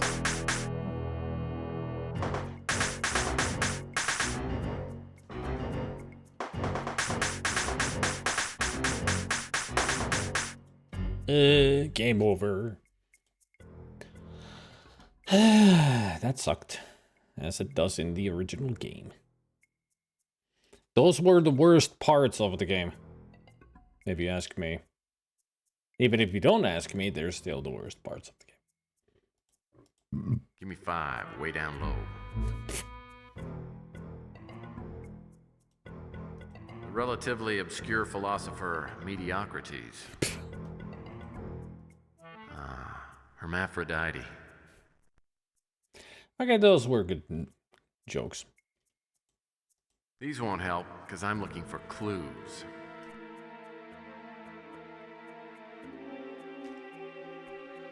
Yeah, he's not looking for cues, he's looking for clues. Weren't they skippable? I don't remember if they were. I don't even want to remember if they were. This is a better Mean Streets than that was. The original. Who likes Jigsaw? Not the serial killer. I mean, Jigsaw puzzles like this.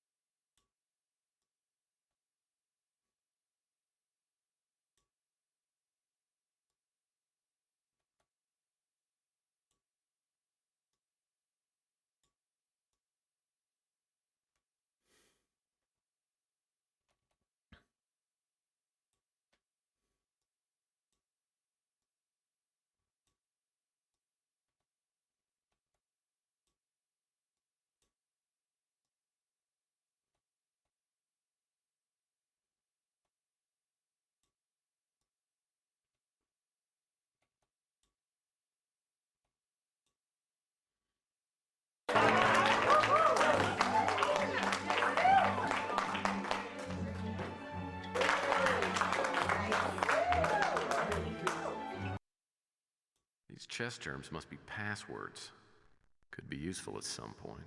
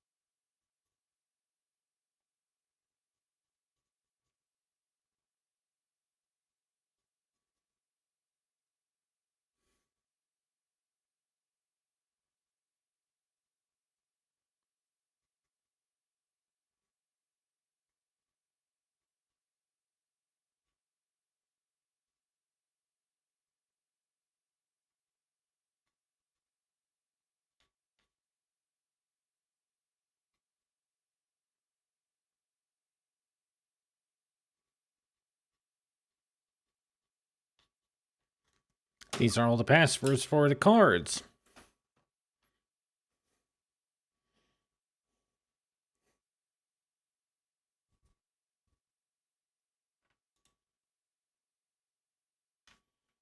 I guess that's all that we could do around here. A nice floral touch.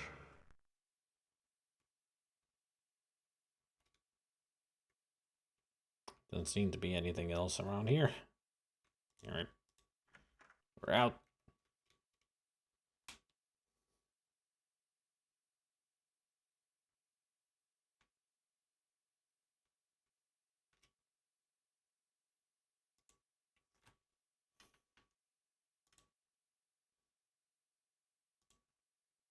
Now I am Jigsaw.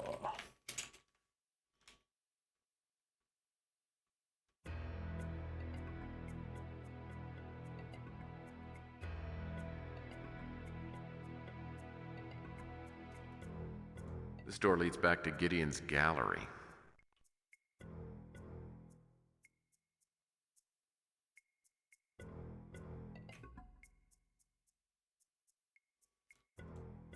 Whatever this door leads to must be important. It's controlled by an access panel. Looks like the access panel requires a numeric code.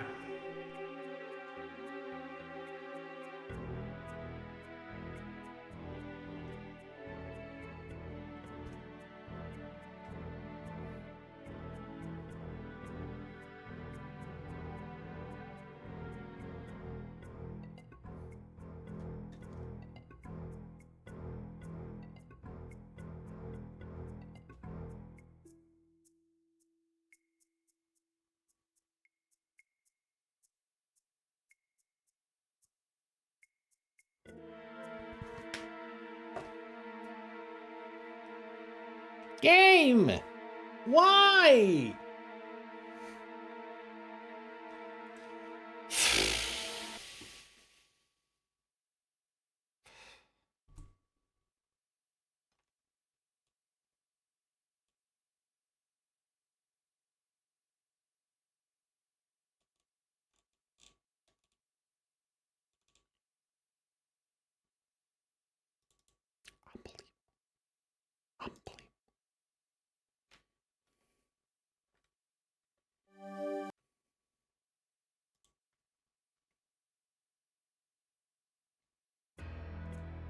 Whatever this door leads to must be important. It's controlled by an access panel. Looks like the access panel requires a numeric code. So red.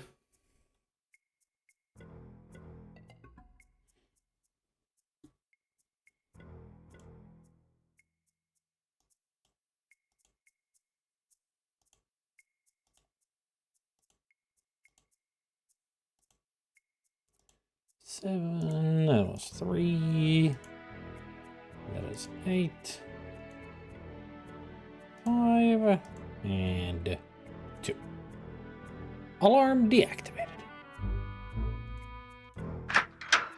Whoa. Are we entering Enterprise?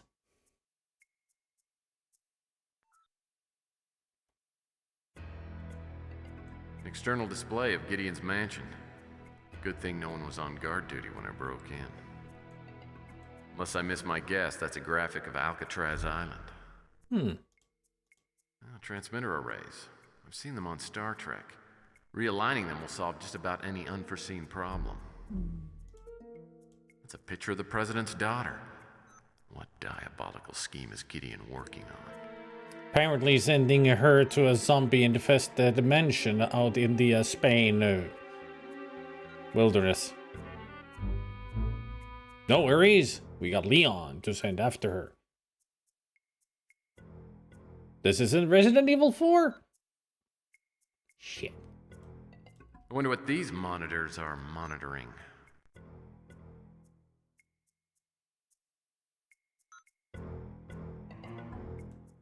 Unless I miss my guess, that's a graphic of Alcatraz Island. Pretty high tech for me. I just learned how to use WordPerfect. I don't see any reason to step off the gangplank.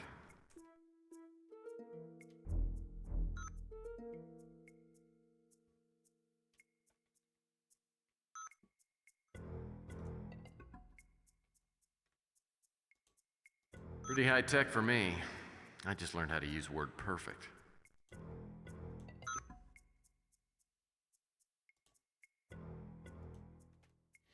Mr. Gideon, security droids have been installed in cell blocks A and C. They are equipped with heat and motion sensing equipment. Droid number 1 patrols cell block A in a repeating pattern. Any target detected on the same level as the droid and within 20 feet will be destroyed unless it is inside a cell.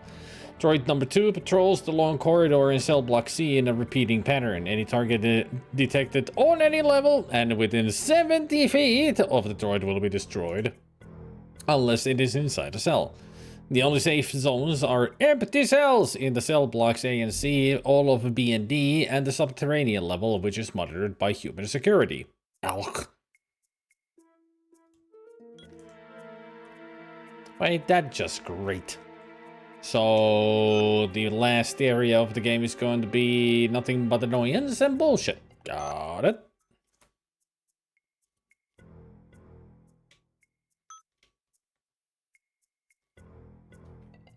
Oh. Gideon should know better than to leave top secret discs just laying around.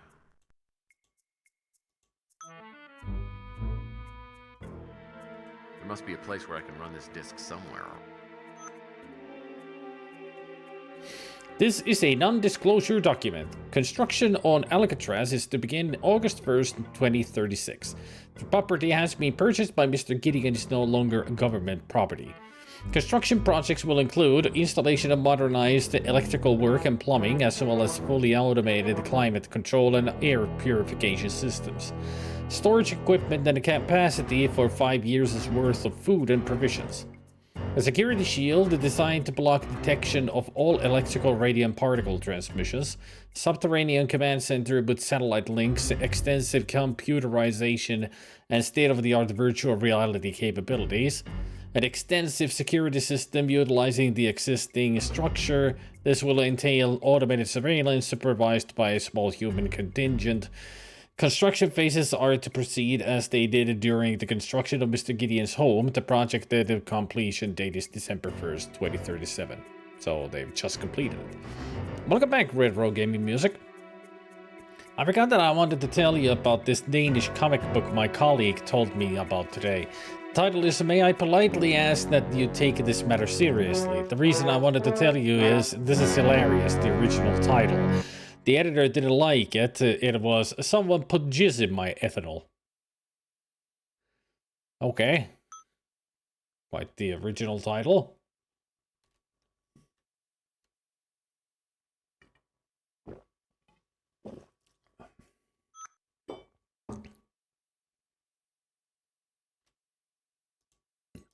Security override panel.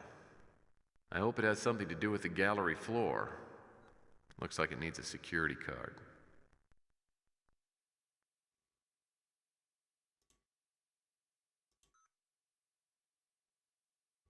All right.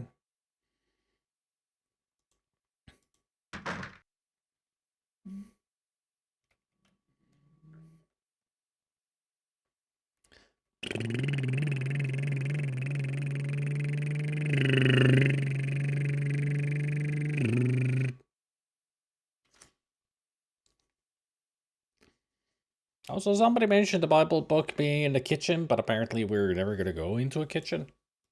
Okay. Guess there's no Bible for us to pick up anywhere then.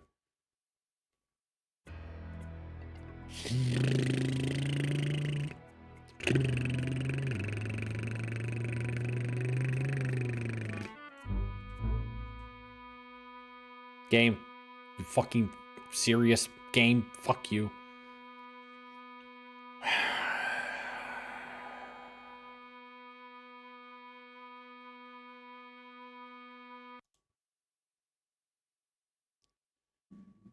Should we even try anymore? I know that the last part is gonna get so freaking annoying. I mean, we already read what's going to happen. I need to avoid those droids, but I'm gonna keep on dying.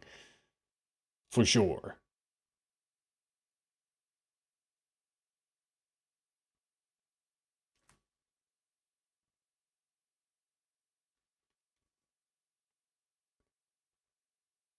Fine. Fine. Keep going.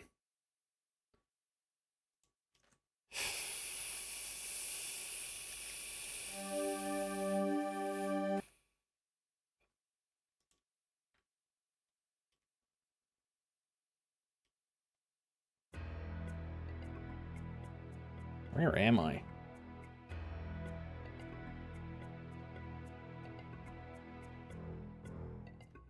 I'm inside the wall! I'm inside the wall!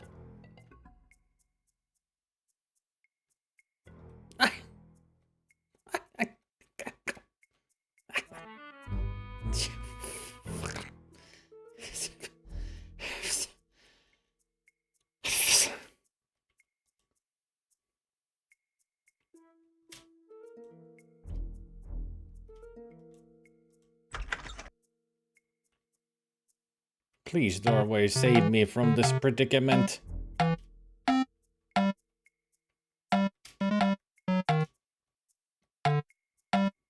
I cannot even go through the door because it doesn't recognize me because I'm on the wrong side of the fucking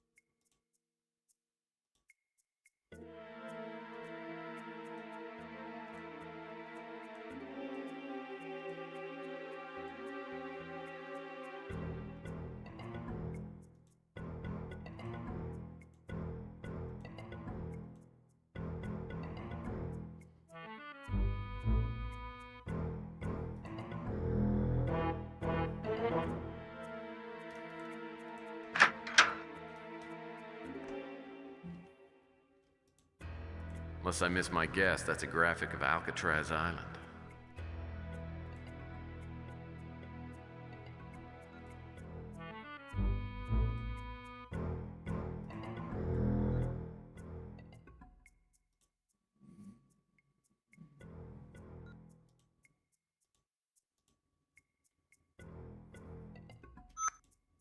Security override panel. I hope it has something to do with the gallery floor. Looks like it needs...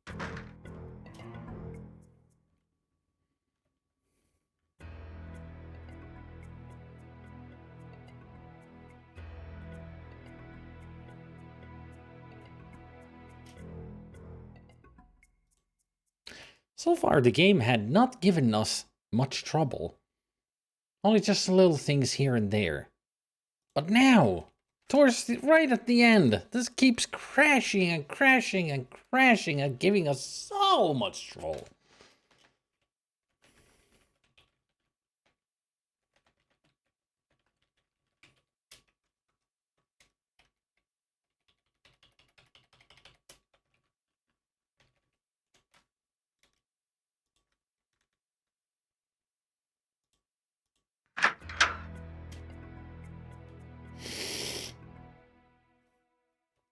All I wanna do is have some fun, but not with this game because it's just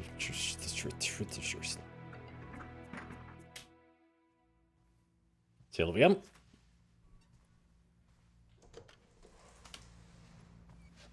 Tex, you did it. Slade, when the cops came, he confessed to everything. The status of my daddy's death has been changed from suicide to homicide, and I got the money. That's great, Sylvia. That's great. I'm not done with the case yet. What do you mean you're not done? There's still something I've got to do. Why? We're rich. You can retire. This isn't about money. Well, what in the world else could it be about? The world itself? Call it a moral obligation. What about your immoral obligation? Gideon's project's out of control. I mean, a lot of people have died. Somebody's got to do something about it, and I'm in the best position to do that. Why don't you just stay out of it? You've got plenty of things to take care of now, including me. If our future's worth having, it's worth waiting for. Look, we have everything around here to make us completely happy. How dare you want to throw it away? What are you trying to prove, huh? That you're brave and strong? Well, I've already seen that. What you're talking about is stupid. Obviously don't understand me very well. I got into this business to help people, and I'm not just gonna sit around and watch this thing happen. I mean, how would I feel about myself? You know what? You go play Boy Scout. I don't care. Sylvia, I want us to be together, but you can't change me. You know what? You do what you have to do. Just don't expect me to bring flowers to your funeral.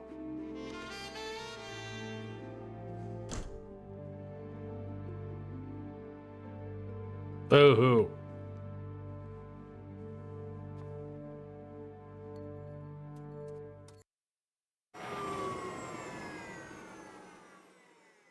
I left for Alcatraz right after Sylvia stormed out of my office. Probably should have gotten a good night's sleep first, but I was pretty wound up. Poor baby. Yeah, well, it turns out it didn't matter. As soon as I landed on Alcatraz and stepped out of my speeder, something zapped me and I blacked out. Must have been one of those security droids. When I came to, I was in a locked jail cell in one of the old prison sections.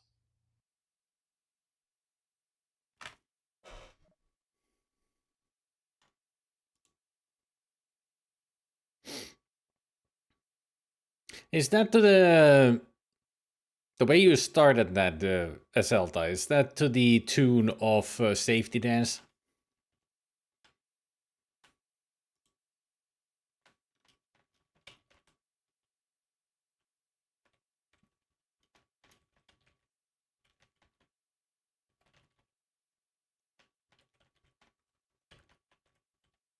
How's that for a continuation for the chorus? You could try if you want to, you rage and quit the game, because the game is balls and bullshit your time, obviously is a proper shite. You can quit, and do the raging quit dance.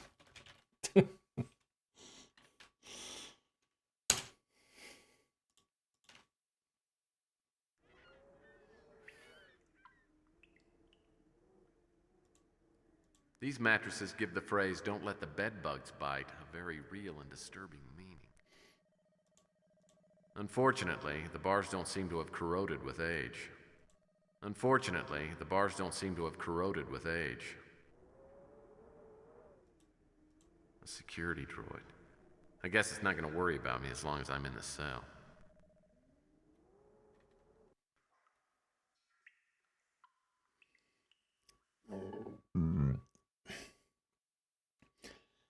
Gotta enjoy the way it is in the walkthrough on this part.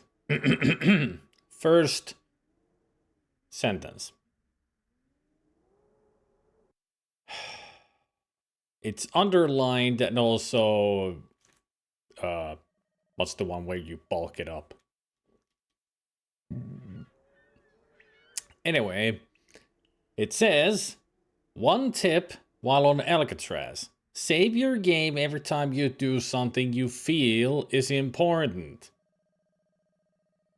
Those things are gonna be zapping me left and right without me even noticing, isn't it? Something tells me that I don't want to do this. I've already been annoyed by the game so many times. Not to mention, I'm sure it's gonna be keep on crashing constantly. I mean, we already have a graphical bug here. Oh wait, that's a lamp. Why is there like a spotlight there?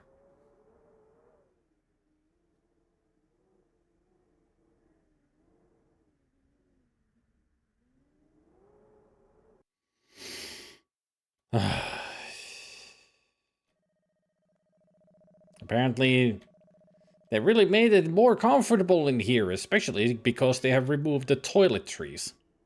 No sink, no mirror, no toilet, just beds. I am not an animal! You don't care. These mattresses give the phrase, "don't let the bed bugs bite," a very real and disturbing meaning. Bah!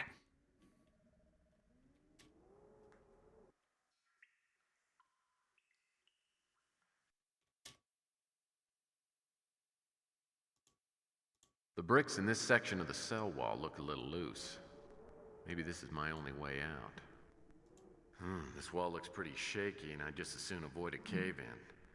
I've got to create a hole large enough for me to crawl through, but it'll have to be perfectly square with no other gaps.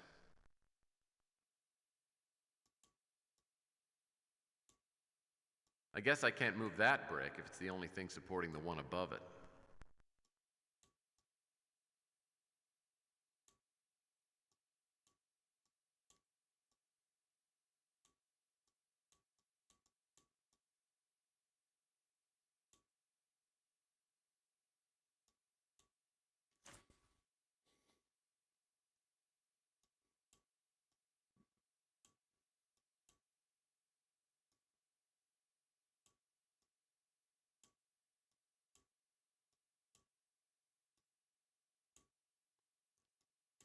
This is gonna get annoying, isn't it? Oh wait, it's already annoying.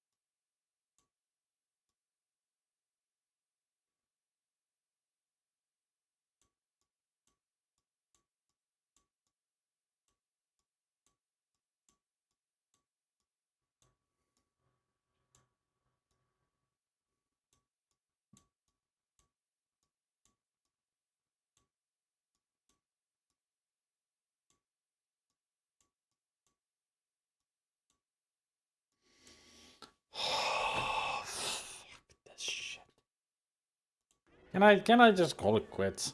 I call it quits. We'll go to YouTube. We'll watch a video how this ends. I don't care. I'm done. I'm just so done with this. I mean, I got a feeling as soon as I'm done with this, the game is just gonna crash again.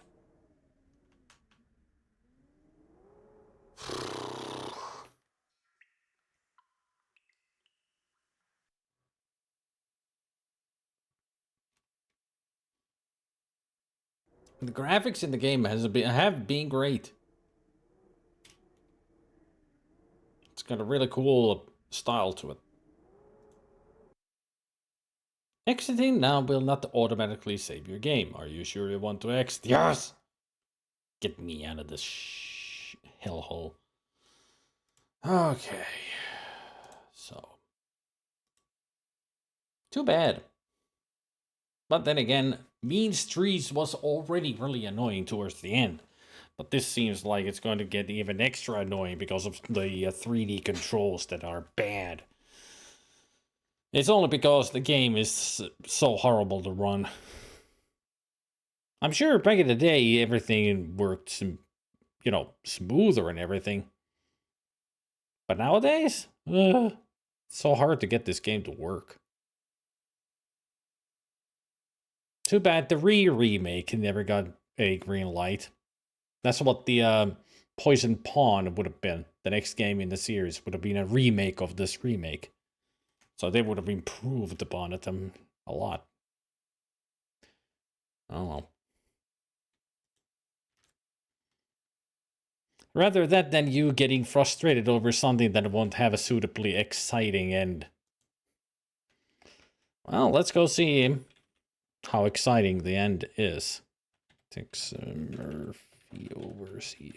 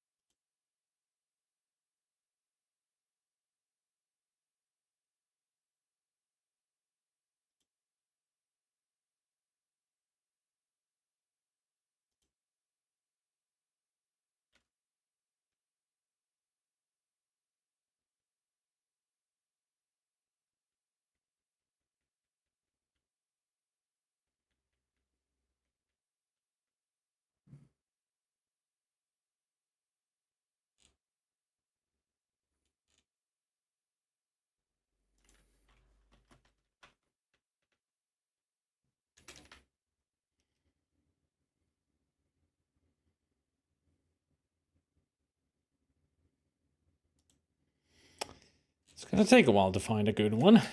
The first one that I found was not good.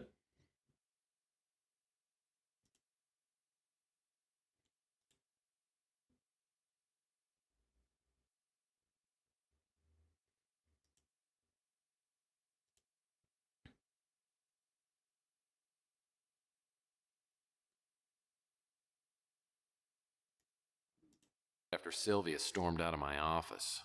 Probably should have gotten a good night's sleep first, but I was pretty wound up. Poor baby. Yeah, well, it turns out it didn't matter. As soon as I landed on Alcatraz and stepped out of my speeder, something zapped me and I blacked out. Must have been one of those security droids. Just a moment. When I came to, I was in a locked jail cell in one of the old prison sections. There we go.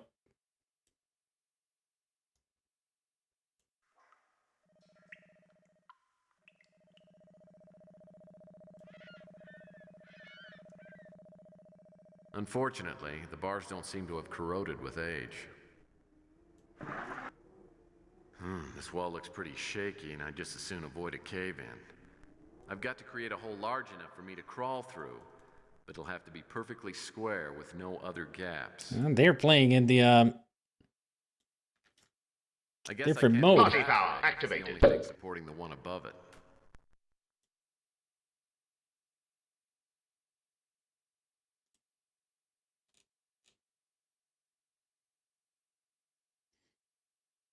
Alrighty, retro gaming music.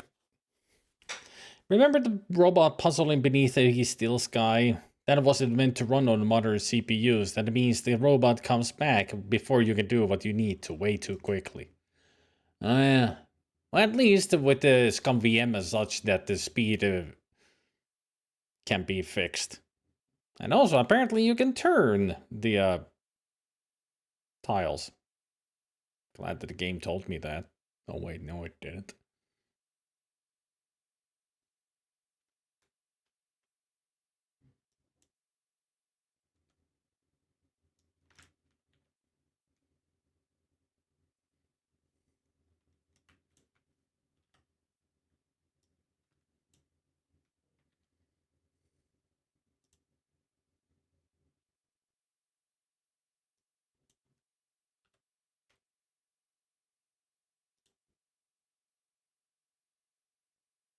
Look at me go! I'm doing something so great!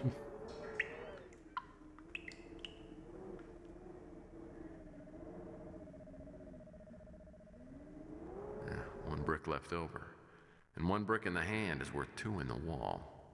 They must be playing this like on an original computer. Using a capture card. These mattresses give the phrase, "Don't let the bed bugs You can play bite," this a very blindfold. real and disturbing. Look, no hands. Blindfolded. Can't see the This game. hook chain looks like it could Somehow be still detached. playing.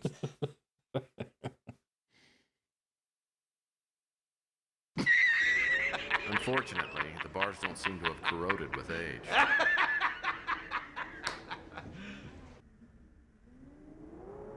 Wow. Even capturing this is, you know, troublesome. Did you see that constant blinking?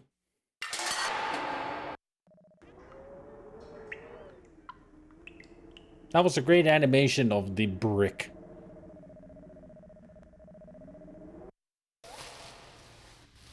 Let me show you how I would do that animation of the brick flying. It will be as easy as this. Unfortunately, the bars don't seem to have corroded with age.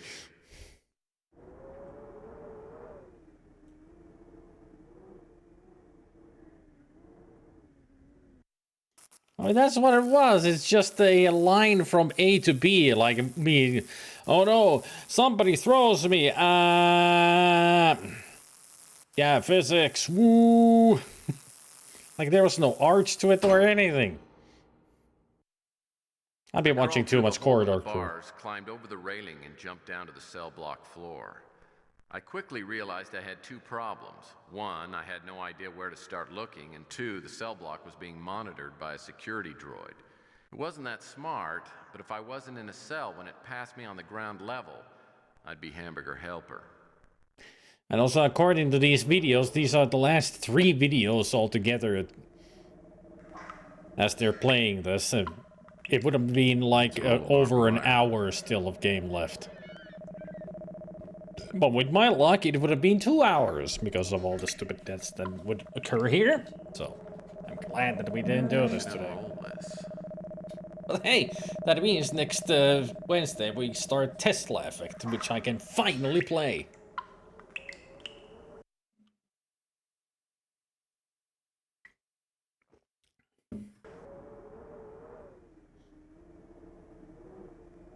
Nice. Never played it. Only seen a glimpse of it. And that's it.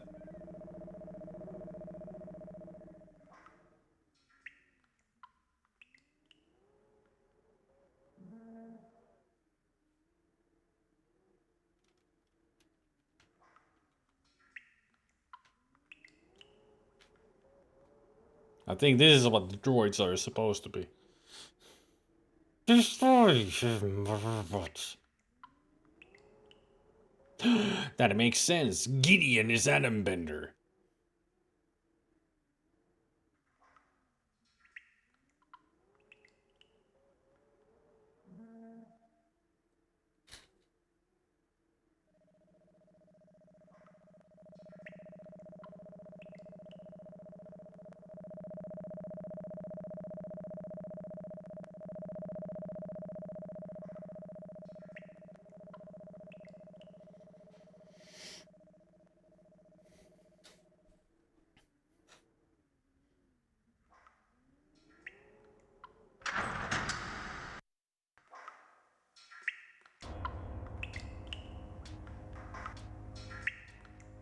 No money, no jobs. Oh, I'm sure this sign headed off a lot of potential problems.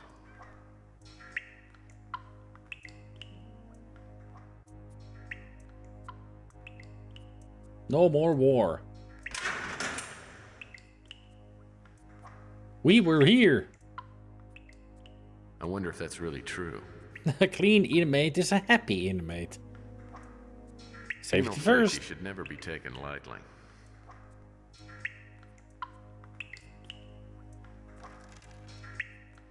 World War I style gas mask. I wonder if it still works. Well, if the seal is still on and, you know, doesn't have cracks on it, it should work.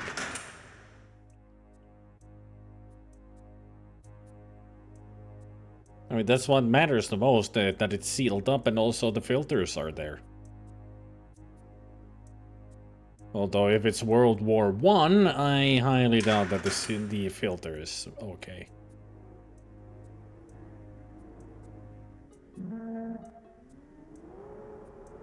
Damn, I'm a PI, not a doctor. But these rules do seem pretty sensible.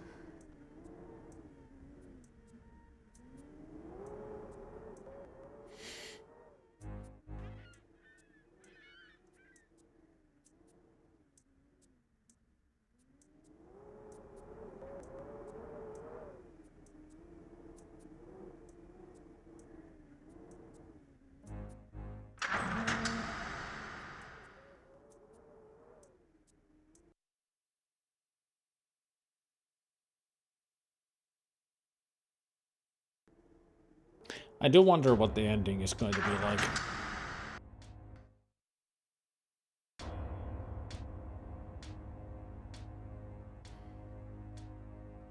I remember that in Mean Streets, once you put in the code to defeat the Overlord machine, there's pretty much nothing but text blurb. Maybe some couple of pictures. But I wonder what kind of FMV we're gonna get here.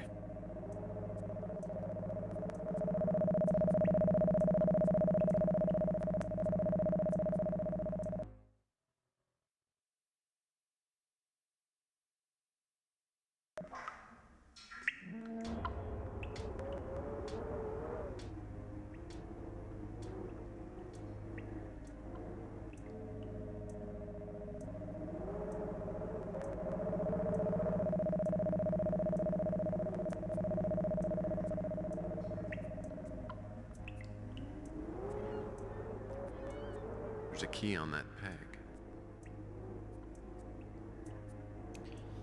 So nice that they have left all kinds of stuff right in the open cells. So they are easy to get. How appropriate. You fight like a cow. I mean, it's a typical adventure game trope. If you need an item, it'll be handy. Exactly, Bennigan. That's why I didn't want to do it. I mean, even if I had gone through that brick puzzle, we would be in this spot, and it would be so annoying.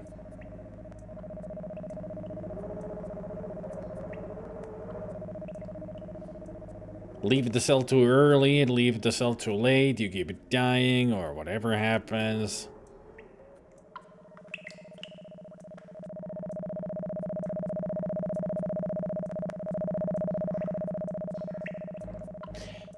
I would not like it. Not one bit. So it's better to avoid it than just watch somebody play the game to the end. At least now we have like 50 minutes of entertainment. Not from me, but from watching Tex Murphy Overseer, the movie. I might be getting You Fight Like a Dairy Farmer on a shirt next time I buy shirts.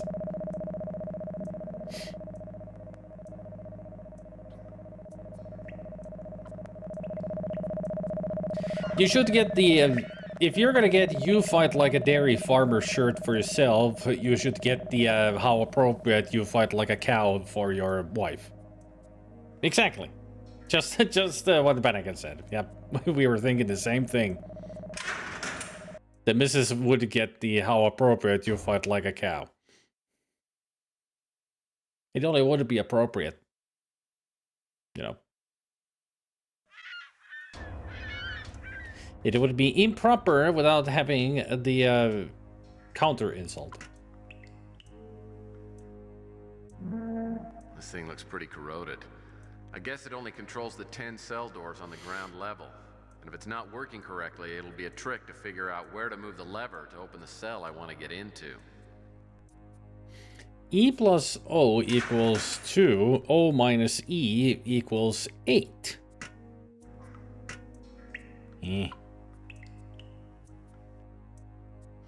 I have been thinking about it, but I don't know if A, it is available, or 2, she would like it. Well, there's only one thing. Ask her.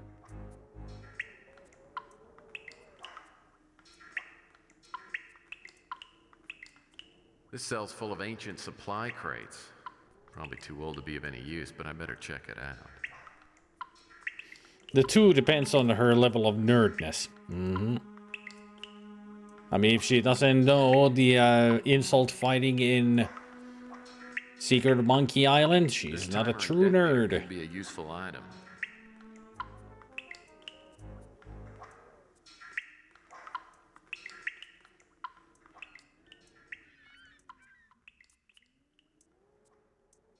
One of these days, Becky, we shall re-enter the oceans and go get ourselves all the booty.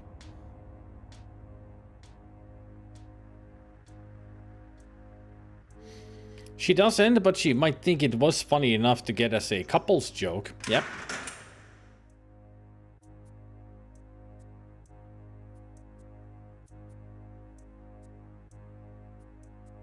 A shiny new garbage bag.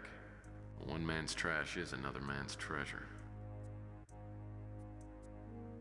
Oh, there's a dirty air filter in the garbage bag.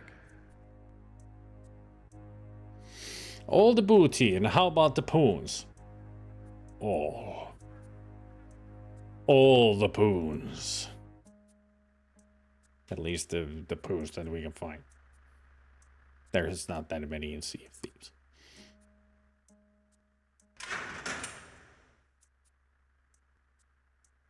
Sheesh, give me a heart attack.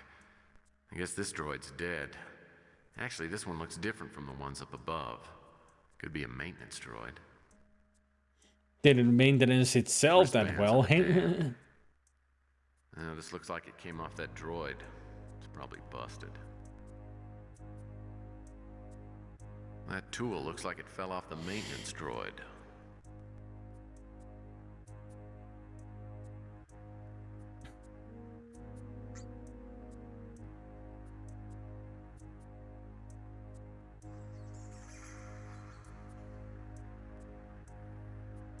I wonder if Kilgore played this game through.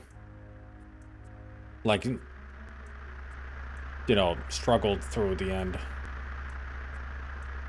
I'm guessing these signs aren't referring to being photographed. She's never done that, at least. She either goes NARP or yes, that seems fine. No bullshit softening the whole thing. Well, this is quite the air filtration system.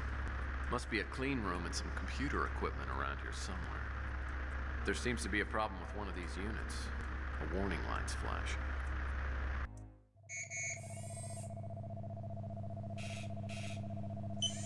Guess that's a maintenance droid.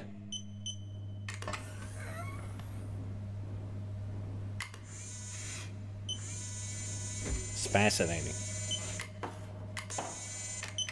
It's not the first time that I've watched a, you know, long play of video game. Through a door at the end of the hall. I've watched so many long plays of video games. Mostly games that I've never played before, probably would never play. I watched a lot of shmups, some Laserdisc games, adventure games, which I should have done with Igor. At least tomorrow we're gonna have a lot of fun with DOS gaming. I'm gonna be shooting a lot of stuff. Like I said, I need that after Igor. And especially after today, I need to shoot stuff.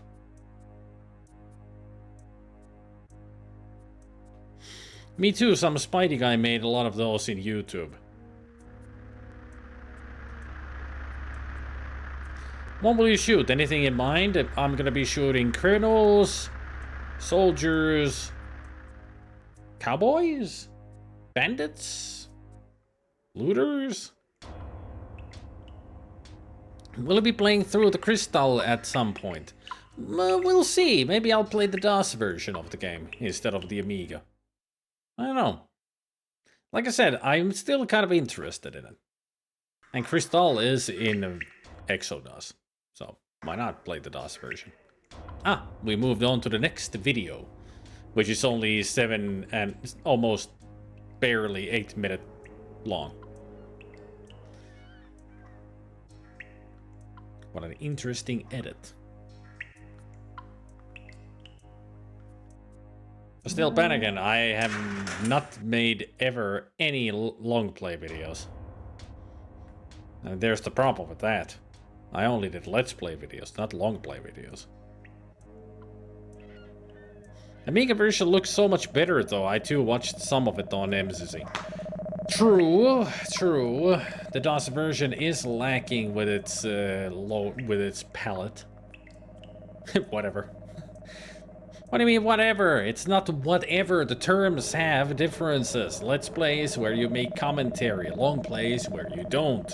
That's the difference. And also, usually long play is one long video. Like the whole game in just one video. Like in PC long plays on World of Long Play, over series, crazy to try that. over 8 Luckily, hours there long wasn't video. a way out of the situation without getting myself killed. Oh, they got I killed. realized very quickly that the droid in cell block C was more sophisticated than the others. If it passed directly overhead, or if I was anywhere near it on the ground floor, I'd get roasted. Cool. That's exactly where I would have kept dying then. Oh boy. It's a good thing I didn't. DOS games usually suck until they invented a sound card that didn't require you to sell your kidney along with your firstborn. Let's play is for a community taking on a game together. Long play is from one person wanting to show a game from start to end. Yeah. The only sad thing with the long plays is that one of the rules for long plays is that you need to show everything. Because it's a long play. Which means you show everything. And I've seen many long play videos where they do not show everything. That wouldn't have been the best way to handle the situation. You think? Apparently, cell block C is the most annoying one. I think this is the part where if I had continued the game, I would have rage quit.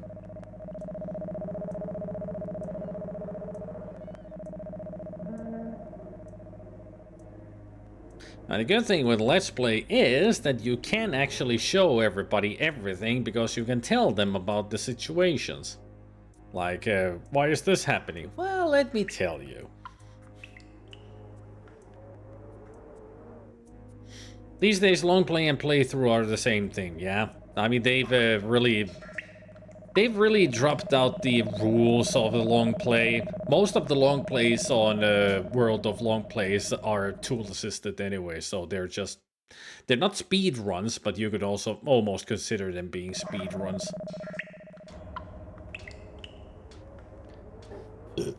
I show everything. Am I a long player or just a pervert with dubious excuses? Well, it then depends on the long part.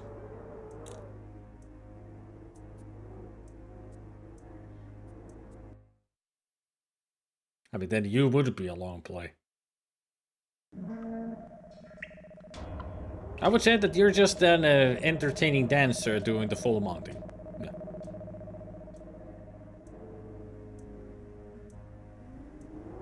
But you can keep your head on.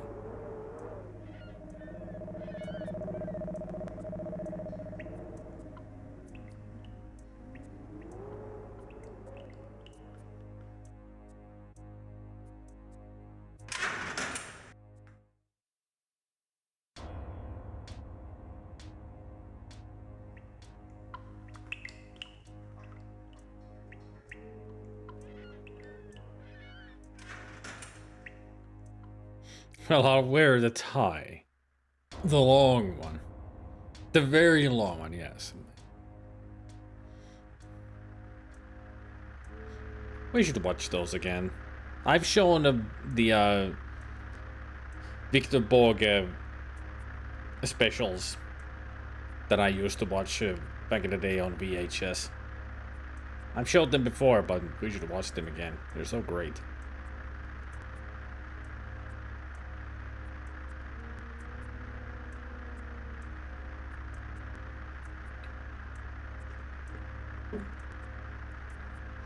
Today I'm 68 years old, even though I was born 83 years ago.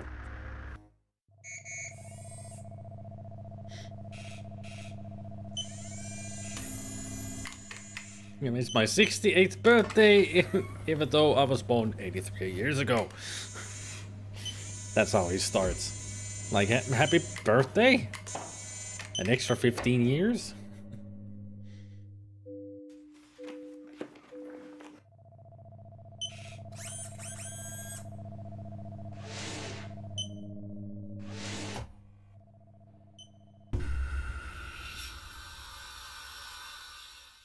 Damn.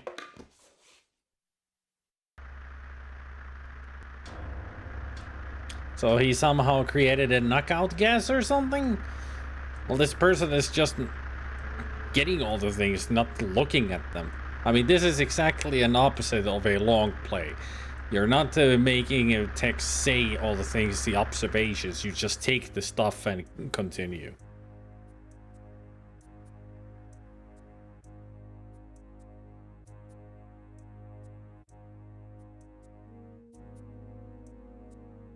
Borgem. He called us everybody Borgem because he couldn't remember our names. The Borgem, when I was your age, I was 12. Looks too expensive. I wonder if Gideon's moving crew dropped it. A Lynx LS mug. I've got to play that one of these days. I have. At the rate I'm going, security The Lynx guards games everywhere are. will start referring to me as the Sandman.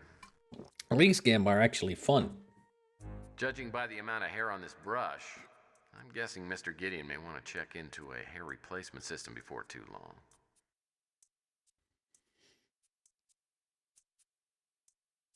I mean, it was easy to tell that Lynx would be a lot of fun since they made also a I was leaderboard. making my way down here. It's so hard to find good help.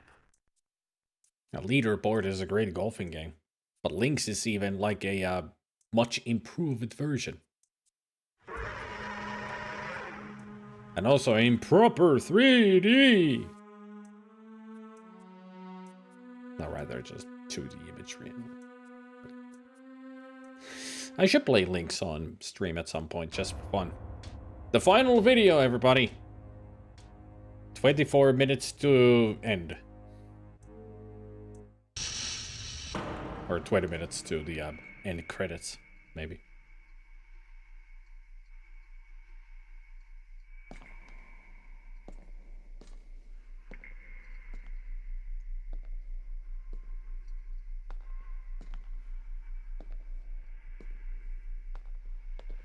Still love the part where when he takes request, who do you want to hear? And one lady shouts, Sibelius, and Borg immediately says, who asked you? Computer control center. I walked up to what looked like a central terminal and typed in the word stalemate. Suddenly a command popped up telling me to insert a pass card. You'd gotten into the system. I got out the 8 STG pass cards and inserted one into the console. At that point, it asked me for a password which I had to type in. Stalemate sequence initiated. To deactivate Overlord, insert pass cards now.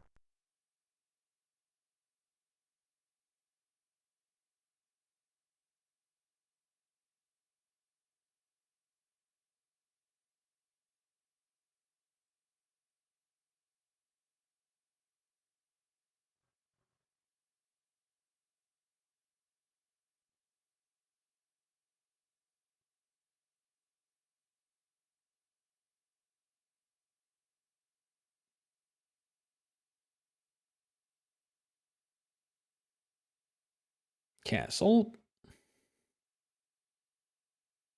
Next one is Gambit.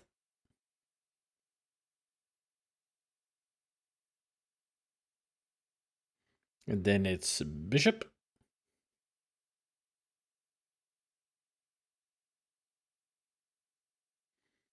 Then Resign.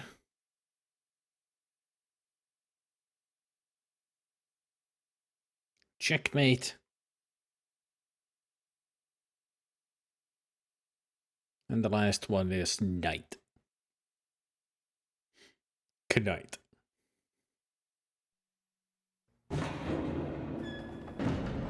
Ooh, virtual glasses. Nice.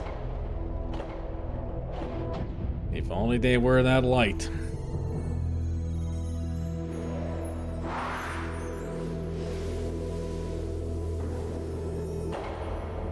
Exit this program immediately, Mr. Murphy. Sorry, Mr. Gideon, I can't do that. You don't understand what you're doing. I am not the enemy. I know, but Overlord is.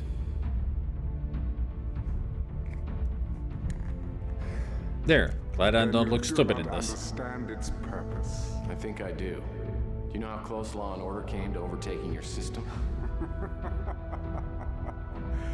A calculated risk, my friend. It is the only solution. Well, a lot of innocent people have been killed. I'm just trying to make sure there are no more victims. It is better that some die, rather than allow the entire planet to degenerate into total chaos. No one's got the right to play God. I agree. It's unconscionable. But the fact is, it's done every day, and moreover by people who aspire to nothing more than avarice and domination. What do you imagine stopping me will accomplish? But what do you think you'll accomplish? Overlord is the hope, Mr. Murphy. Oh, with it, I can influence events in the global political arena for good. Good for you, maybe. Good for all those who respect mercy and justice. You've created just a little bit of a monster here, Mr. Gideon. It wouldn't be the first time you lost control of your creation. Law and Order Party was going to use it for its own purposes. Other groups are going to try, and eventually one of them's going to succeed. This little nightmare of yours has got to be destroyed. You cannot take the right away from people on being assholes. And regret that you cannot be reasoned with. Let the match begin.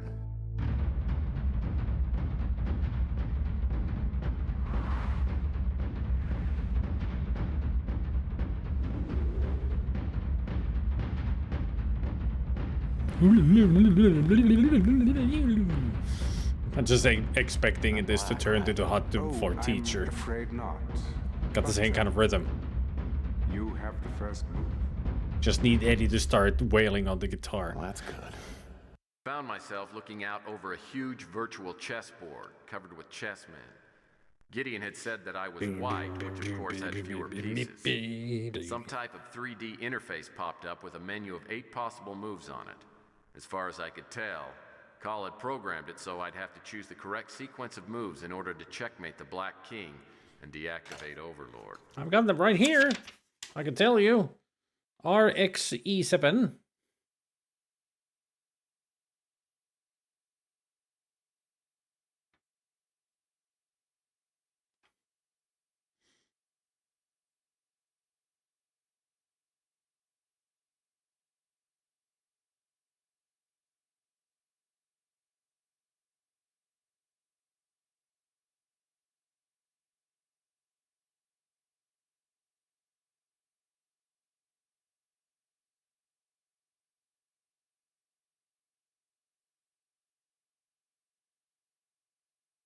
Overlord, system deactivated.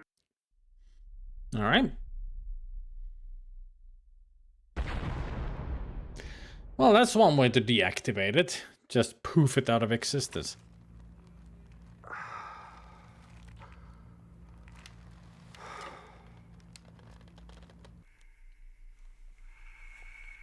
If you take people's rights away, they won't have anything left.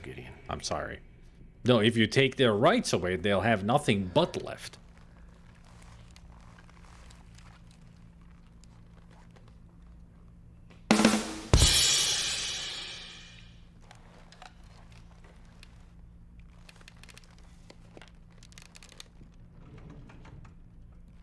Well, that's a bit drastic there, Gideon.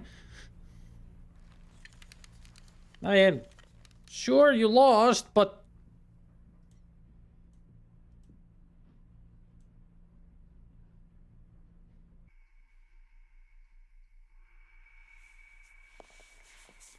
Well, it's his choice. Oh.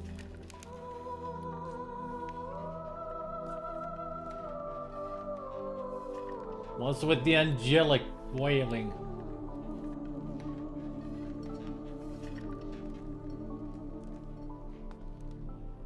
case is finished. And now you're finished. The end. I've been saving this to celebrate my success. I suppose I should drink. Text Murphy. Well, if this was a text adventure, he would be Text Murphy.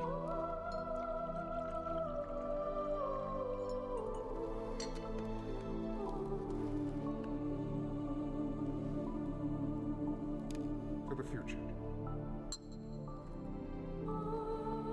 That was a good clink.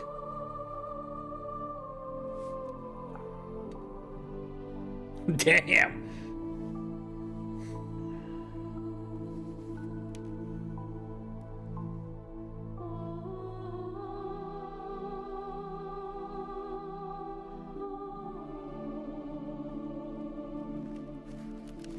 Well, if he gets off, then he will be an ex-Murphy.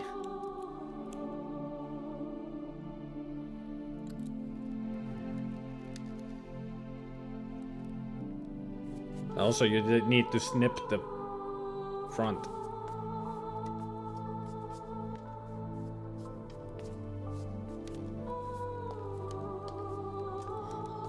Mr. Murphy?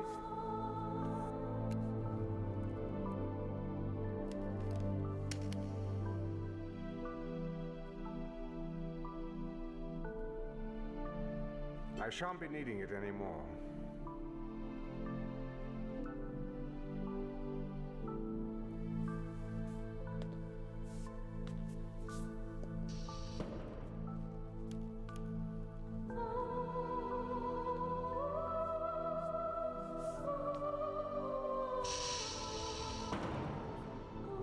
At least Tex did the smart thing and walked backwards. Didn't give him a chance to shoot him in the back.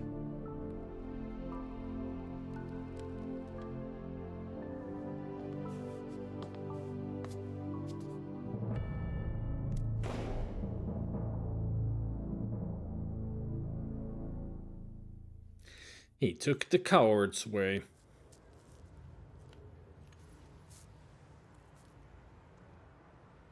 Find a penny, pick it up. All day you'll have good luck.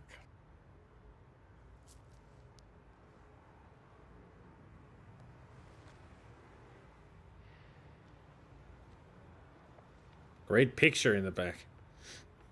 See you, Buck. Harley.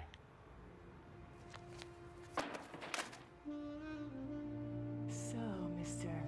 Tex Murphy, private investigator, are you ready to take the dive? Depends. What's in it for me?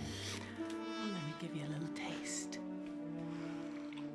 I think you can stop telling the story to Chelsea here. Keep talking.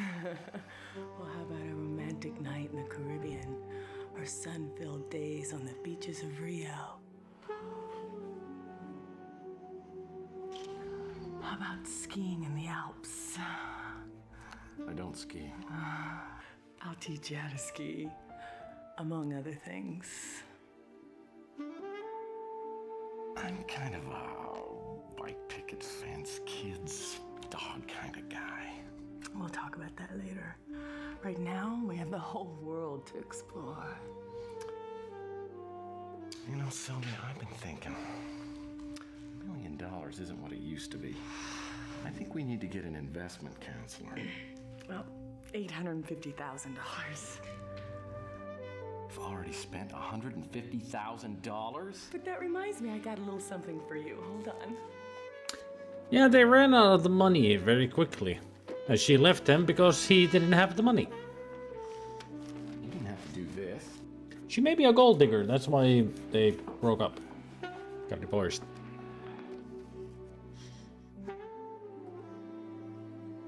This is in celebration of solving your first case.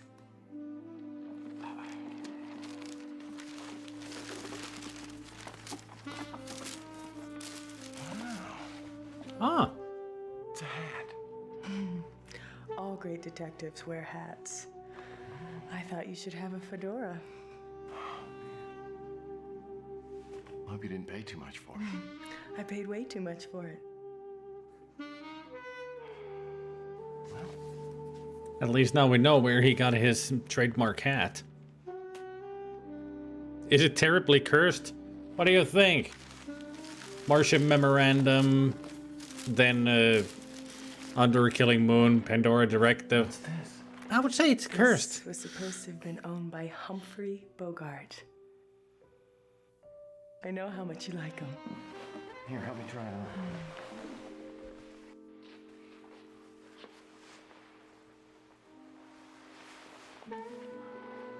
Not to mention he saved the world many times saved the world. No fame, no fortune. Maybe we can put it in a frame or something. I don't know what to say. Say thank you, Sylvia. Thank you, Sylvia.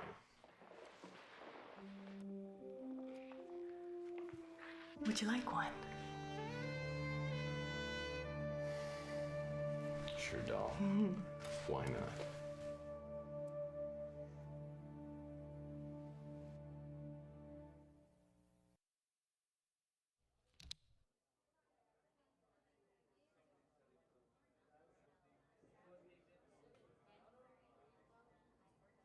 Gideon was probably right. No, he wasn't.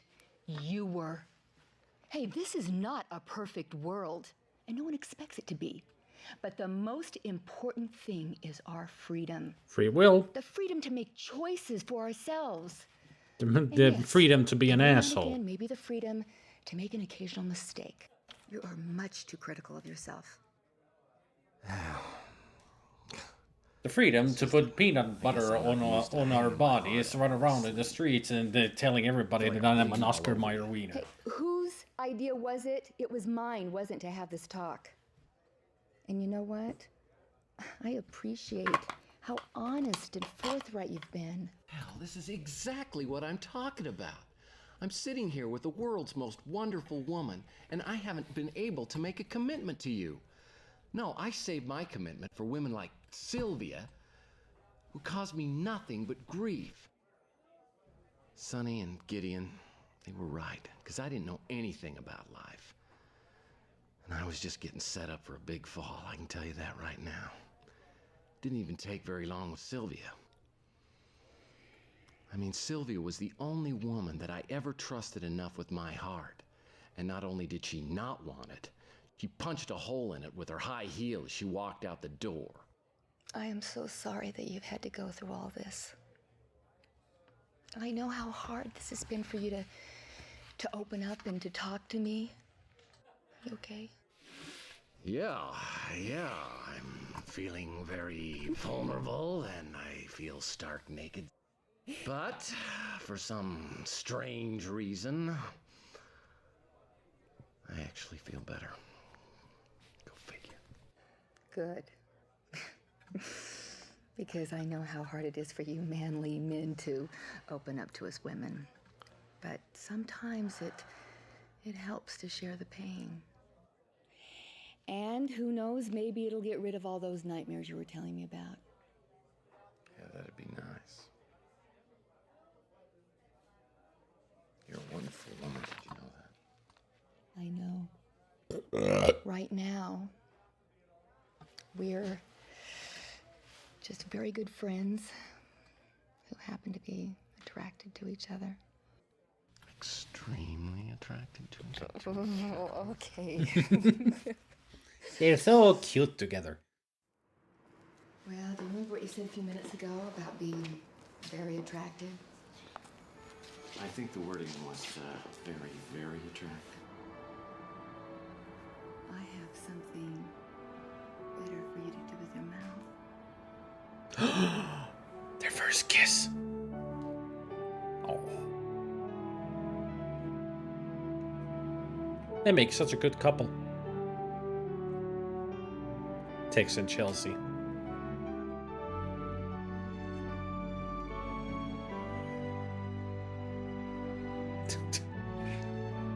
Okay, tone down that silly kissing. Oh no!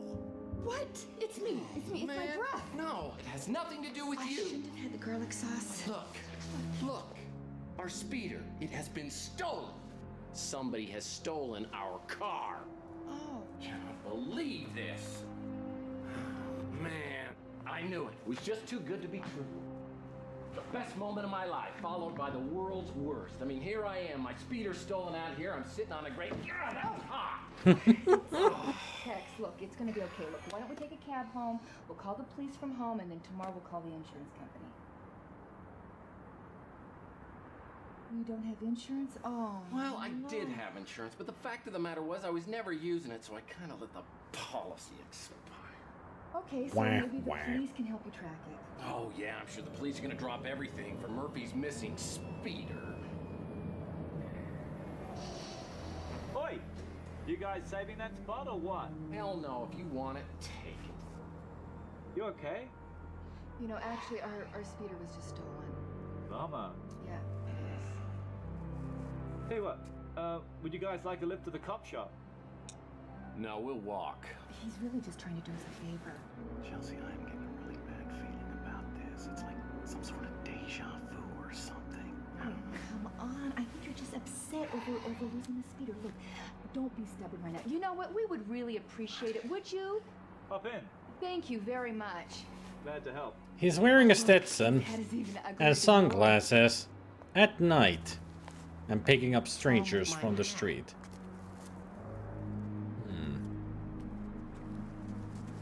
Not suspicious. It's a shame to lose such a good parking spot. Yeah, well, thanks for reminding me. Yes. Sorry about that. Pity about the speeder. We'll be okay. Hey, thank you very much again for the ride. Pleasure. Glad to help.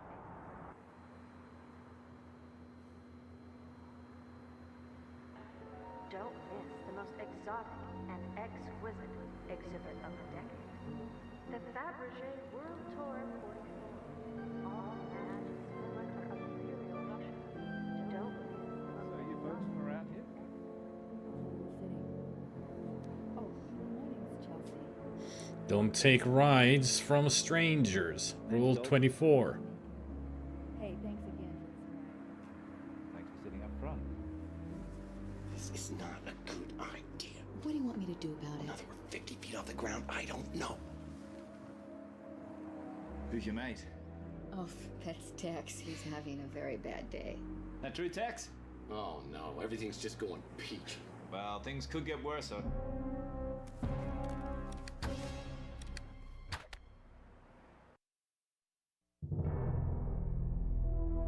What?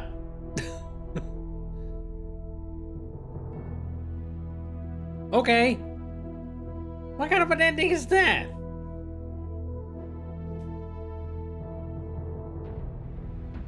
Is that the true ending, or? Yeah, all of it, all the rest of it is just end credits. Yeah, I think they got the bad ending. Yeah, that feels like there's. Oh, so, okay. Oh. Let me see if there's like a good ending.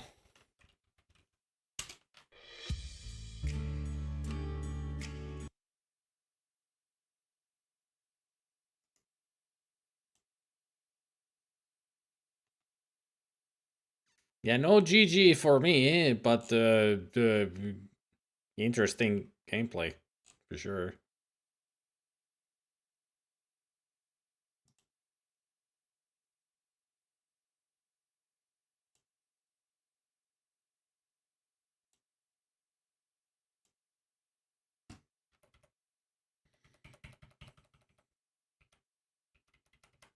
No?